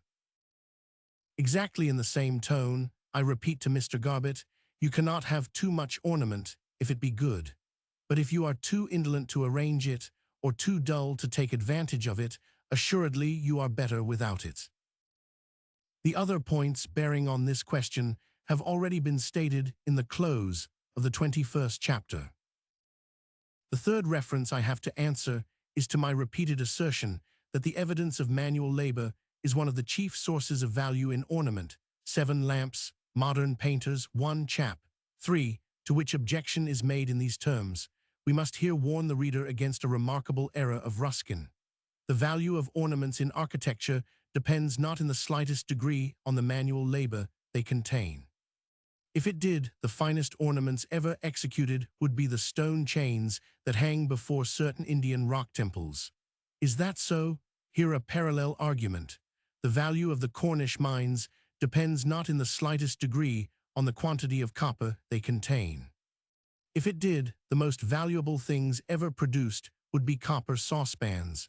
It is hardly worth my while to answer this, but lest any of my readers should be confused by the objection, and as I hold the fact to be of great importance, I may restate it for them with some explanation. Observe, then, the appearance of labor, that is to say, the evidence of the past industry of man, is always, in the abstract, intensely delightful. Man being meant to labor, it is delightful to see that he has labored, and to read the record of his active and worthy existence. The evidence of labor becomes painful only when it is a sign of evil greater, as evil, than the labor is great, as good.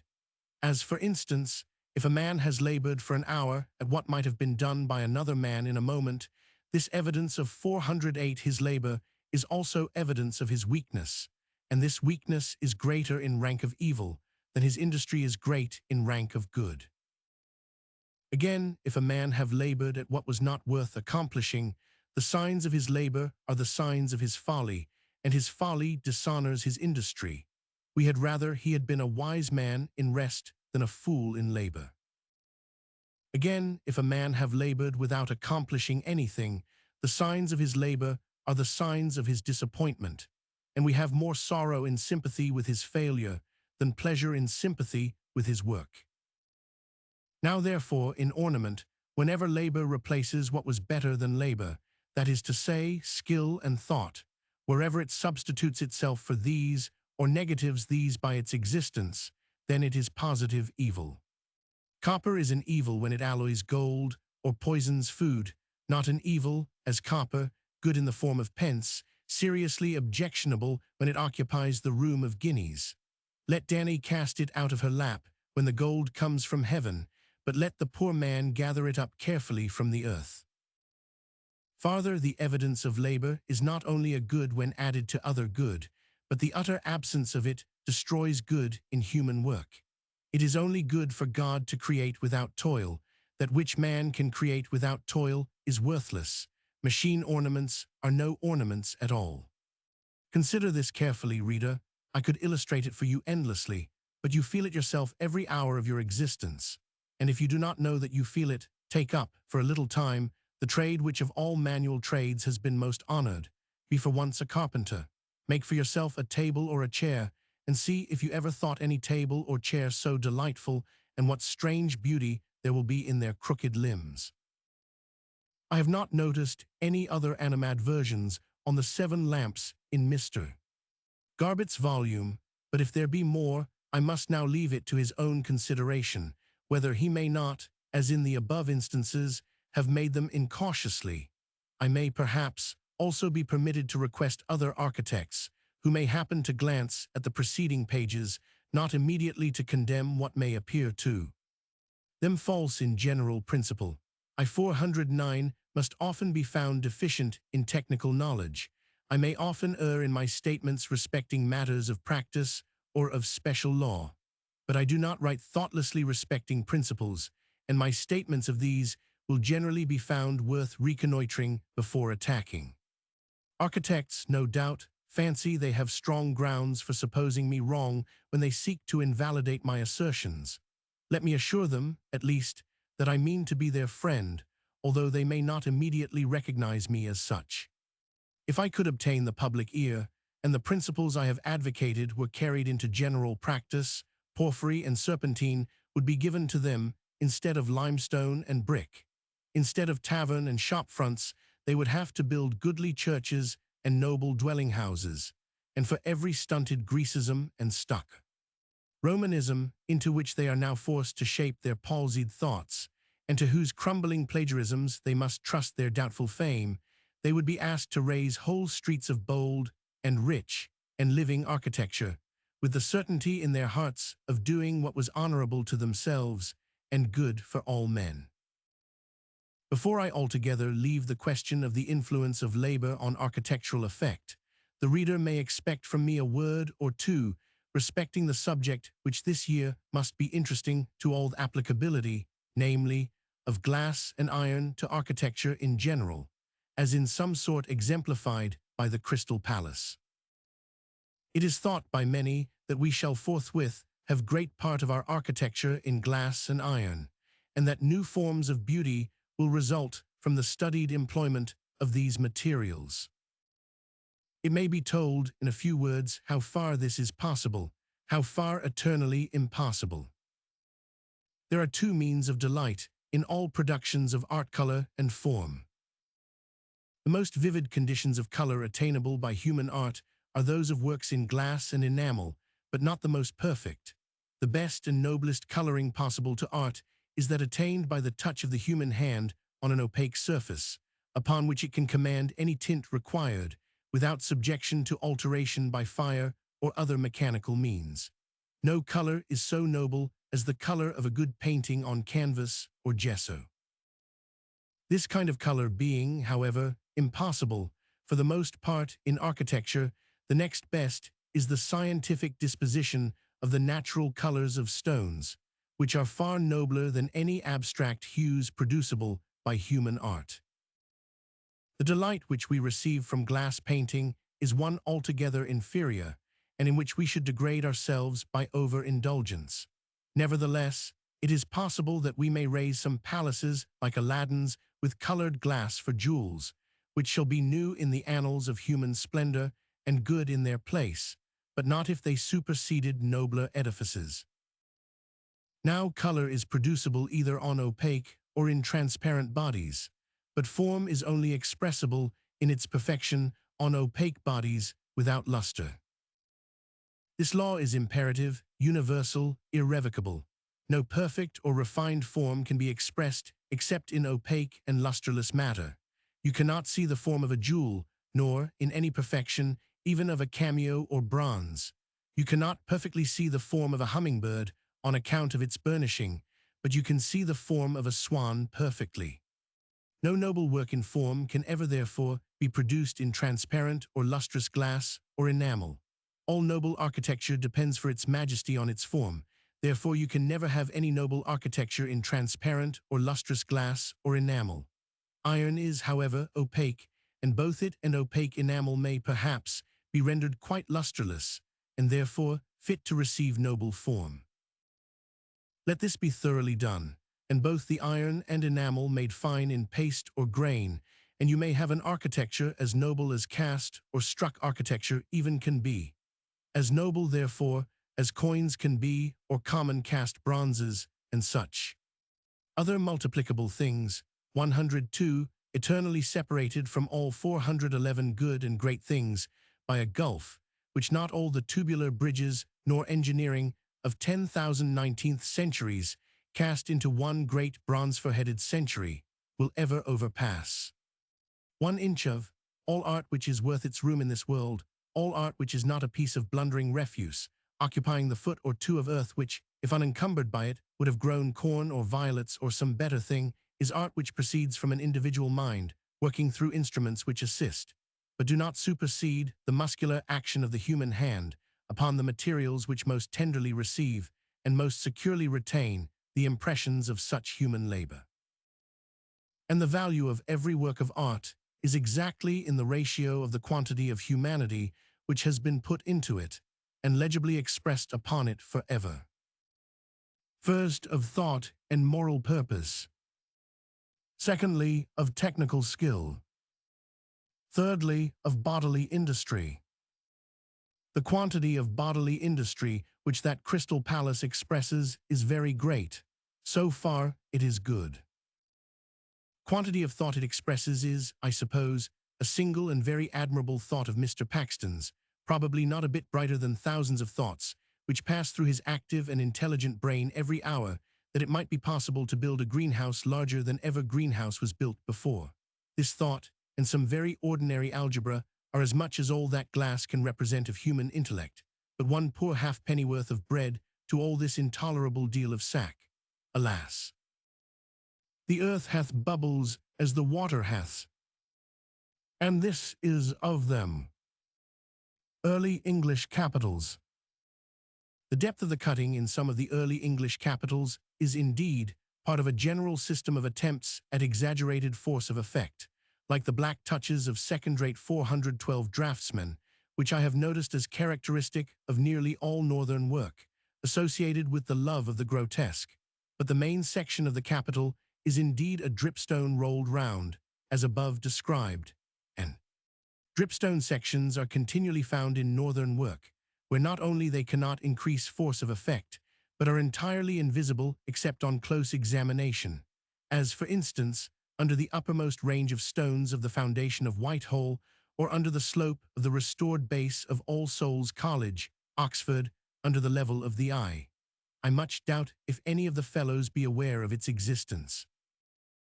Many readers will be surprised and displeased by the disparagement of the early English capital.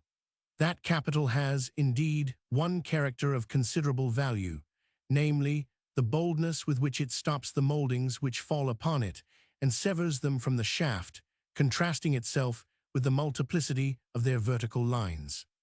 Sparingly used or seldom seen, it is thus, in its place, not unpleasing, and we English love it from association, it being always found in connection with our purest and loveliest Gothic arches, and never in multitudes large enough to satiate the eye with its form.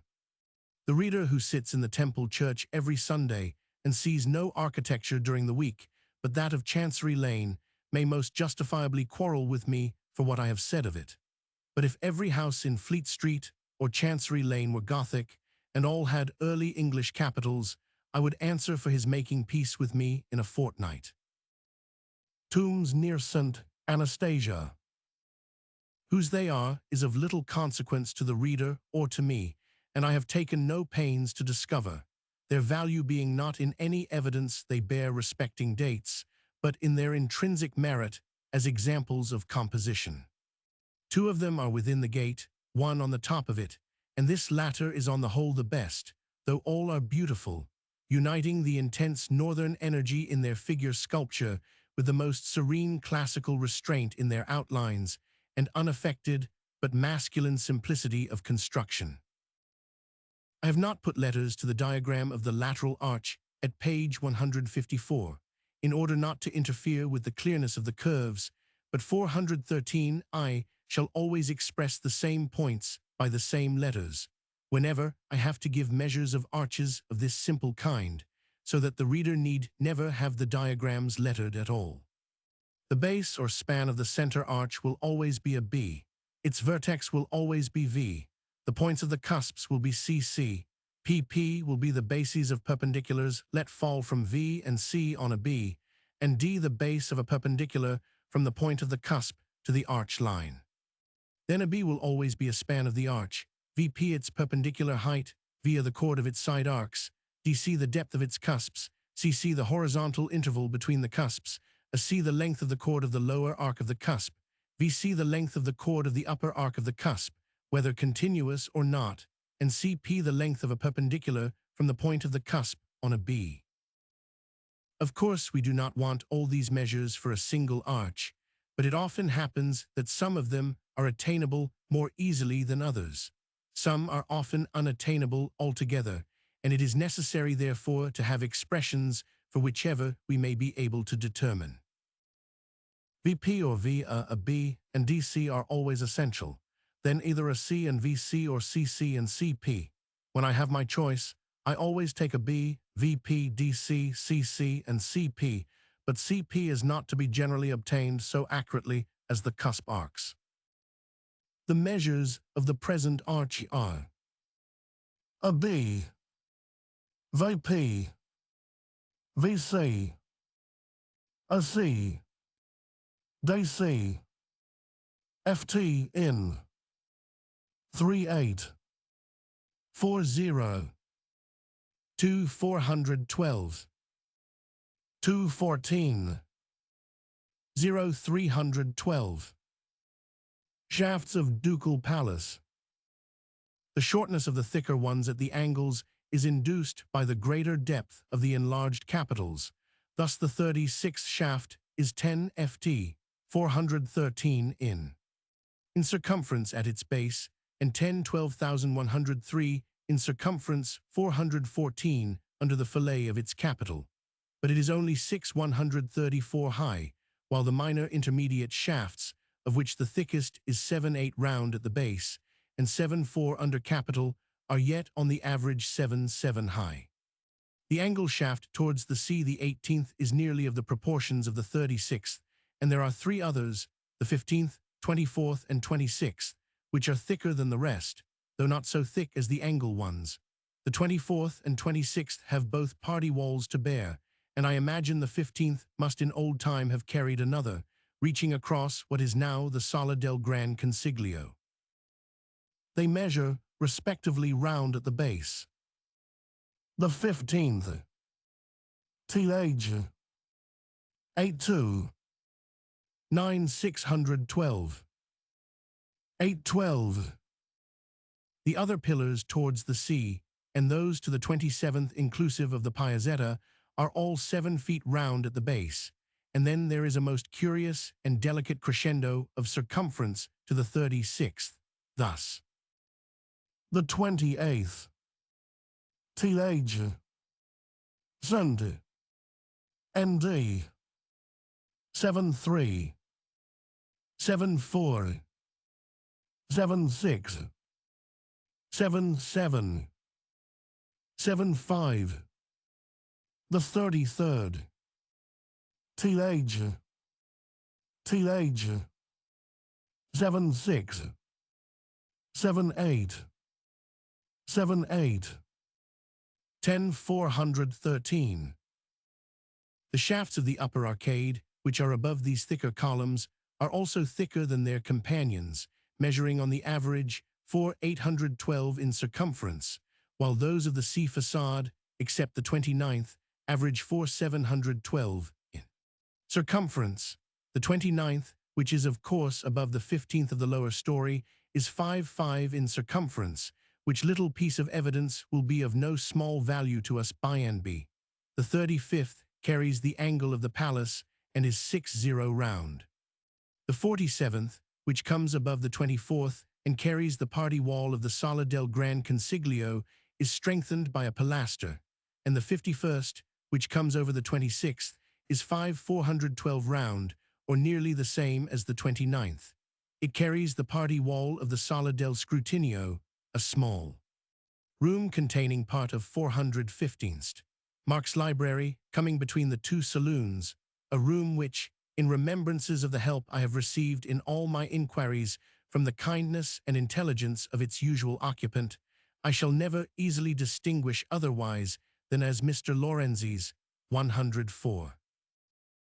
I may as well connect with these notes respecting the arcades of the Ducal Palace, those which refer to Plate 14, which represents one of its spandrels.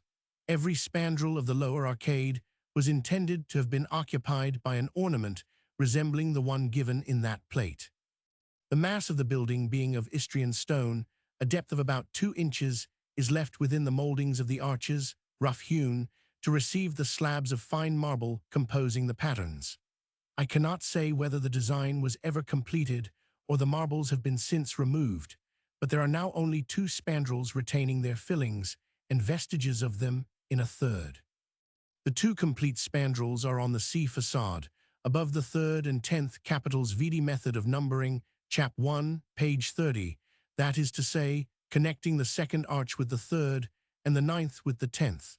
The latter is the one given in plate 14. The white portions of it are all white marble. The dental band surrounding the circle is in coarse sugary marble, which I believe to be Greek, and never found in Venice to my recollection, except in work at least anterior to the 15th century. The shaded fields charged with the 3 white triangles are of red Verona marble. The inner disc is green serpentine, and the dark pieces of the radiating leaves are gray marble. The 3 triangles are equilateral. The 2 uppermost are 1/5 each side, and the lower 1/2. The extreme diameter of the circle is 3/10/12. Its field is slightly raised above the red marbles, as shown in the section at A on the left. A is part of the red marble field, B the section of the dental molding let into it, BC the entire breadth of the rayed zone, represented on the other side of the spandrel by the line CF. CD is the white marble. Band let in, with the 416 dogtooth on the face of it. BC is 734 inches across, CD 334, and at B are given 2 joints of the dental mentioned above, in the chapter on dentals, as unique in Venice of their actual size. At C is given one of the inlaid leaves, its measure being in inches CF 734, CH 34, FG 34, FE 434, the base of the smaller leaves being of course FEFG 4. The pattern which occupies the other spandrel is similar, except that the field BC, instead of the intersecting arcs, has only triangles of gray marble, arranged like rays, with their bases towards the center. There being 20 round the circle, the reader can of course draw them for himself, they being isosceles, touching the dental with their points, and being in contact at their bases. It has lost its central boss. The marbles are, in both, covered with a rusty coating, through which it is excessively difficult to distinguish the colors, another proof of the age of the ornament. But the white marbles are certainly, in places except only the sugary dental, veined with purple, and the gray seam warmed with green. A trace of another of these ornaments may be seen over the 21st capital, but I doubt if the marbles have ever been inserted in the other spandrels, and their want of ornament occasions the slight meagerness in the effect of the lower story, which is almost the only fault of the building. This decoration by discs or shield-like ornaments is a marked characteristic of Venetian architecture in its earlier ages, and is carried into later times by the Byzantine Renaissance, already distinguished from the more corrupt forms of Renaissance in Appendix 6. Of the disc decoration so borrowed, we have already an example in Plate 1. In Plate 7, we have an earlier condition of it, one of the discs being there sculptured, the others surrounded by sculptured bands. Here we have, on the Ducal Palace, the most characteristic of all, because likest to the shield, which was probably the origin of the same ornament among the Arabs and assuredly among the Greeks. In Mr. Donaldson's restoration of the gate of the treasury of Atreus, this ornament is conjecturally employed, and it occurs constantly on the Arabian buildings of Cairo. Ancient representations of water.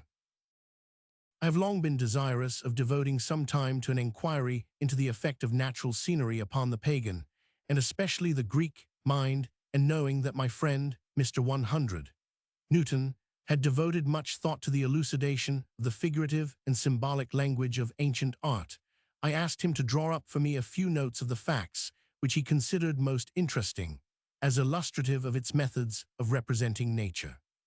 I suggested to him, for an initiative subject, the representation of water, because this is one of the natural objects whose portraiture may most easily be made a test of treatment, for it is one of universal interest and of more closely similar aspect in all parts of the world than any other. Waves, currents, and eddies are much liker each other everywhere than either land or vegetation. Rivers and lakes, indeed, differ widely from the sea, and the clear Pacific from the angry northern ocean.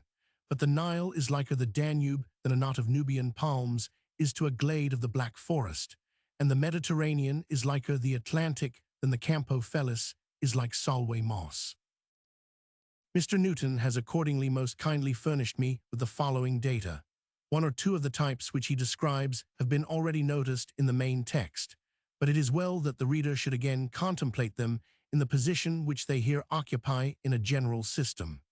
I recommend his special attention to Mr. Newton's definitions of the terms figurative and symbolic, as applied to art, in the beginning of the paper.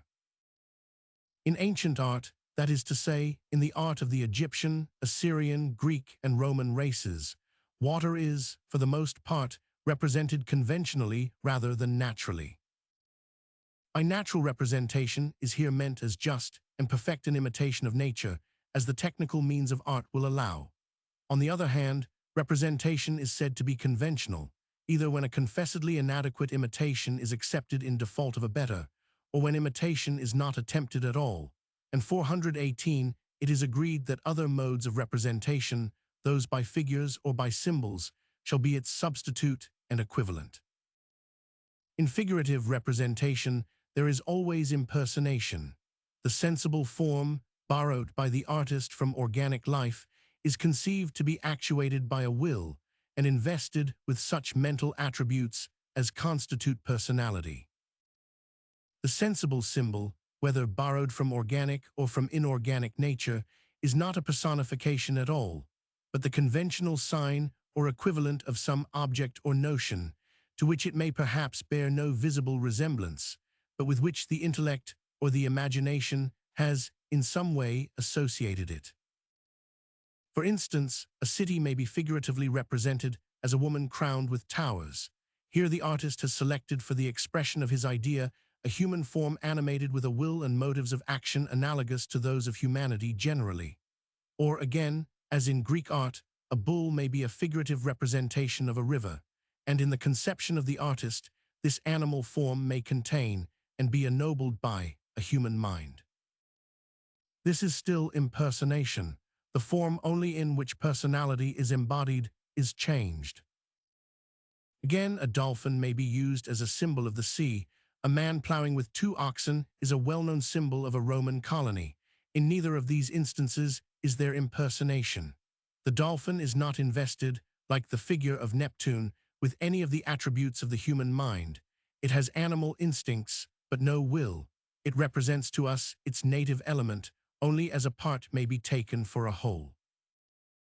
Again, the man plowing does not, like the turreted female figure, personify, but rather typifies the town, standing as the visible representation of a real event, its first foundation. To our mental perceptions, as to our bodily senses, this figure seems no more than man. There is no blending of his personal nature with the impersonal nature of the colony, no transfer of attributes from the one to the other. Though the conventionally imitative, the figurative, and the symbolic are 3 distinct kinds of representation, they are constantly combined in one composition, as we shall see in the following examples, cited from the art of successive races in chronological order. In Egyptian art, the general representation of water is the conventionally imitative. In the British Museum are two frescoes from tombs at Thebes, nos 177 and 170. The subject of the first of these is an oblong pond, ground plan and elevation being strangely confused in the design. In this pond, water is represented by parallel zigzag lines in which fish are swimming about. On the surface are birds and lotus flowers. The herbage at the edge of the pond is represented by a border of symmetrical fan-shaped flowers. The field beyond by rows of trees, arranged round the sides of the pond at right angles to each other and in defiance of all laws of perspective. Fig 71, Fig 71. In the fresco number 170, we have the representation of a river with papyrus on its bank. Here the water is rendered by zigzag lines arranged vertically and in parallel lines so as to resemble herringbone masonry thus. There are fish in this fresco as in the preceding, and in both each fish is drawn very distinctly, not as it would appear to the eye viewed through water. The mode of representing this element in Egyptian painting is further abbreviated in their hieroglyphic writing, where the sign of water is a zigzag line. This line is, so to speak, a picture of water written in shorthand. In the Egyptian pantheon, there was but one aquatic deity, the god of the Nile.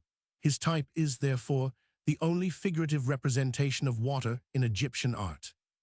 Birch Gallery of British Museum Antiquities, PL 13. In Assyrian sculpture, we have very curious conventionally imitative representations of water. On several of the friezes from Nimrud and Khorsabad, men are seen crossing a river in boats, or in skins, accompanied by horses swimming sea layard too. In these scenes, water is represented by masses of wavy lines somewhat resembling tresses of hair, and terminating in curls or volutes. These wavy lines express the general character of a deep and rapid current, like that of the Tigris. Fish are but sparingly introduced, the idea of surface being sufficiently expressed by the floating figures and boats. In the representation of these, there is the same want of perspective as in the Egyptian fresco which we have just cited. In the Assyrian pantheon, one aquatic deity has been discovered, the god Dagon, whose human form terminates in a fish's 420 tail. Of the character and attributes of this deity, we know but little. The more abbreviated mode of representing water, the zigzag line, occurs on the large silver coins with the type of a city or a war galley sea layard too. These coins were probably struck in Assyria, not long after the conquest of it by the Persians. In Greek art, the modes of representing water are far more varied. Two conventional imitations, the wave molding and the mander, are well known. Both are probably of the most remote antiquity. Both have been largely employed as an architectural ornament and subordinately as a decoration of vases, costume, furniture, and implements. In the wave molding, we have a conventional representation of the small crisping waves which break upon the shore of the Mediterranean, the Sea of the Greeks. Their regular succession and equality of force and volume are generalized in this molding, while the minuter varieties which distinguish one wave from another are merged in the general type. The character of ocean waves is to be forever changing, yet the same forever. It is this eternity of recurrence which the early artist has expressed in this hieroglyphic. With this profile representation of water may be compared the sculptured waves out of which the head and arms of Hyperion are rising in the pediment of the Parthenon Elgin Room, number 91, Museum Marbles 6, PL 1. Phidias has represented these waves like a mass of overlapping tiles, thus generalizing their rippling movement. In the mander pattern, the graceful curves of nature are represented by angles, as in the Egyptian hieroglyphic of water. So again, the earliest representation of the labyrinth on the coins of the Cenosis is rectangular. On later coins, we find the curvilinear form introduced. In the language of Greek mythography, the wave pattern and the mander are sometimes used singly for the idea of water, but more frequently combined with figurative representation. The number of aquatic deities in the Greek pantheon led to the invention of a great variety of beautiful types. Some of these are very well known. Everybody is familiar with the general form of Poseidon, Neptune, the Nereids, the nymphs, and river 421 gods, but the modes in which these types were combined with conventional imitation and with accessory symbols deserve careful study if we would appreciate the surpassing richness and beauty of the language of art formed out of these elements. This class of representations may be divided into two principal groups, those relating to the sea and those relating to fresh water. The power of the ocean and the great features of marine scenery are embodied in such types as Poseidon, Nereus, and the Nereids, that is to say, in human forms moving through the liquid element in chariots, or on the back of dolphins, or who combine the human form with that of the fish-like tritons. The sea monsters who draw these chariots are called hippocamps, being composed of the tail of a fish and the forepart of a horse, the legs terminating in webfeet. This union seems to express speed and power under perfect control, such as would characterize the movements of sea deities. A few examples have been here selected to show how these types were combined with symbols and conventional imitation. In the British Museum is a vase, number 1257, engraved Lenormand et de Witt, Mohn, Ceram, 1 pl. 27, of which the subject is Europa crossing the sea on the back of the bull. In this design, the sea is represented by a variety of expedients. First, the swimming action of the bull suggests the idea of the liquid medium through which he moves. Behind him stands Nereus, his staff held perpendicularly in his hand. The top of his staff comes nearly to the level of the bull's back and is probably meant as the measure of the whole depth of the sea. Towards the surface line thus indicated, a dolphin is rising. In the middle depth is another dolphin, below a shrimp and a cuttlefish, and the bottom is indicated by a jagged line of rocks, on which are two echini. On a mosaic found at Oudna in Algeria, Revue Archéol, 3 pl. 50, we have a representation of the sea, remarkable for the fullness of details with which it is made out. This, though of the Roman period, is so thoroughly Greek in feeling that it may be cited as an example of the class of mythography now under consideration. The mosaic lines the floor and sides of a bath, and as was commonly the case in the baths 422 of the ancients, serves as a figurative representation of the water it contained. On the sides are hippocamps, figures riding on dolphins, and islands on which fishermen stand. On the floor are fish, crabs, and shrimps. These, as in the vase with Europa, indicate the bottom of the sea. The same symbols of the submarine world appear on many other ancient designs. Thus in vase pictures, when Poseidon upheaves the island of Kos to overwhelm the giant polydotes, the island is represented as an immense mass of rock. The parts which have been underwater are indicated by a dolphin, a shrimp, and a sepia, the parts above the water by a goat and a serpent. Lenormand et de Witt, 1 Tav. 5. Sometimes these symbols occur singly in Greek art, as the types, for instance, of coins. In such cases, they cannot be interpreted without being viewed in relation to the whole context of mythography to which they belong.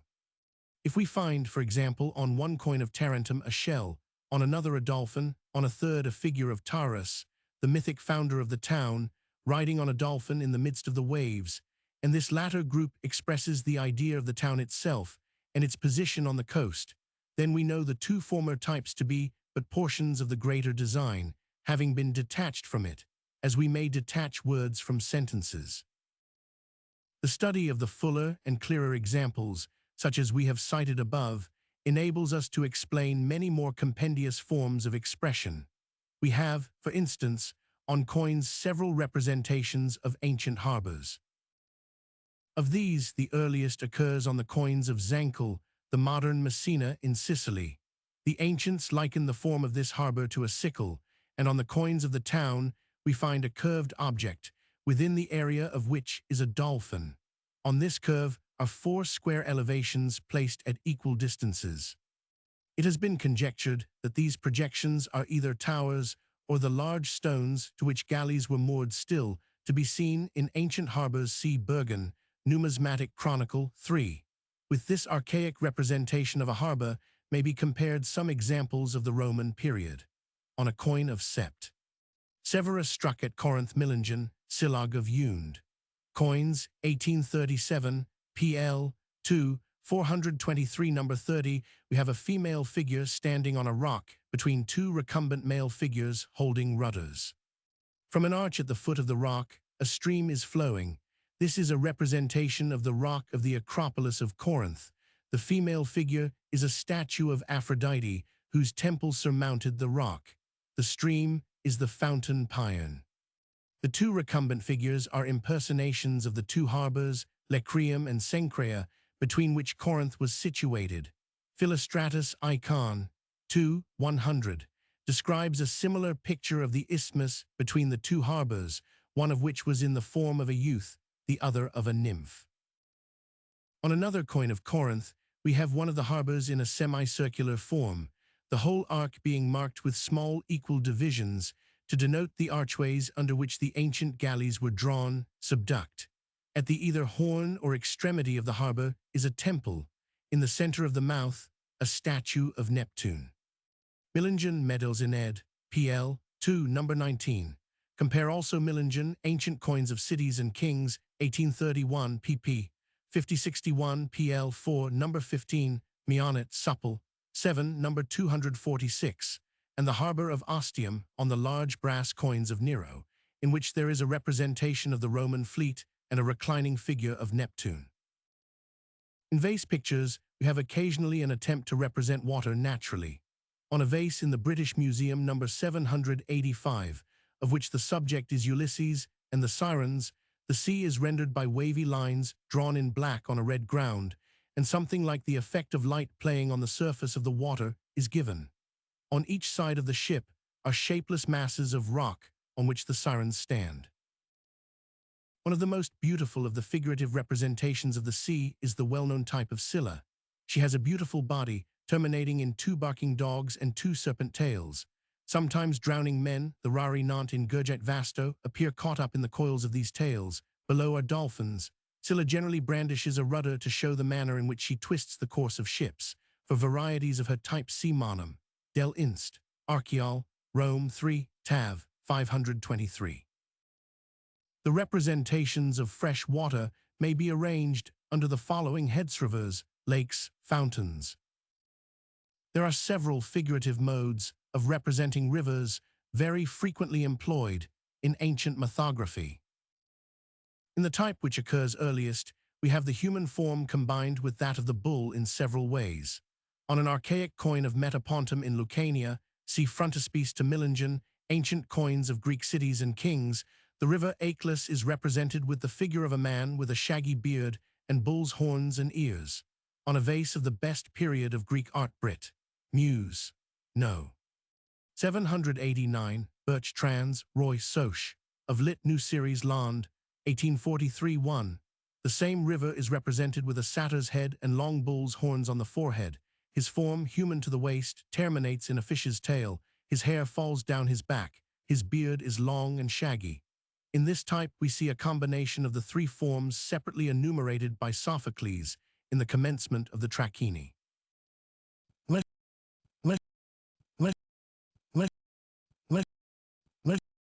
In a third variety of this type, the human-headed body is united at the waist with the shoulders of a bull's body, in which it terminates. This occurs on an early vase. Brit. Muse number 452. On the coins of Naiad in Acarnania and on those of Ambracia, all of the period after Alexander the Great, the Achelous has a bull's body and head with a human face. In this variety of the type, the human element is almost absorbed. As in the first variety cited above, the coin of Metapontum, the bull portion of the type is only indicated by the addition of the horns and ears to the human head. On the analogy between these varieties in the type of the Achelous and those under which the metamorphoses of the marine goddess Thetis are represented, see Gerhardt Ossel, Vason, 2, pp. 106,113. It is probable that in the type of Thetis, of Proteus, and also of the Achelous, the singular combinations and transformations are intended to express the changeful nature of the element water. Numerous other examples may be cited, where rivers are 425 represented by this combination of the bull and human form, which may be called, for convenience, the androtauric type. On the coins of Sicily, of the archaic and also of the finest period of art, rivers are most usually represented by a youthful male figure, with small budding horns. The hair has the lank and matted form which characterizes aquatic deities in Greek mythography. The name of the river is often inscribed round the head. When the whole figure occurs on the coin, it is always represented standing, never reclining. The type of the bull on the coins of Sybaris and Thurium in Magna Graecia has been considered, with great probability, a representation of this kind.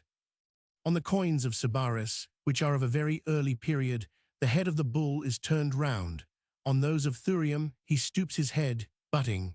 The first of these actions has been thought to symbolize the winding course of the river, the second, its headlong current. On the coins of Thurium, the idea of water is further suggested by the adjunct of dolphins and other fish in the exurg of the coin. The ground on which the bull stands is indicated by herbage or pebbles. This probably represents the river bank. Two bulls' heads occur on the coins of Sardis, and it has been ingeniously conjectured by Mr. Bergen that the two rivers of the place are expressed under this type.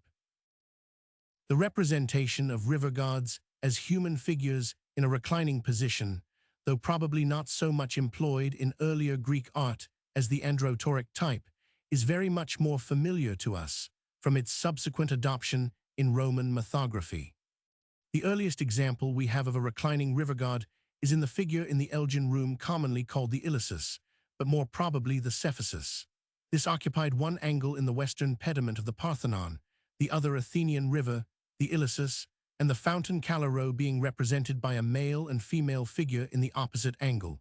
This group, now destroyed, is visible in the drawing made by Carey in 1678. It is probable that the necessities of pedimental composition first led the artist to place the river god in a reclining position. The head of the Ilissus being broken off, we are not sure whether he had bull's horns, like the Sicilian figures already described. His form is youthful. In the folds of the drapery behind him, 426, there is a flow like that of waves, but the idea of water is not suggested by any other symbol. When we compare this figure with that of the Nile Visconti Muse, Pio Clem, 1, pl. 38, and the figure of the Tiber in the Louvre, both of which are of the Roman period, we see how in these later types the artist multiplied symbols and accessories, engrafting them on the original simple type of the river god, as it was conceived by Phidias in the figure of the Ilissus. The Nile is represented as a colossal bearded figure reclining. At his side is a cornucopia, full of the vegetable produce of the Egyptian soil. Round his body are 16 naked boys, who represent the 16 cubits, the height to which the river rose in a favorable year. The statue is placed on a basement divided into 3 compartments, one above another. In the uppermost of these, waves are flowing over in one great sheet from the side of the river god. In the other 2 compartments are the animals and plants of the river. The bas-reliefs on this basement are, in fact, a kind of abbreviated symbolic panorama of the Nile. The Tiber is represented in a very similar manner. On the base are in 2 compartments scenes taken from the early Roman myths, flocks, herds, and other objects on the banks of the river. Visconti Muse, p. 150, 1 pl. 39, Milan Gallery Mythol, 1 pl. 74 Nose, 304-308.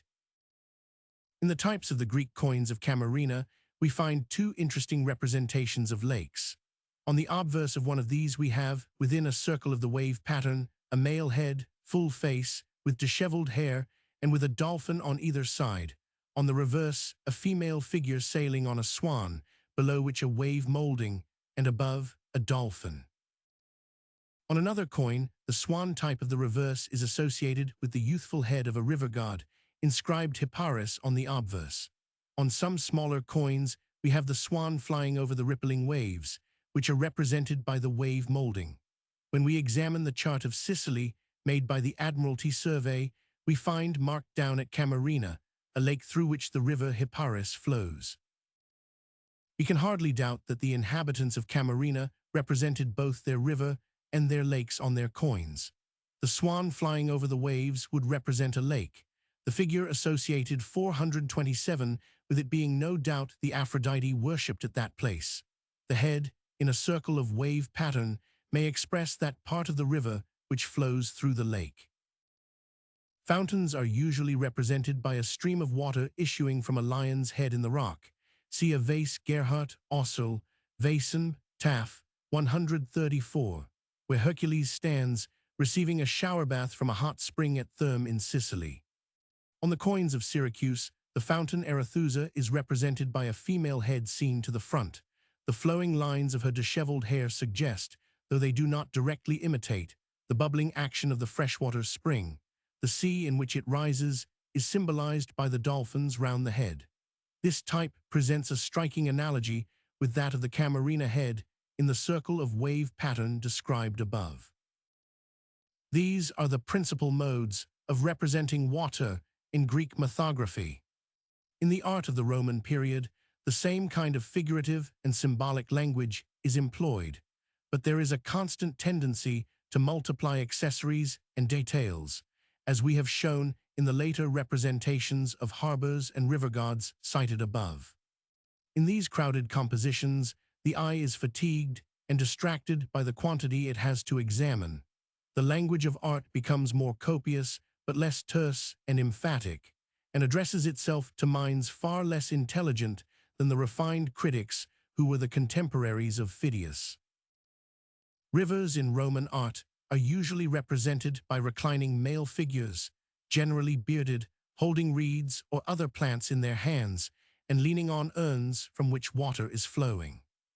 On the coins of many Syrian cities, struck in imperial times, the city is represented by a turreted female figure seated on rocks and resting her feet on the shoulder of a youthful male figure who looks up in her face, stretching out his arms, and who is sunk in the ground as high as the waist. See Müller-Denkmäler 500.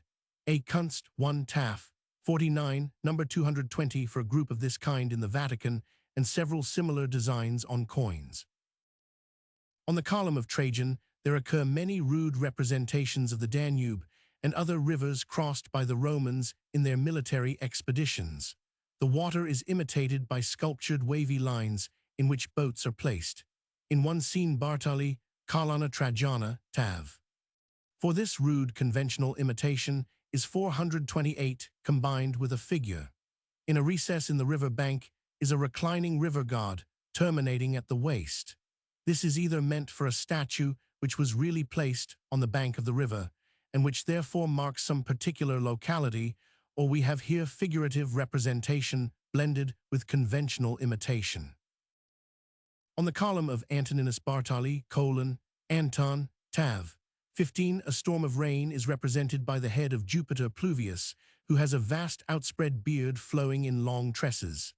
In the Townley collection, in the British Museum, is a Roman helmet found at Ribchester in Lancashire, with a mask or visor attached. The helmet is richly embossed with figures in a battle scene. Round the brow is a row of turrets. The hair in the forehead is so treated as to give the idea of waves washing the base of the turrets. This head is perhaps a figurative representation of a town girt with fortifications and a moat, near which some great battle was fought. It is engraved Vetusta Manum, of Soch, Ant, London, 4, pl. 14.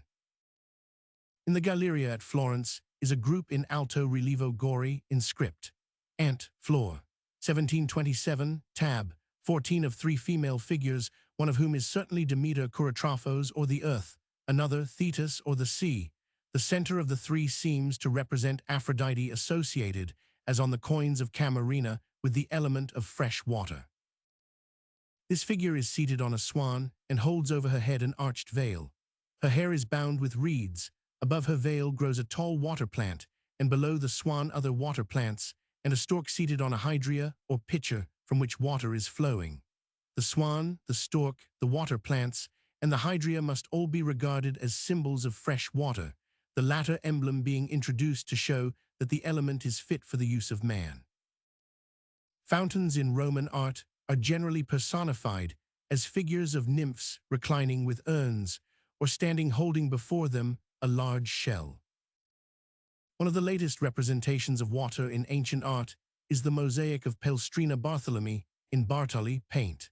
Antiques, which may be described as a kind of rude panorama of some district of Upper Egypt, a bird's-eye view, half-man, half-picture, in which the details are neither adjusted to a scale, nor 429 drawn according to perspective, but crowded together as they would be in an ancient bas-relief. Arabian ornamentation.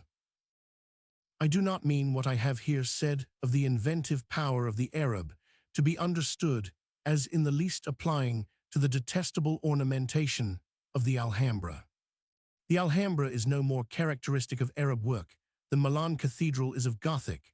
It is a late building, a work of the Spanish dynasty in its last decline, and its ornamentation is fit for nothing but to be transferred to patterns of carpets or bindings of books, together with their marbling and mottling and other mechanical recommendations.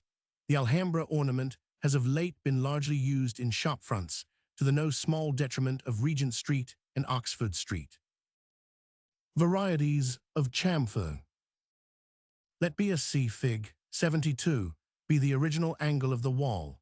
Inscribe within it a circle, PQNP, of the size of the bead required, touching a B, a C in PP, join PP and draw BC parallel to it, touching the circle. Then the lines BC, PP are the limits of the possible chamfers constructed with curves struck either from center A, as the line QQ, ND, RU, GC 100, or from any other point chosen as a center in the direction QA produced, and also of all chamfers in straight lines as a B, EF. There are, of course, an infinite number of chamfers to be struck between BC and PP, from every point in QA produced to infinity. Thus, we have infinity multiplied into infinity to express the number of possible chamfers of this species, which are peculiarly Italian chamfers, together with another singly infinite group of the straight chamfers, a B, EF, 100, of which the one formed by the line a B passing through the center of the circle is the universal early Gothic chamfer of Venice. Again, either on the line a C or on any other lines a L or a M radiating from A, any number of centers may be taken, from which, with any radii not greater than the distance between such points and Q, an infinite number of curves may be struck, such as TU, RS, and all which are here struck from centers on the line AC. These lines represent the great class of the northern chamfers, of which the number is infinity raised to its fourth power, but of which the curve NN for northern represents the average condition. The shallower chamfers of the same group, RS, TU, 100, occurring often in Italy. The lines RU, TU, and a B may be taken approximating to the most frequent conditions of the southern chamfer. Fig. 72. Fig. 72. It is evident that the chords of any of these curves will give a relative group of rectilinear chamfers, occurring both in the north and south.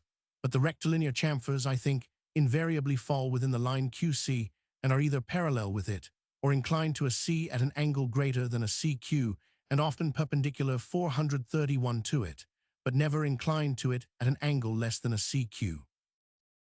Renaissance bases. The following extract from my notebook refers also to some features of late decoration of shafts. The Scuola di San Rocco is one of the most interesting examples of Renaissance work in Venice. Its fluted pillars are surrounded each by a wreath, one of vine, another of laurel, another of oak, not indeed arranged with the fantasticism of early Gothic, but especially the laurel, reminding one strongly of the laurel sprays, powerful as well as beautiful, of Veronese and Tintoret. Their stems are curiously and richly interlaced, last vestige of the Byzantine wreathed work, and the vine leaves are ribbed on the surfaces, I think, nearly as finely as those of the Noah 1/6, though more injured by time. The capitals are far the richest Renaissance in Venice, less corrupt and more masculine in plan than any other, and truly suggestive of support, though of course showing the tendency to error in this respect. And finally, at the angles of the pure Attic bases, on the square plinth, are set couchant animals. One, an elephant 4 inches high, very curiously and cleverly cut, and all these details worked with a spirit, finish, fancy, and affection quite worthy of the Middle Ages, but they have all the marked fault of being utterly detached from the architecture. The wreaths round the columns look as if they would drop off the next moment, and the animals at the bases produce exactly the effect of mice who had got there by accident. One feels them ridiculously diminutive and utterly useless. The effect of diminutiveness is, I think, chiefly owing to there being no other groups of figures near them, to accustom the eye to the proportion, and to the needless choice of the largest animals, elephants, bears, and lions, to occupy a position so completely insignificant, and to be expressed on so contemptible a scale, not in a bas-relief or pictorial piece of sculpture, but as independent figures. The whole building is a most 432 curious illustration of the appointed fate of the Renaissance architects to caricature whatever they imitated and misapply whatever they learned.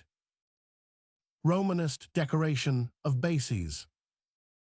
I have spoken above Appendix 12 of the way in which the Roman Catholic priests everywhere suffer their churches to be desecrated.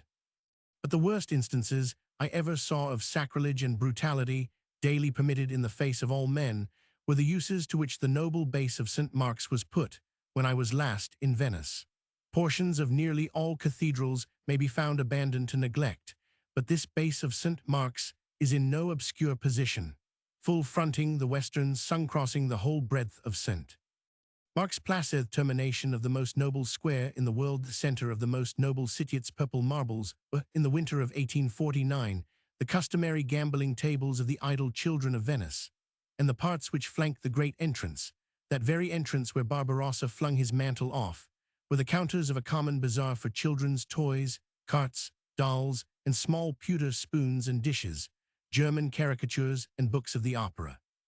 Mixed with those of the offices of religion, the caricatures being fastened with twine round the porphyry shafts of the church. One Sunday, the 24th of February, 1850, the bookstall being somewhat more richly laid out than usual, I noted down the titles of a few of the books in the order in which they lay, and I give them below. The irony conveyed by the juxtaposition of the three in italics appears too shrewd to be accidental, but the fact was actually so. Along the edge of the white plinth were a row of two kinds of books. Officium beat Virg, 1000, and Officium hebdomad sanct juxtaformam missalis et breviarii Romani sub urbano 8, correcti. Behind these lay, side by side, the following. Don Desiderio, Dramma Giacoso per Musica. Breve Esposizioni della Carita di Vera Religione. On the top of this latter, keeping its leaves open, La Figlia del Reggimento, Melodramma Comica. Carteggio di Madama la Marchesa di Pompadour, Ascia raccolta di lettere scritte della Medicima. Istruzioni di Moral Condotta per la Figli. Francesca di Rimini, Dramma per Musica. Then, a little farther on, after a mass of plays, Orazioni a Gesù Nazareno e a Maria Addolorata. Semiramide, Melodramma tragico da rappresentarsi nel gran titolo il Fenis. Modo di orare per l'acquisto dell'est Jubileo, conseguito a tutto il mondo cattolico des Gregorio XVI. La due illustre rivali, melodramma in tre edi, da rappresentarsi nel nuovo gran titolo il Fenis. Il Cristiano, secondo il cuor di Gesù, per la pratica del sua virtù. Traduzioni dell'idioma italiano. La Chiava Chinese, Commedia del Sig, Abate Pietro Chiari. La Pellarina, Intermezzo de tre parti per musica. Il Cavaliero e la Dama, Commedia in tre edi in prosa. I leave these facts without comment, but this being the last piece of appendix I have to add to the present volume, I would desire to close its pages with a question to my readers, a statistical question, which, I doubt not, is being accurately determined for us all elsewhere, and which, therefore, it seems to me, our time would not be wasted in determining for ourselves. There has now been peace between England and the continental powers about 35 years, and during that period, the English have visited the continent at the rate of many thousands a year, staying there, I suppose, on the average, each 2 or 3 months. Nor these an inferior kind of English, but the kind which ought to be the best, the noblest born, the best taught, the richest in time and money, having more leisure, knowledge, and power than any other portion of the nation.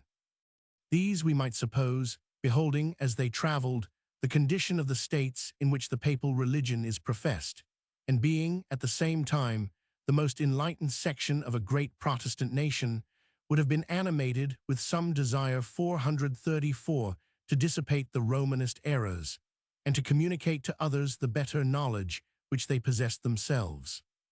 I doubt not but that he who gave peace upon the earth, and gave it by the hand of England, expected this much of her, and has watched every one of the millions of her travellers as they crossed the sea, and kept count for him of his travelling expenses, and of their distribution, in a manner of which neither the traveller nor his courier were at all informed. I doubt not, I say, but that such accounts have been literally kept for all of us, and that a day will come when they will be made clearly legible to us, and when we shall see added together, on one side of the account book, a great sum, the certain portion, whatever it may be, of this 35 years' spendings of the rich English, accounted for in this manner. To wooden spoons, nutcrackers, and jewelry, bought at Geneva and elsewhere among the Alps, so much. To shell cameos and bits of mosaic bought at Rome, so much. To coral horns and lava brooches bought at Naples, so much. To glass beads at Venice and gold filigree at Genoa, so much. To pictures and statues and ornaments everywhere, so much. To avant couriers and extra post horses for show and magnificence, so much. To great entertainments and good places for seeing sights, so much. To ball dresses and general vanities, so much. This, I say, will be the sum on one side of the book, and on the other will be written. To the struggling Protestant churches of France, Switzerland, and Piedmont, so much. Had we not better do this piece of statistics for ourselves, in time?